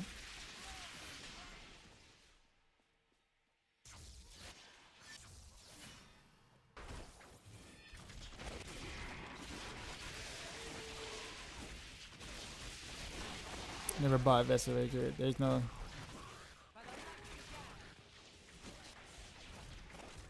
There's not any content based around the outdoor zones. Well, I mean, basically, it's just a new zone that Helltides and whatchamacallit Saccharin. Oh, there's also Cuirass Undercity, so there is that. Cuirass Undercity and Dark Citadel, I believe, are the two things that are just for that are expansion only type things. The problem with them and stuff, the problem with any new content that they add to the game is that as long as they don't have it, if they don't have vertical progression scaling, then people who play a lot are just going to be done with that content very quickly, like very soon, very quickly or whatever. I guess what people tend to not, I guess what it is that like we look at it like, you know, people like the people who are in the stream right now, right? People who are in the stream right now, like we play more than the average individual by a long shot. Like 90% of players don't make it past T1 or T2 in the game, tier 2 difficulty.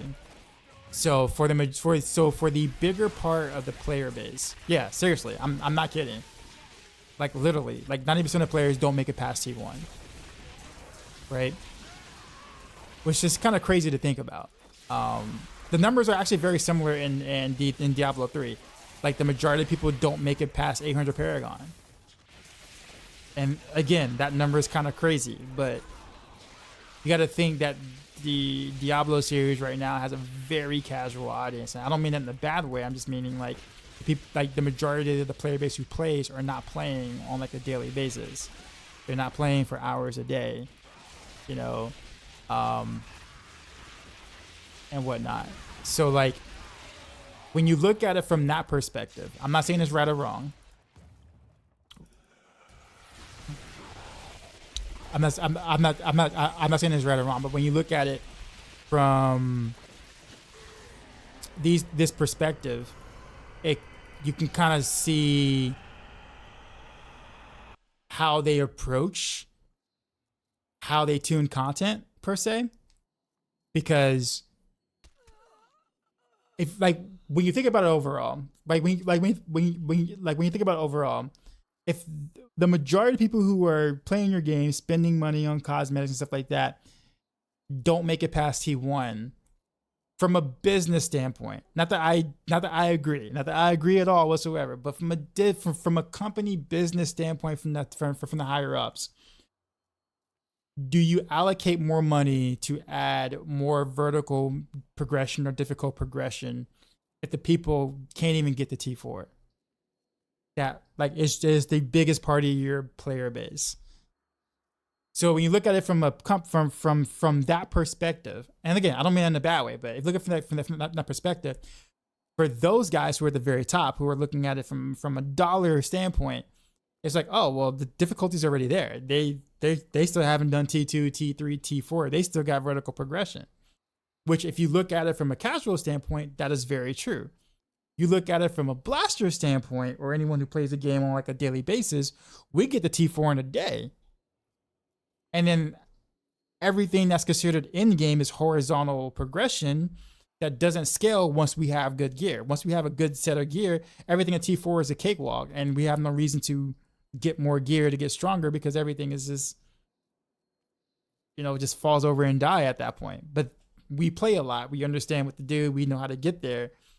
But the majority of the audience don't. They don't. They're not looking at guides online. They're not looking at YouTube. They're not looking at X or whatever. They're just hopping in a game, doing their thing, playing like 30 minutes or hour, per 3 or 4 days, and having some fun, killing some things, and they're logging off. That's the main audience right now, right? So as much as, just like any of you guys here, would love to have more things to do, harder things to do, harder content, more bosses, or better, more balanced pit, scaling Infernal Horrors with better ways and more ways. Like, all that would be great. I would love all that, right? And I'm sure, honestly, the devs probably would like that too. But it's like, at the same time, unfortunately, with Blizzard being a part of a much bigger company, and the company's looking at their bottom line, it's like, well, do we give a bone? Do we design for the very small portion of the player base? You see what I'm saying? Like, so the resources that they get allocated to do things, for them, it's like, well, what's going to make them money? The 90% of people who are playing that are not even a T2 or higher, or the people who are on YouTube and Twitch complaining that there's nothing to do in your game. Who's your target audience at that point? Monetary, like financially wise, right? So when you look at that, we kind of lose. I'm not saying one is right or one's wrong again, but we get the short end of the stick because there's just not enough of us to move the needle financially for Blizzard to make decisions to be like, oh, 50% of our player base is just absolutely thrashing T4. They have nothing to do. We need to do this. You see what I'm saying? And you can tell by the decisions that are made in the game, that's kind of what's happening from a manager standpoint. What I would like, though, I will hope, honestly, don't mess with what the casuals are doing. I'm not saying don't piss off the 90% of people playing the game just for the 10% or less to have fun in a different way. But I will hope that, let's say, for instance, let's just say, I'll give you an example. If 90% of the player base don't make it past T1 difficulty, then that should give you room to make T4 just much harder. T3 and T4 can be made much more difficult, and give it a more of a true sense of progression that won't affect the casual player base at the same time. You see what I'm saying? It'd be nice if T4 was just way harder than it is right now, or T3 takes a lot longer to get into, and then that means all of the areas, Helltide, Infernal Horde, stuff like that, will be just considerably harder, and it will feel like vertical progression, and we're not getting there in a day. And it won't hurt the casual player base who are chilling in T1, maybe T2. You see what I'm saying? I would like something like that. But it gets a matter of, we are definitely not the majority, even if it looks like it online with the amount of complaining that we do. You know what I mean? Yo, Dark Side, we just got raided, son. With the raid. You know how we do. Oh man, like Drop old my times, new beat bro. for these new viewers.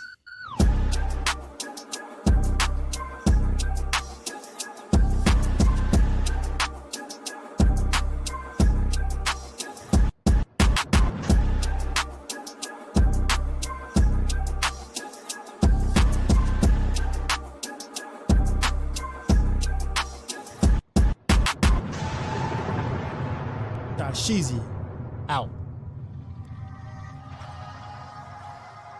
Appreciate it, Wario. Wary You have a good one, man. rated my stream with 61 views. Well, I have to say, I can take the fact that skill points are a lot behind the paywall. I agree with that. That part I do agree, Photon Hydra. I do agree with that. I do agree with you on that. I think they should have just gave the skill points.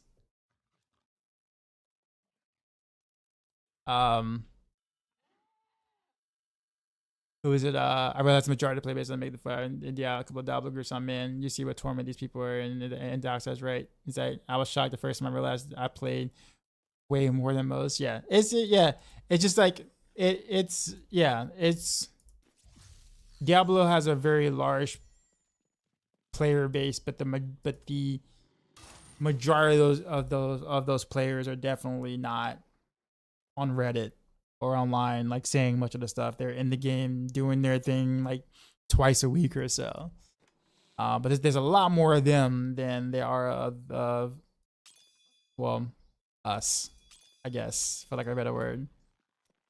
What I mean by us, I mean like if you play like, I don't know, an hour a day, you're not really considered casual. You're still not even in that casual bracket. Which is nuts to say. Like when you think about it, it's nuts. But that's that's like the truth.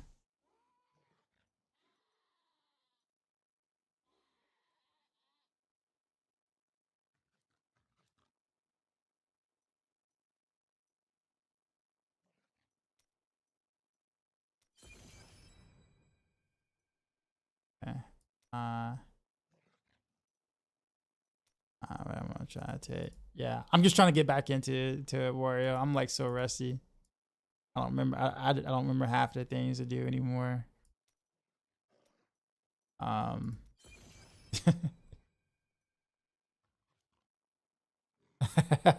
Yeah. Woody has to convince me to play.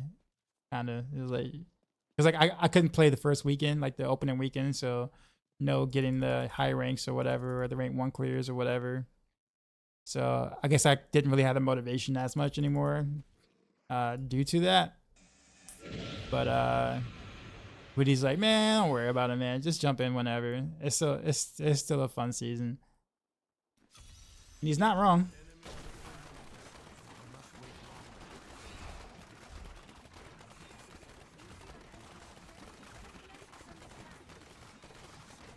A horrible season for Necros. About time though. Usually every other season is like OP for Necros. Every season the Omni Cube is like ridiculous for Necros. The fourth cube slide is like ridiculous for Necros. It's okay for Necros to have one bad season. And even then they're still like ridiculously strong. It's still the strongest class in general when you remove the seasonal powers, right? So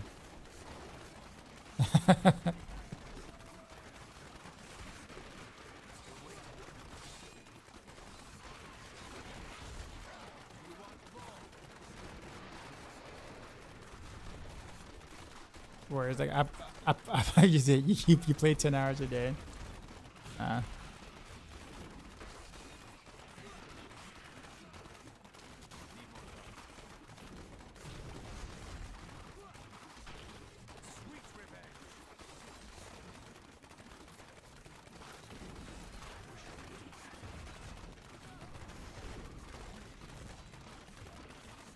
Psycho Sonic, what's going on?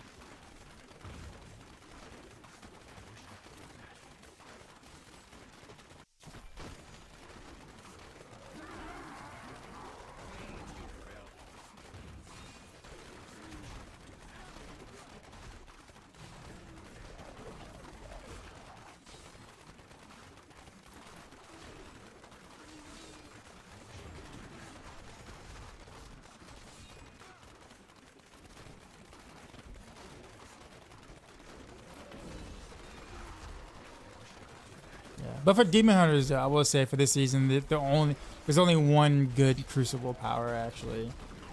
That's fun.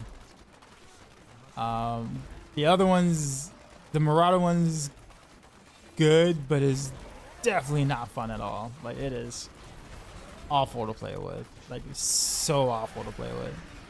So really, honestly, the Strafe power is like the only power you want to play with on Demon Hunter, but it's so good that you want to make a Demon Hunter just for that, just for that one power, right?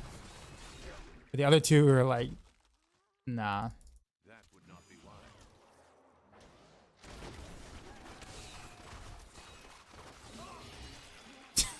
wise. I'm still so glassy right now. I'm still waiting.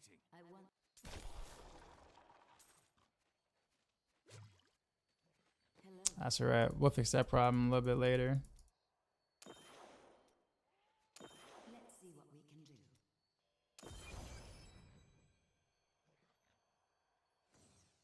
do. From work home today. Figure I might as well come in and say hi, hang out for a bit.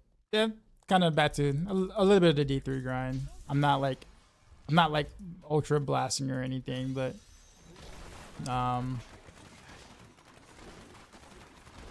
kind of casually playing.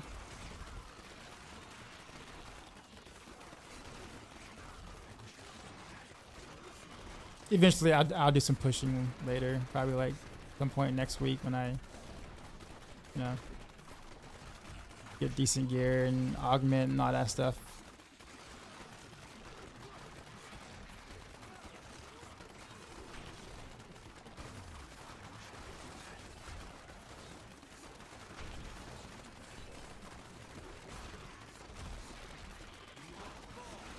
Yeah, I understand your D4 went too fast this season. Yeah, I kind of had a conversation a little bit about that. Yeah. I actually did enjoy the D4 season, the D season theme per se. But we're not really the target audience for like long term, if that makes sense. So it'd be interesting to see what they do later on, if they are gonna actually kind of throw a bone to players who do play their game often, like more than a couple hours a week kind of thing. But I guess we'll see. We'll see. What build you playing on D4 at the moment? Is it still in a build? I've made several builds on Rogue so far. I played most of them actually. I played Rapid Fire. I played Barrage. Multiple different Barrage builds. I played Heartseeker, Rain of Arrows, Twisting Blades, Flurry for a very brief stint. Yeah, Shank Rogue, which is Invigorating Strike. That's actually kind of fun. Yeah, I've played many different Rogue builds this season.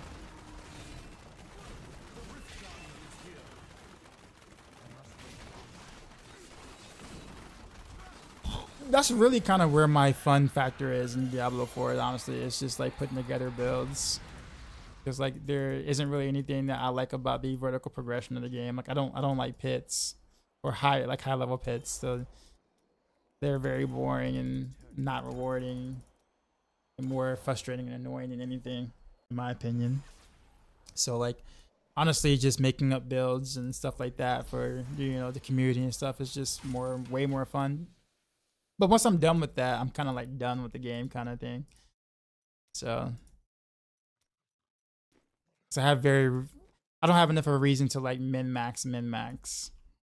So I'm like, what else is there next for me to do, right? At that point.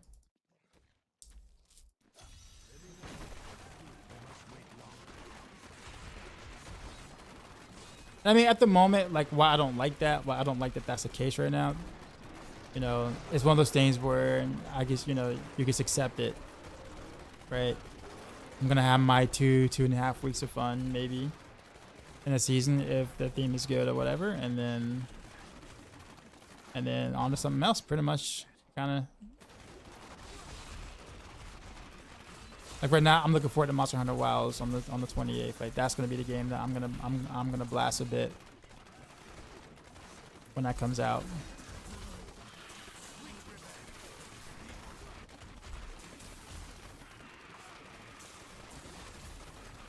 Like I'm not mad at Diablo 4 by any means. Like I'm not a Redditor in a sense where I think the entire game is like the worst thing ever to be put in the market. But I do realize that, like, in terms of longevity, I'm definitely not the target audience. And so knowing that is just like, okay, well, I know that I'm gonna be able to get this amount of fun out of it, right? And then I do something else. They may change that in the long term. They may look at, okay, we've given a lot for the casuals to do. Let's think about what the some of your people who do play your game a lot, see what they can do for those kind of players, you know what I mean? But until then, I know that it's just going to be one of those things I play for a couple of weeks, like in a serious manner, and then do something else. And I guess, I'm not really mad at it. It just kind of is what it is.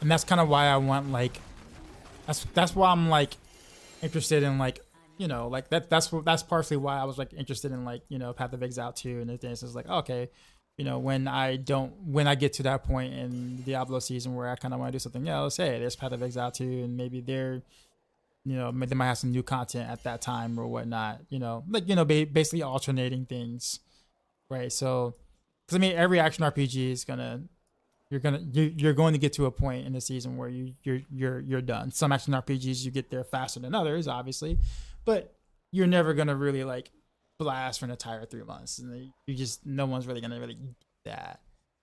So like, but now I'm just kind of looking for like games to rotate in and out of when I'm done with one game, if that makes sense. So, what else do you usually play when you're not playing D4 and D3? That's the thing. Like, I've been trying to expand and trying to figure out what to do and what to play, I guess, on stream. That doesn't like tank my entire audience at the same time, because that's always kind of the hard part. It's one thing to kind of play something, but like if your audience isn't really necessarily feeling the game you're playing, or they're only really there for the Diablo content, you kind of lose them, right? Especially if that's what you build your base around. Like you kind of can't go into variety gaming like just off the rip, and everyone follows you, right? That's a really hard thing to do. So, this time around it's gonna be Monster Hunter Wilds on February 20th. That's gonna be what I play, and then once D4 comes out with season 8 or PTR for season 8 or whatever, or if the mid-season patch is actually decent, I'll pick that apart and play around with that for a bit. Then of course PTR.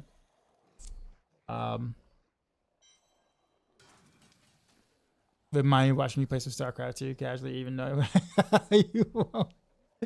Nah, you won't see me.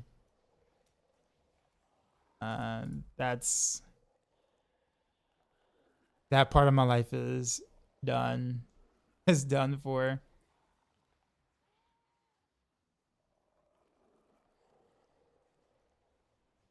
Part of that is honestly me being afraid of getting sucked back in. And like I'm assuming I'm like really bad at the game right now. Like I'm like awful at it. That's the assumption. And I want to keep it that way.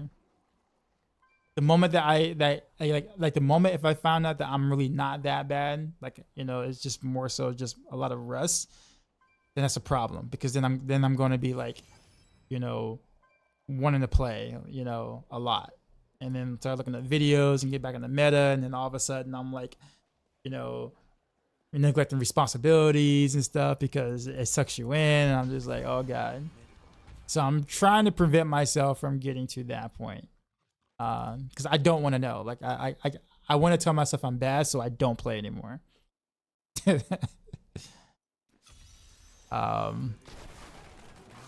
That's the plan.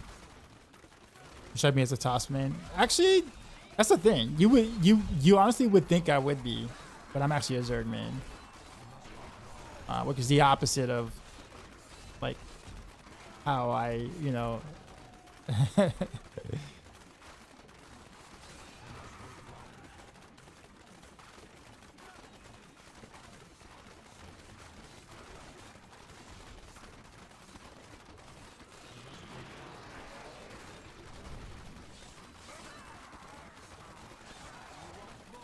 So what you're saying is that D3 is better? Sure. Yeah, totally. The StarCraft comment definitely leads you to. Yeah, exactly. Yeah. I know you're joking.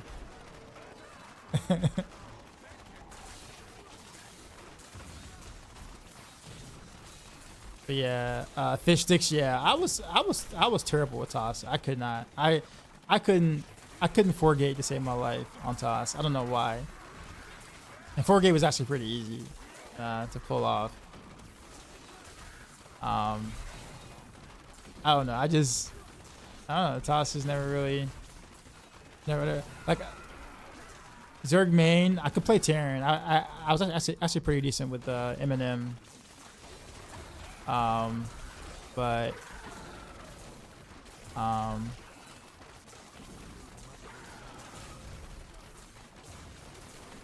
you didn't take me to Zerg main. I know. No one does. No one does. But I think for me though, I didn't really do a lot of Ling play. I was more of a Roach guy, and like I guess it was fun kind of doing a lot of like different Roach micro stuff. Back in Wings of Liberty, of course. So like, I mean, I would Mutiling versus like Terran on certain maps because you just didn't have a choice. But there were some maps where I actually did do like Roach Hydra, I guess Terran with some success because they weren't expecting it mainly because it's like, wait a minute, why would you ever go Roach Hydra versus Terran, right? But I was really good. Like I was really good with Roach like micro and stuff like that, and I would do like some rather interesting splits with it, like burrow micro split stuff. It was actually kind of cool.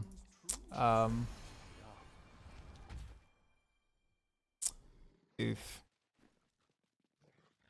Out of keys. So we'll save this, and then we'll turn this into.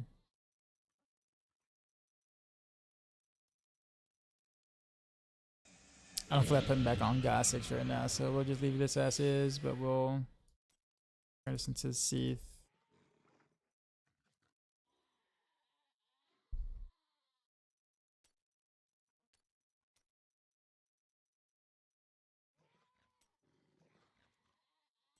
Blood Vengeance. Go advantage. Proceed.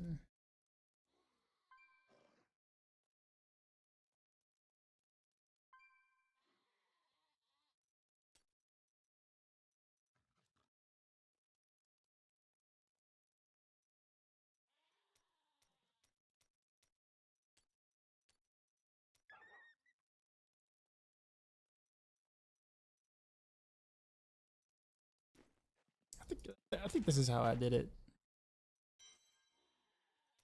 We'll see if it works out this way. Appreciate the follow.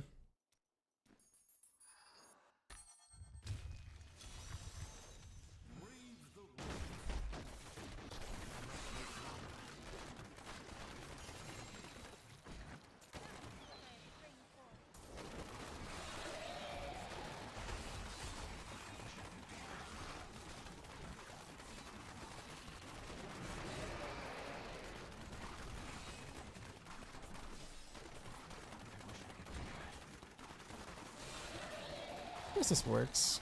It's not like optimal, but it gets the job done.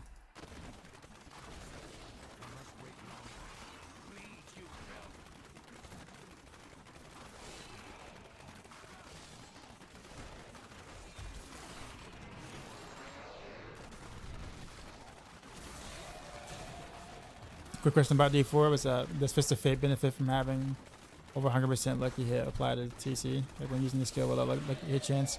Yes. Yep. It's primarily why you take Fist of Fate generally for builds that have low, or skills that have low lucky hit chance. Fist of Fate is like a godsend for builds that need lucky hit chance. So yeah. Because remember, lucky hit chance is like a chance of a chance. So you can technically go over 100. lucky hit chance, because the skill that you're trying to use to proc or to proc something won't net you 100% chance to proc it. I don't know if that makes sense. I know lucky hit can be quite confusing.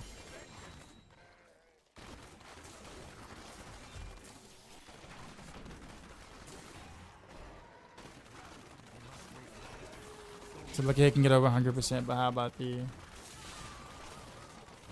CC lucky hit? No, that can't. But that's different. You don't really care about that part. Like the CC lucky hit, you don't care about that.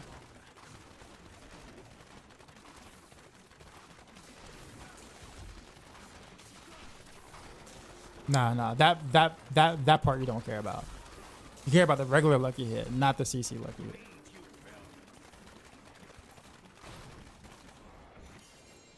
I wish I could do that. I am returning to town. Do your content, much appreciated. Thanks, man. Throwback song.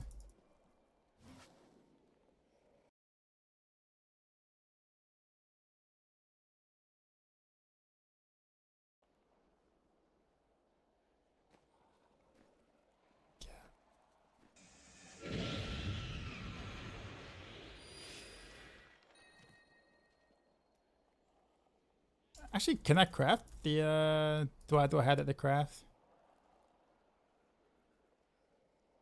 I don't. Do I?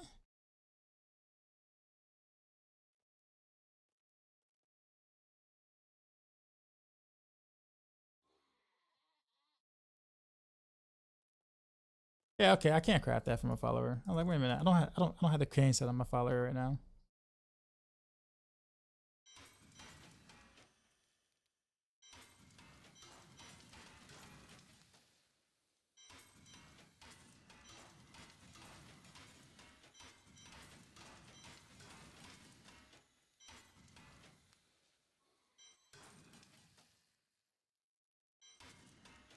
I still haven't gotten her the right follower token yet.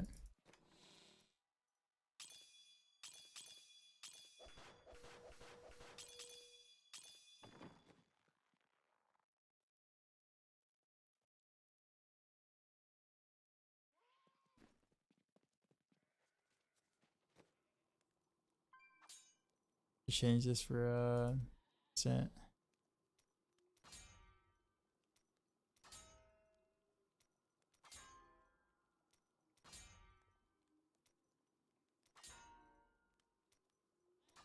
I think I can get it. Yeah, I can get it. Okay.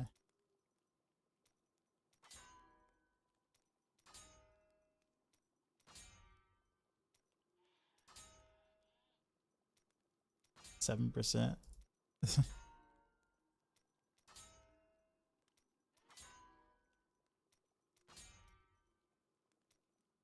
10%. Nice. I'll take that.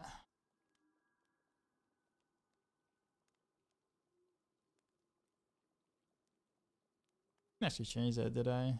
I can't even get a res. The armor. This is better than nothing. No, it's not. I think actually that 15% would be better than more armor. In this one specific circumstance. Did that. I just need better rings too. I need better everything.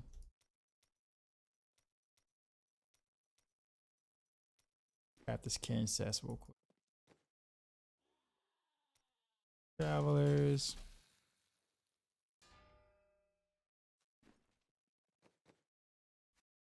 Yes.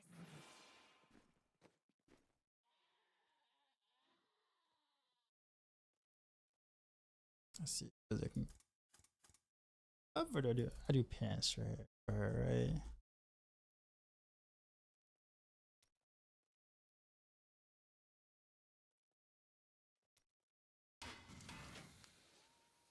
I gotta do a 4-piece because You're too kind. I don't have a warrior ring for her.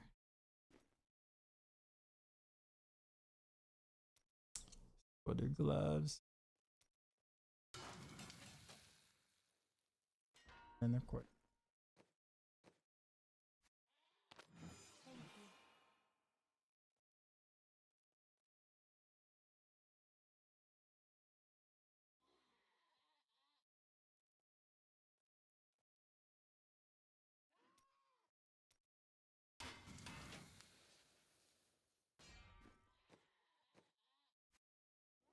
I will use this. There we go. And that's about it.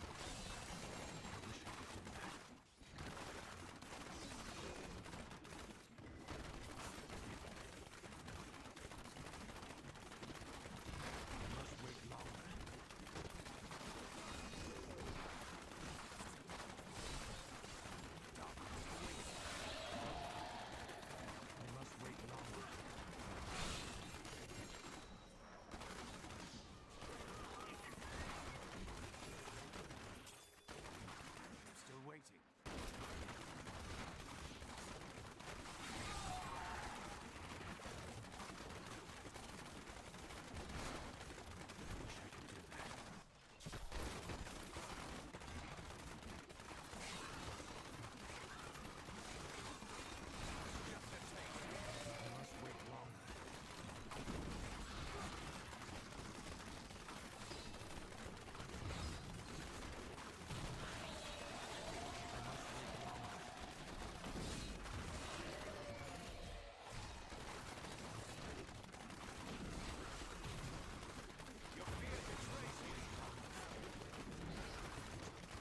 Is your recipe for jewelry to get your final 2 pieces?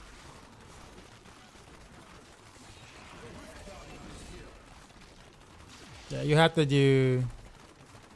Yeah, if it's a jewelry recipe,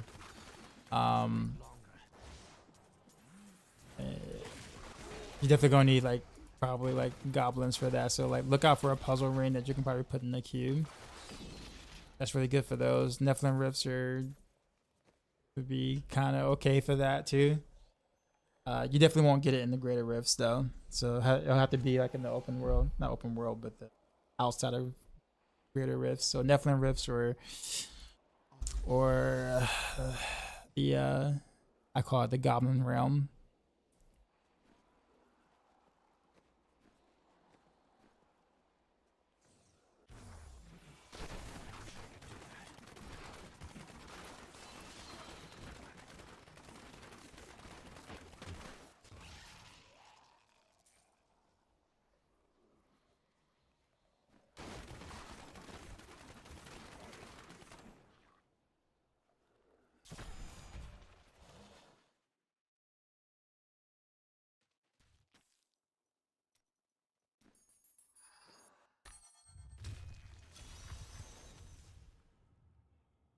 Trying to figure out what I'm trying to get.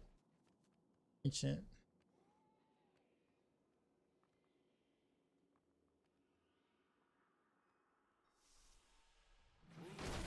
I still need guardians.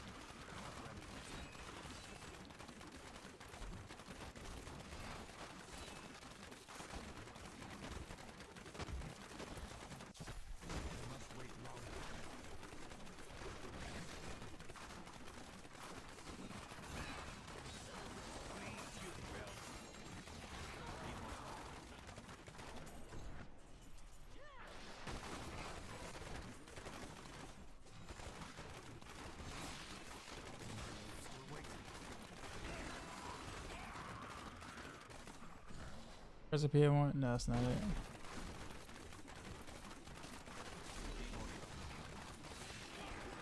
No solo stuff found this season. No, because I started really late, like really late. So instead of like going through the leveling process, I just had someone like get me to like 70, and then I kind of went from there. I mean, I'm pretty much solo stuff found from there, but like I did like just do the boost early. But so far my play has been mostly solo. Yeah, I didn't start the normal weekend or whatever, which is what I would normally do.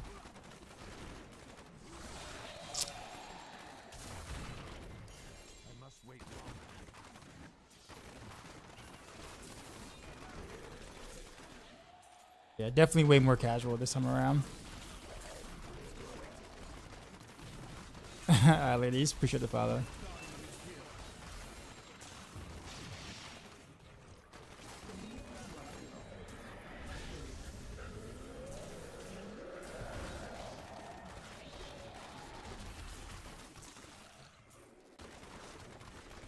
I didn't say the whole thing.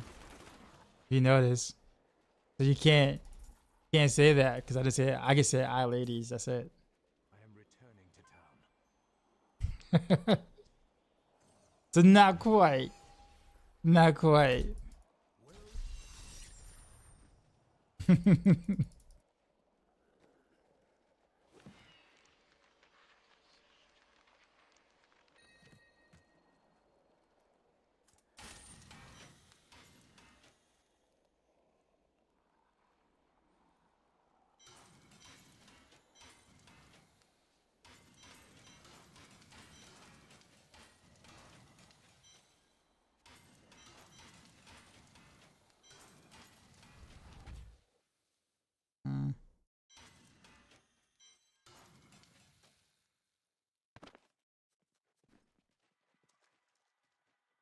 What's Goblin Room? So you get these things called puzzle rings. You see where it says you see this little thing right here where it says puzzle ring. So it usually has one purpose. You never actually wear it ever.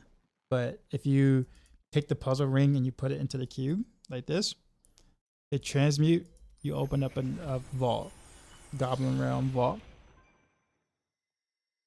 And then you go in, and usually there's a pretty decent amount of gold that you get from here, and you'll see goblins and stuff. It's actually pretty decent for like early on for like mats and things when you're low on it early. If you get an ancient puzzle ring, the vault is like even better. Way more goblins. This is just a regular vault, or this is a regular puzzle ring. I'm looking for a recipe, so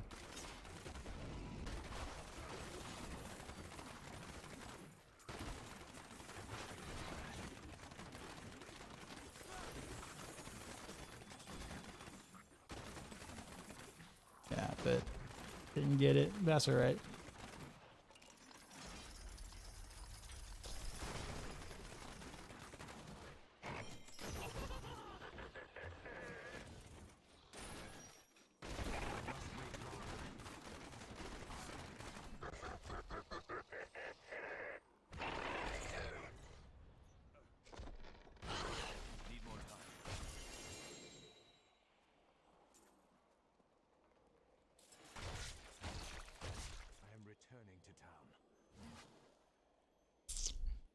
The ragdoll animation still trips me out. Fortune favors the bold.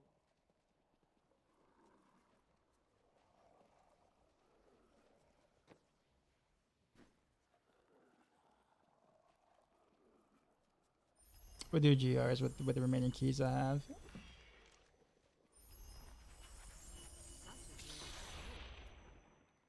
I don't know what the gamma for. Those are your quivers. Don't I forget, can't carry luck anymore. Quivers is never a bad idea.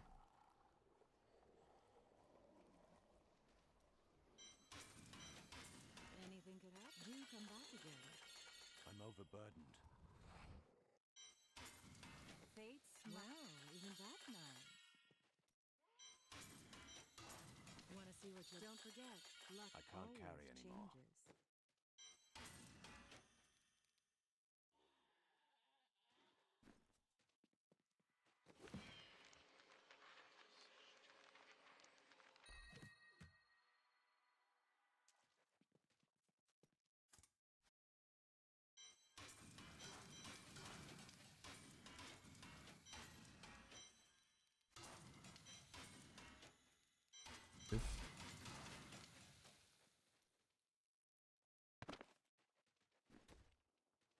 Okay, I'll say this. Yep.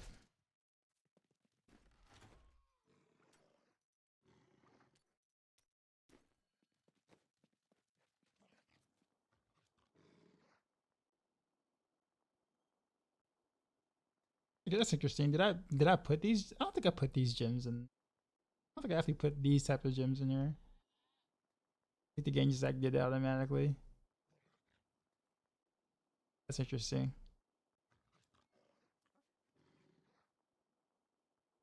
Not mad at it.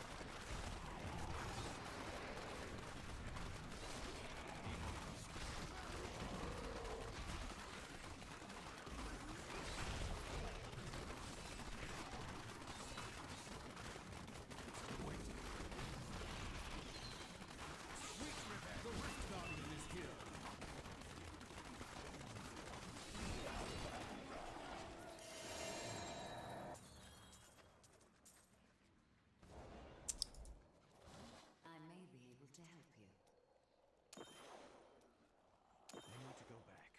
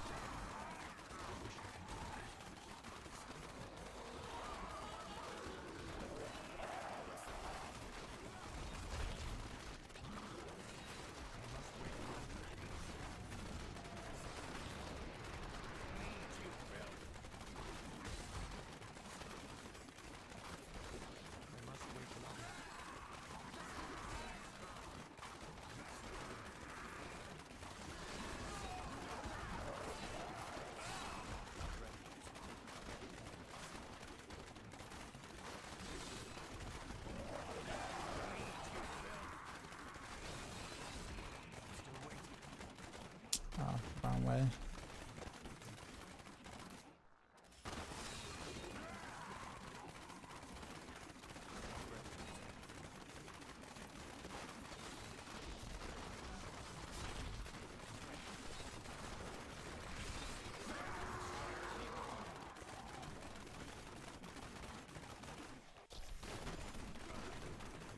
Hatred to do that.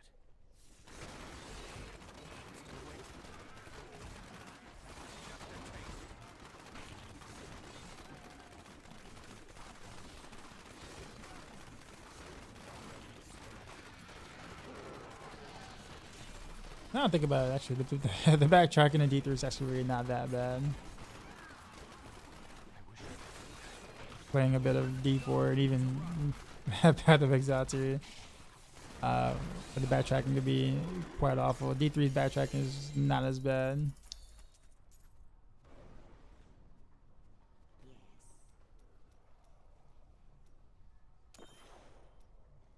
I need to go back.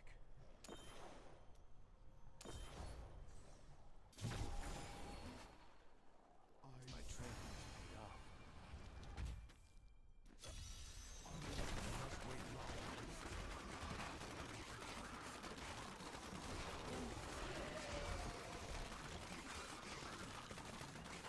I must wait longer.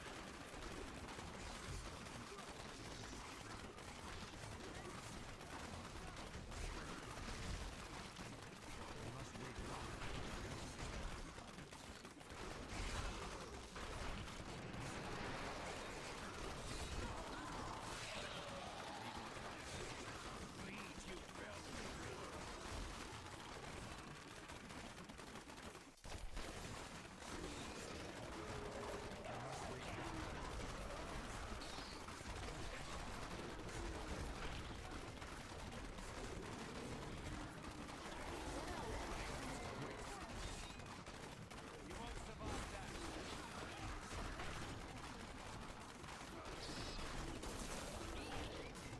Kitty, what's going on?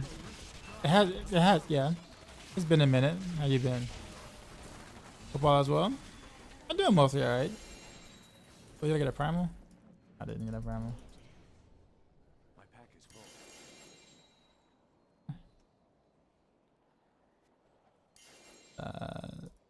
That belt. I actually want that. I'm overburdened.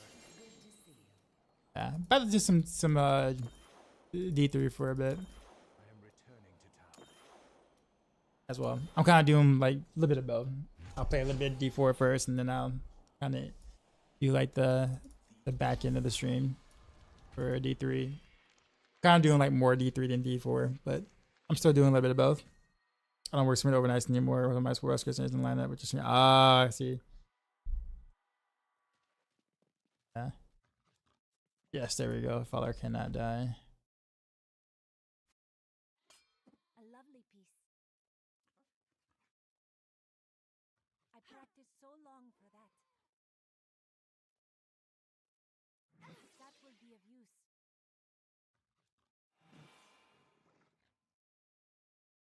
Mhm.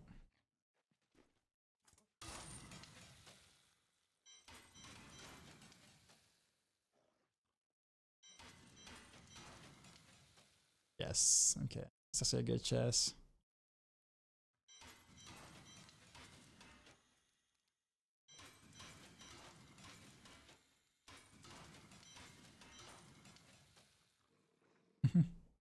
Cow stick, I guess we'll hold on to that.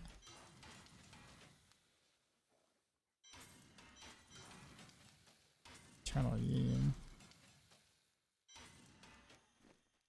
So we can get rid of this.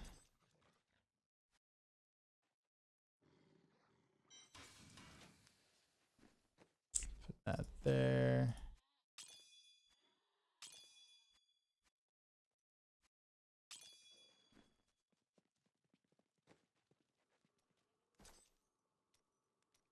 But with that being said, though, since you said you don't work the overnights anymore, hopefully whatever it is you got is a promotion.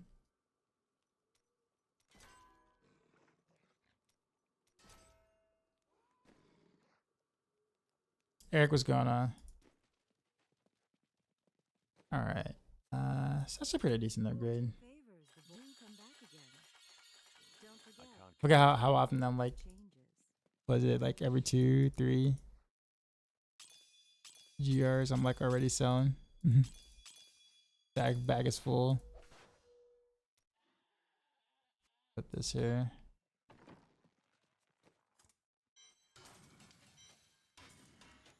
You look like you could use a what a steal. Ooh, My that's pack is nice. full. Can I have it back? What a steal.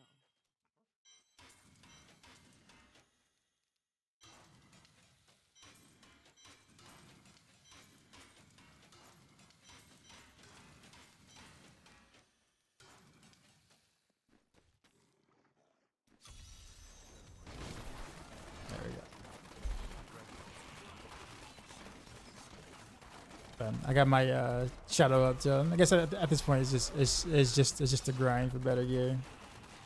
Got the pieces of what I got. Guardians will help a bit,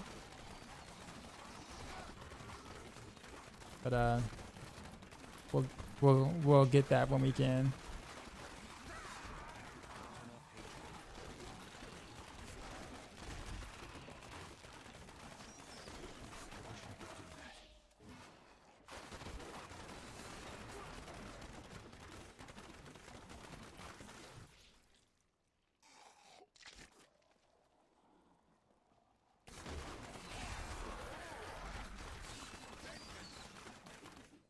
Oof. I could do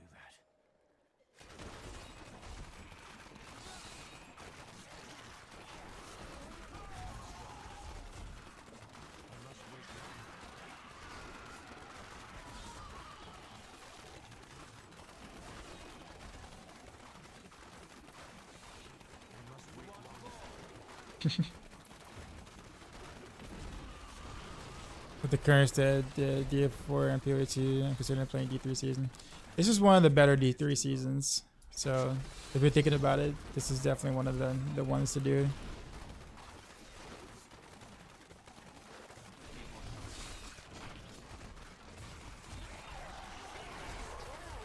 Makes it intriguing is that not only is it one of the better, one of the best D3 seasons. You know, you also have it with the altar, which, you know, because the altar was a season theme itself. So having the altar with this season, you know, kind of makes for some, you know, it makes for a better experience overall on a season that was already really good to begin with, like a theme.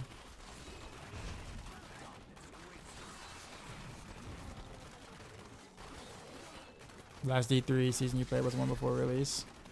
Yeah, that was the altar season, I believe.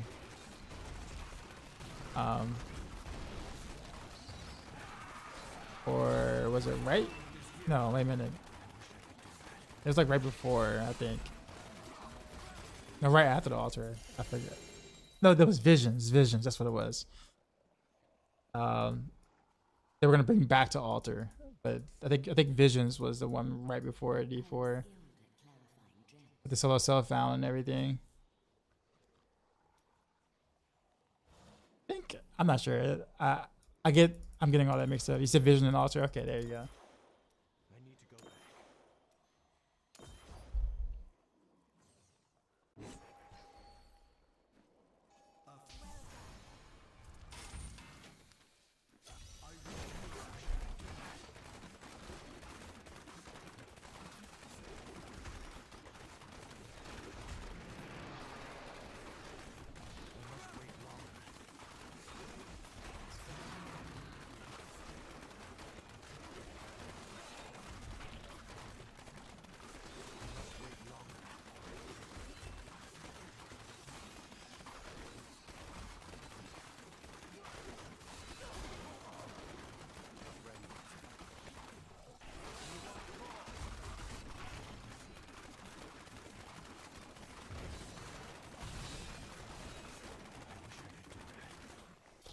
Ghost Sucker, what's that, man?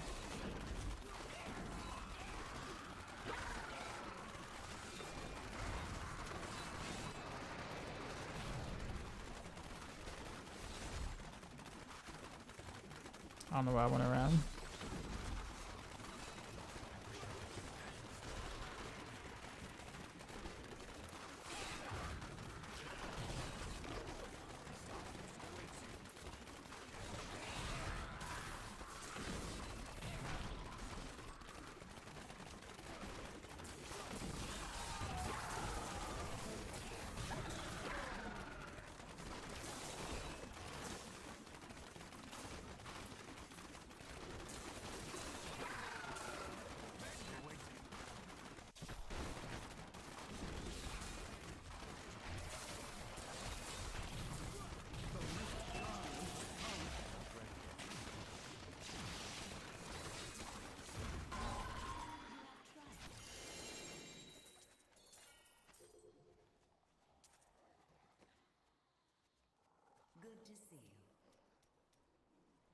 Another one.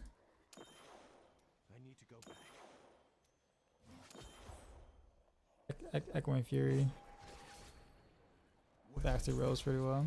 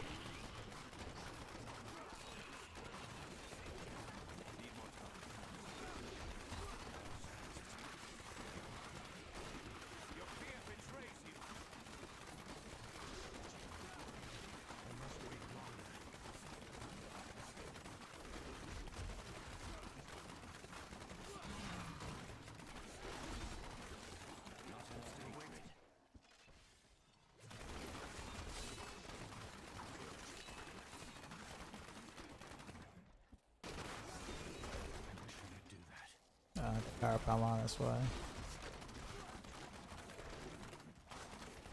Struggling with my whatchamacallit because think these are getting one-shotted.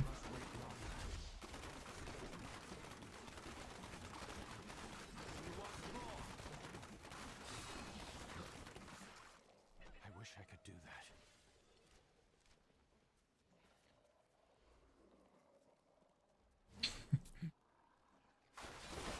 that. Casually walk to the exit.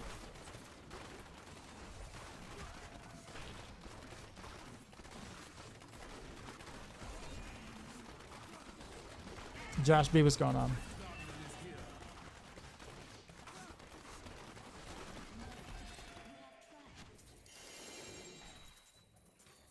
I'm overburdened.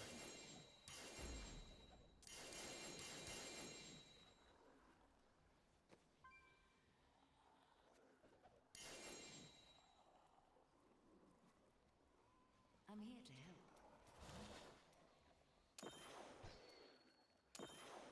I need to go back.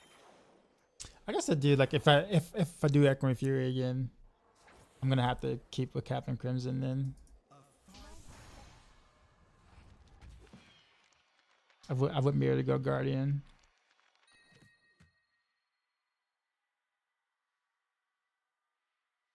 Intelligence.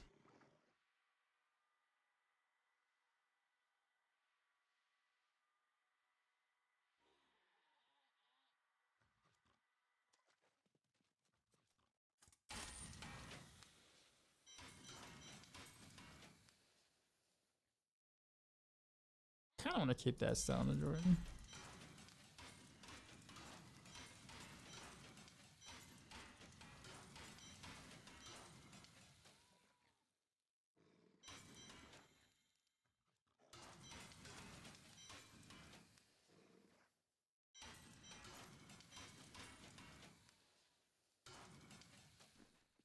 I'm interested. How does this turn? Does it turn into?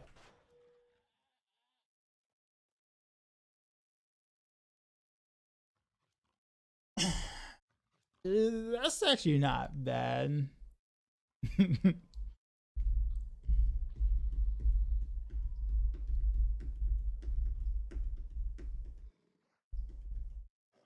Although I'd rather have the decks and be able to remove their task speed, but I don't think it'd.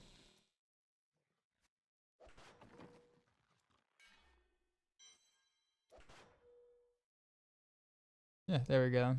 But wrong power.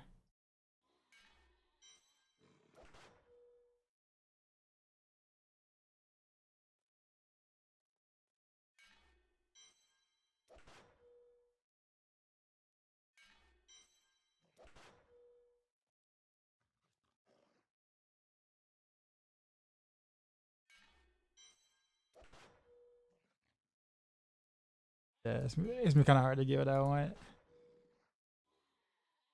Why being to get this? That's why I think I have to get the. Oh, well, there we go. We did it actually. Now I just actually need like a strafe quiver from gambling.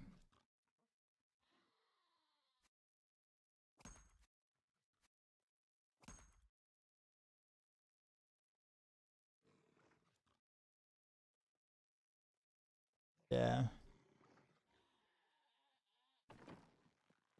Been busy, haven't really kept up with your bill, what you're playing. Oh, this is Strafe and Pale.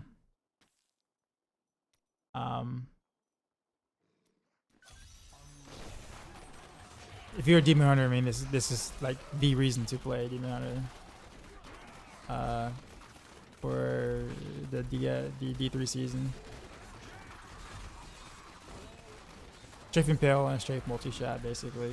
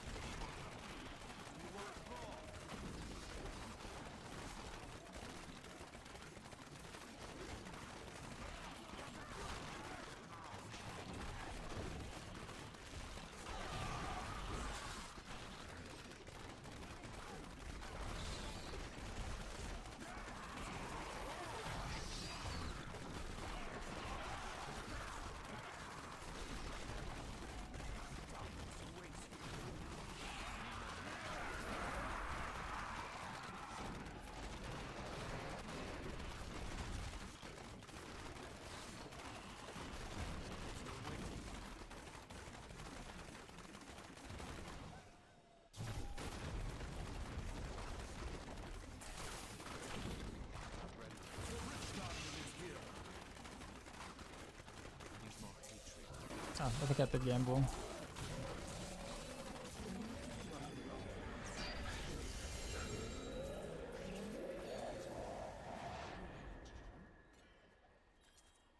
Let's see what we can do. I am returning to town.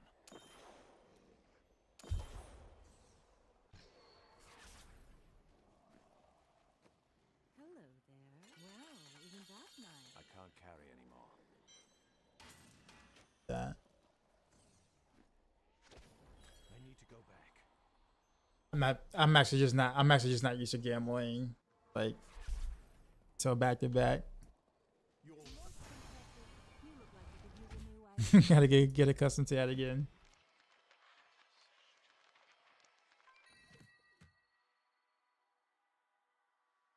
Damien, what's going on?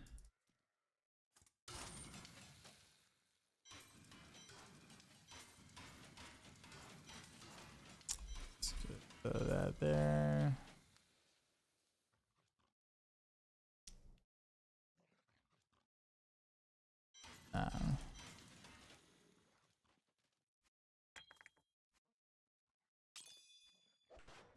Fortune favors. What a steal.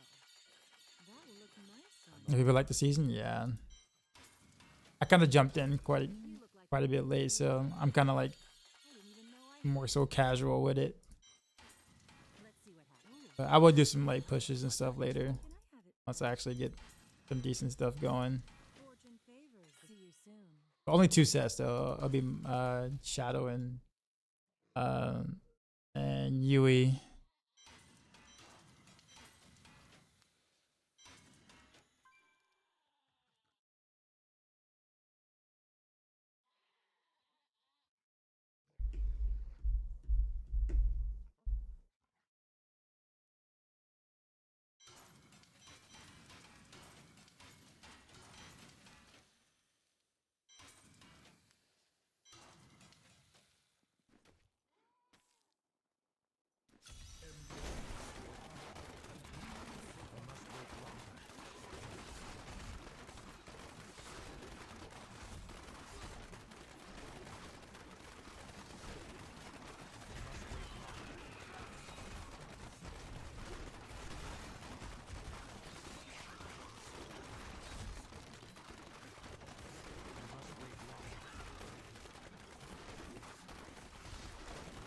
You played Thief and Diablo 4.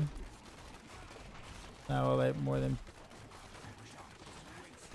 one pick. Can I confirm me that you have the same talent tree as Maxroll for the Barrage specialization?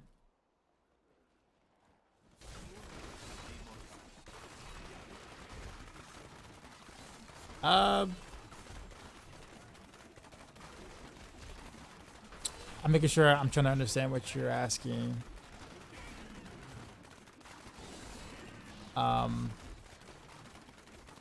For Barrage, I mean, basically what's on Maxroll this is what I did myself when I was playing Barrage. I didn't play much Barrage this season because I really don't like the state that Barrage is in right now. Unfortunately, it's just not. It just isn't really doing well this season. But the better setups are the ones that I've actually done on Maxroll. Like, there really isn't much else really you can kind of do with Barrage this season.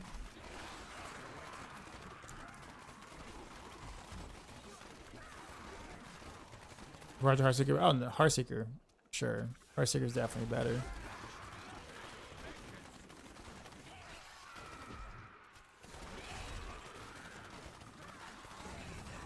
So 31 months of subscribing. You're gonna be 31 this year.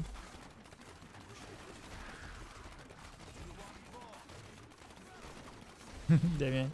Yeah, man, you're welcome.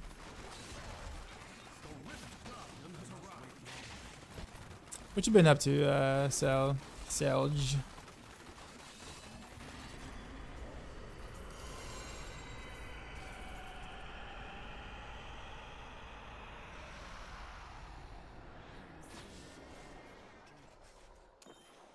Oh, you heard that, huh? I need to go back.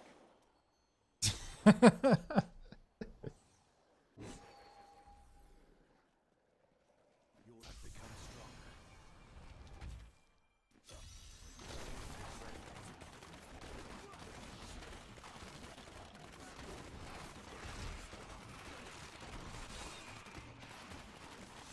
I must wait longer. Dage. I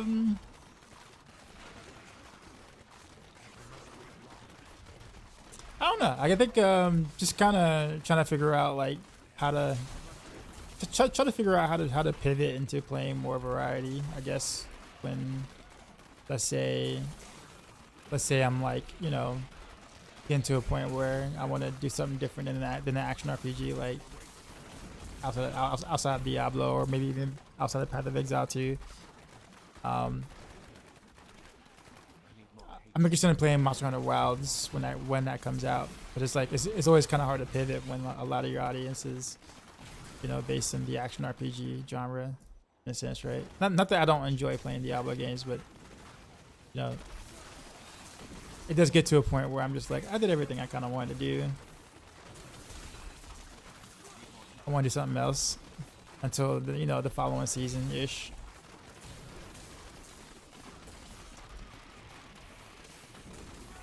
Breath of the Wild speedruns, no.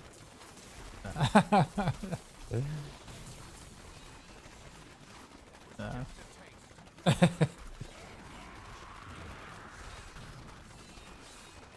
Damien, if you said you prefer Diablo 3 to Diablo 4, I would say I would say I definitely prefer some aspects of Diablo 3 in general. I also prefer some seasons over some Diablo 3 seasons over some Diablo 4 seasons, but it just depends on the season. This is a really good season, so it's kind of like easy to kind of jump in and be like, I'd rather do this kind of thing.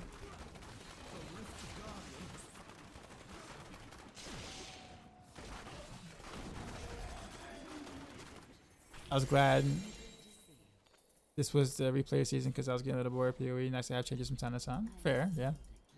I would really like to be set bonuses in D4. I'm the opposite. I honestly don't like 6-piece sets. I feel like they take away a lot of creativity. Because all that happens is that the 6-piece set, they just say, they pick a skill and then add like a bunch of zeros to it. This skill now deals 100,000% more damage. And now you're kind of forced to play that skill on that set because the set basically buffs that one skill and that one skill only. So it takes up half of your gear slots and tells you what to do, per se. Like completely what to do. That's the one thing I didn't like in D4, honestly. It was like 6-piece. Nah, 3-piece sets like Captain Crimson and Guardian and Augios, like I like those. Those are nice.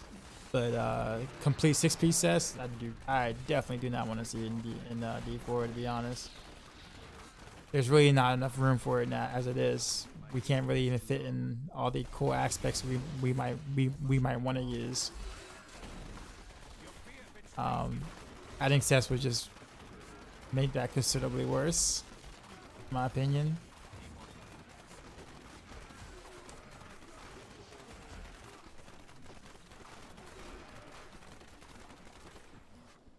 Unless they add more like slots or whatever. Like if they want to do like a 2-piece set or a 3-piece set, but they add like more equipment slots, right? Like a belt slot or like a nose ring, or hell, even I don't know, like bring back the bracer, you know.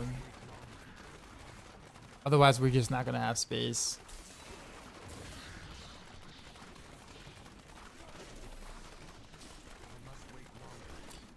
If anything, I would like set bonuses to kind of be in like the Paragon board. Like that would be a great place to have like set bonuses that doesn't take up gear. I played Ranger in PoE 2. I did, yeah.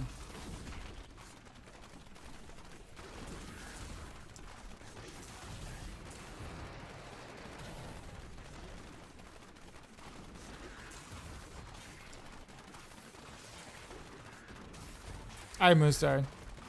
You have a good one, man.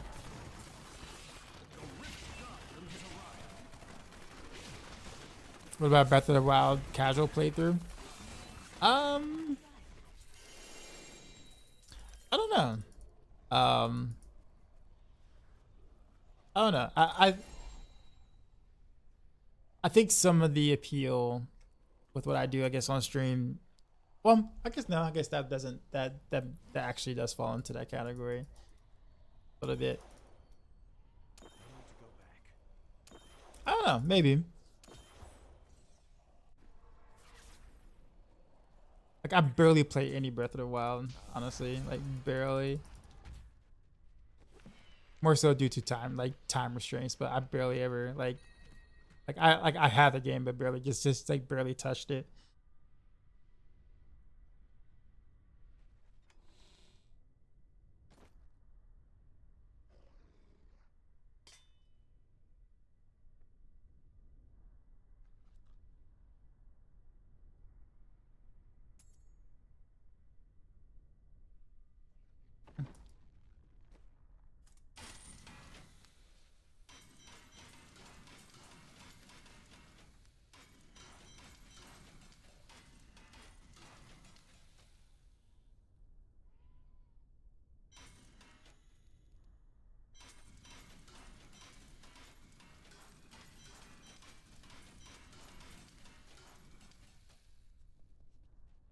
You look like you could use a new item. Don't forget, luck always changes. I'm overburdened. Don't be shy. I didn't even know I had that thing. You look like you could use. That's I haven't been playing that long, but I have not seen the primal since the E70 drop.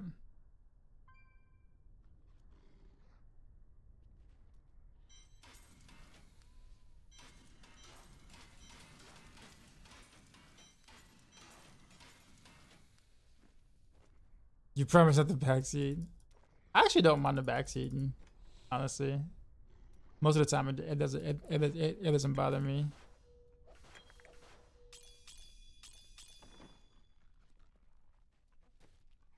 I guess I can up my categories now. There we go.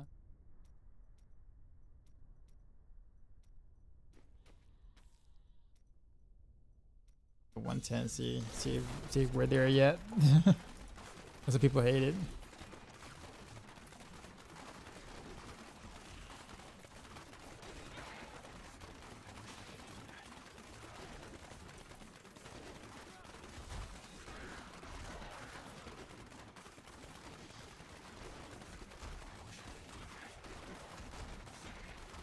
Yeah, fair enough. And there's some people. Yeah, I can understand. Like, I mean, if it's like spoilers involved with that, yeah, I can totally get. But a lot of times, like the games I might play or like that, there's really nothing really to spoil per se, or more so than anything. So like, other than that, it's just people might be suggesting things or whatever, and as a streamer, you can react to it or you can ignore it, kind of thing, right?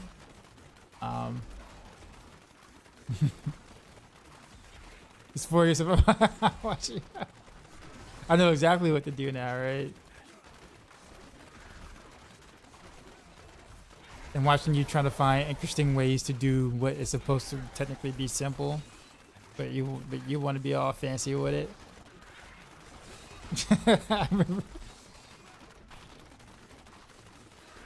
I mean, you can just totally just walk up to the door, but nah, we're gonna like pull this platform and make some sort of puzzle out of it, right?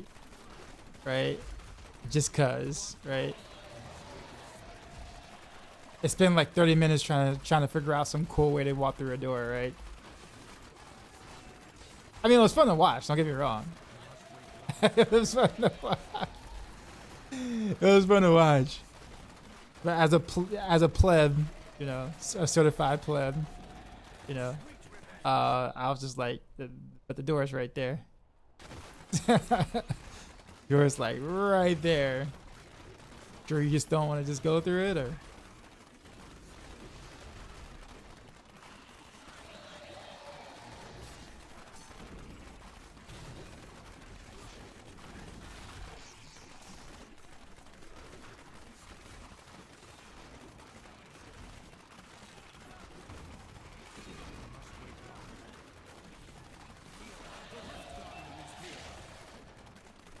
Go to the deer and wildlife with bombs. Oh yeah, I remember that. I've seen your murder spree. I was there for that. Like you took a picture of a deer or something. I think it was a deer. Like the moment you finished capturing the picture, you literally pulled out the bomb and blew it up. Like right then. At the surprise of the chat, everyone was like, "No way! I can't believe you did that." It posed to you and everything. It posed to you and everything.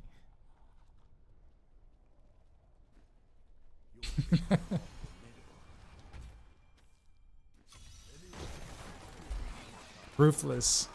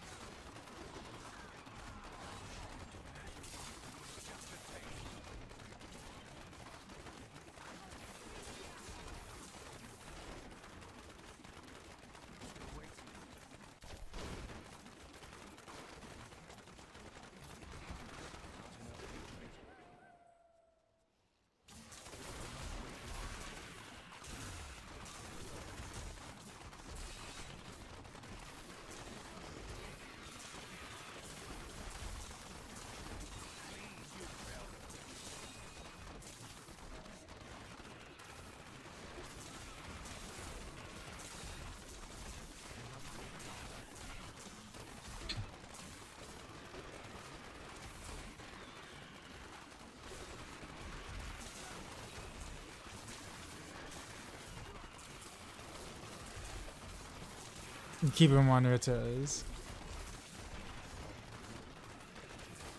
I find that interesting coming from you after you blew off their toes.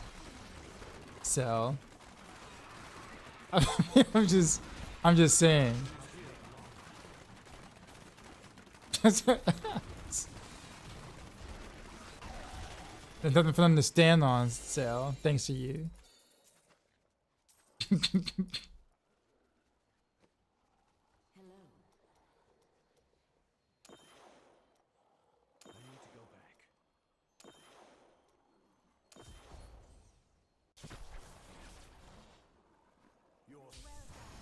I guess we are back to being I'm out of keys.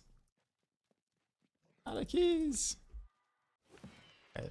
That's my sign. I did tell myself, I was like, once I'm around the keys, that'd be it for the stream today. Guess it didn't do too bad. We actually got the hour shadow up and running, which is cool.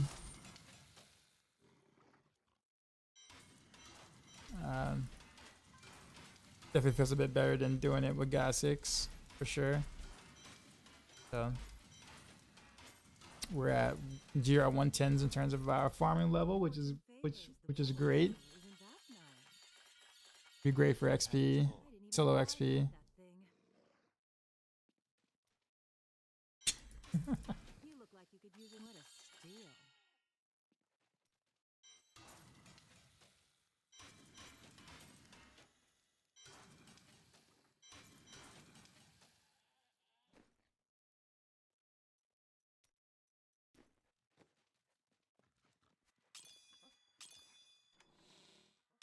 There.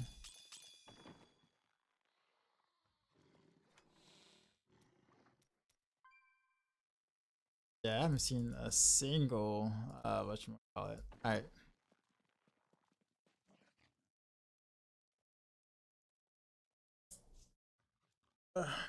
That's fun. We'll continue some more of that tomorrow night. Same ordeal. It'll be Diablo 4 first for a little bit, and then we'll segue into Diablo 3.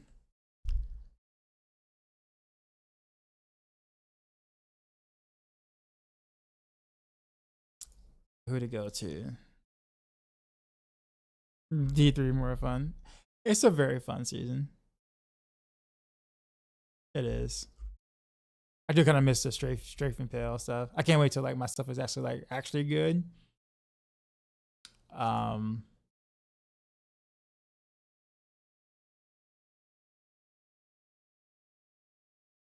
I remember like, you know, before the altar and before the shadow and pale buffs, I was like speed farming 125s, 127s when I had good gear and close to 2k Paragon at that time. So with the altar and the shadow buffs, I can imagine probably being a speed farm 134, 135s or whatever, which would be nice. Like once I'm up there or whatever with nice gems and stuff. But we got a while before we get there though, and that's okay. It gives me something to do. But let's go to Panda. We can go to Panda. Panda's a cool guy. He's usually really supportive of the stream here. So he's playing Kingdom Come, which actually a lot of people are doing that.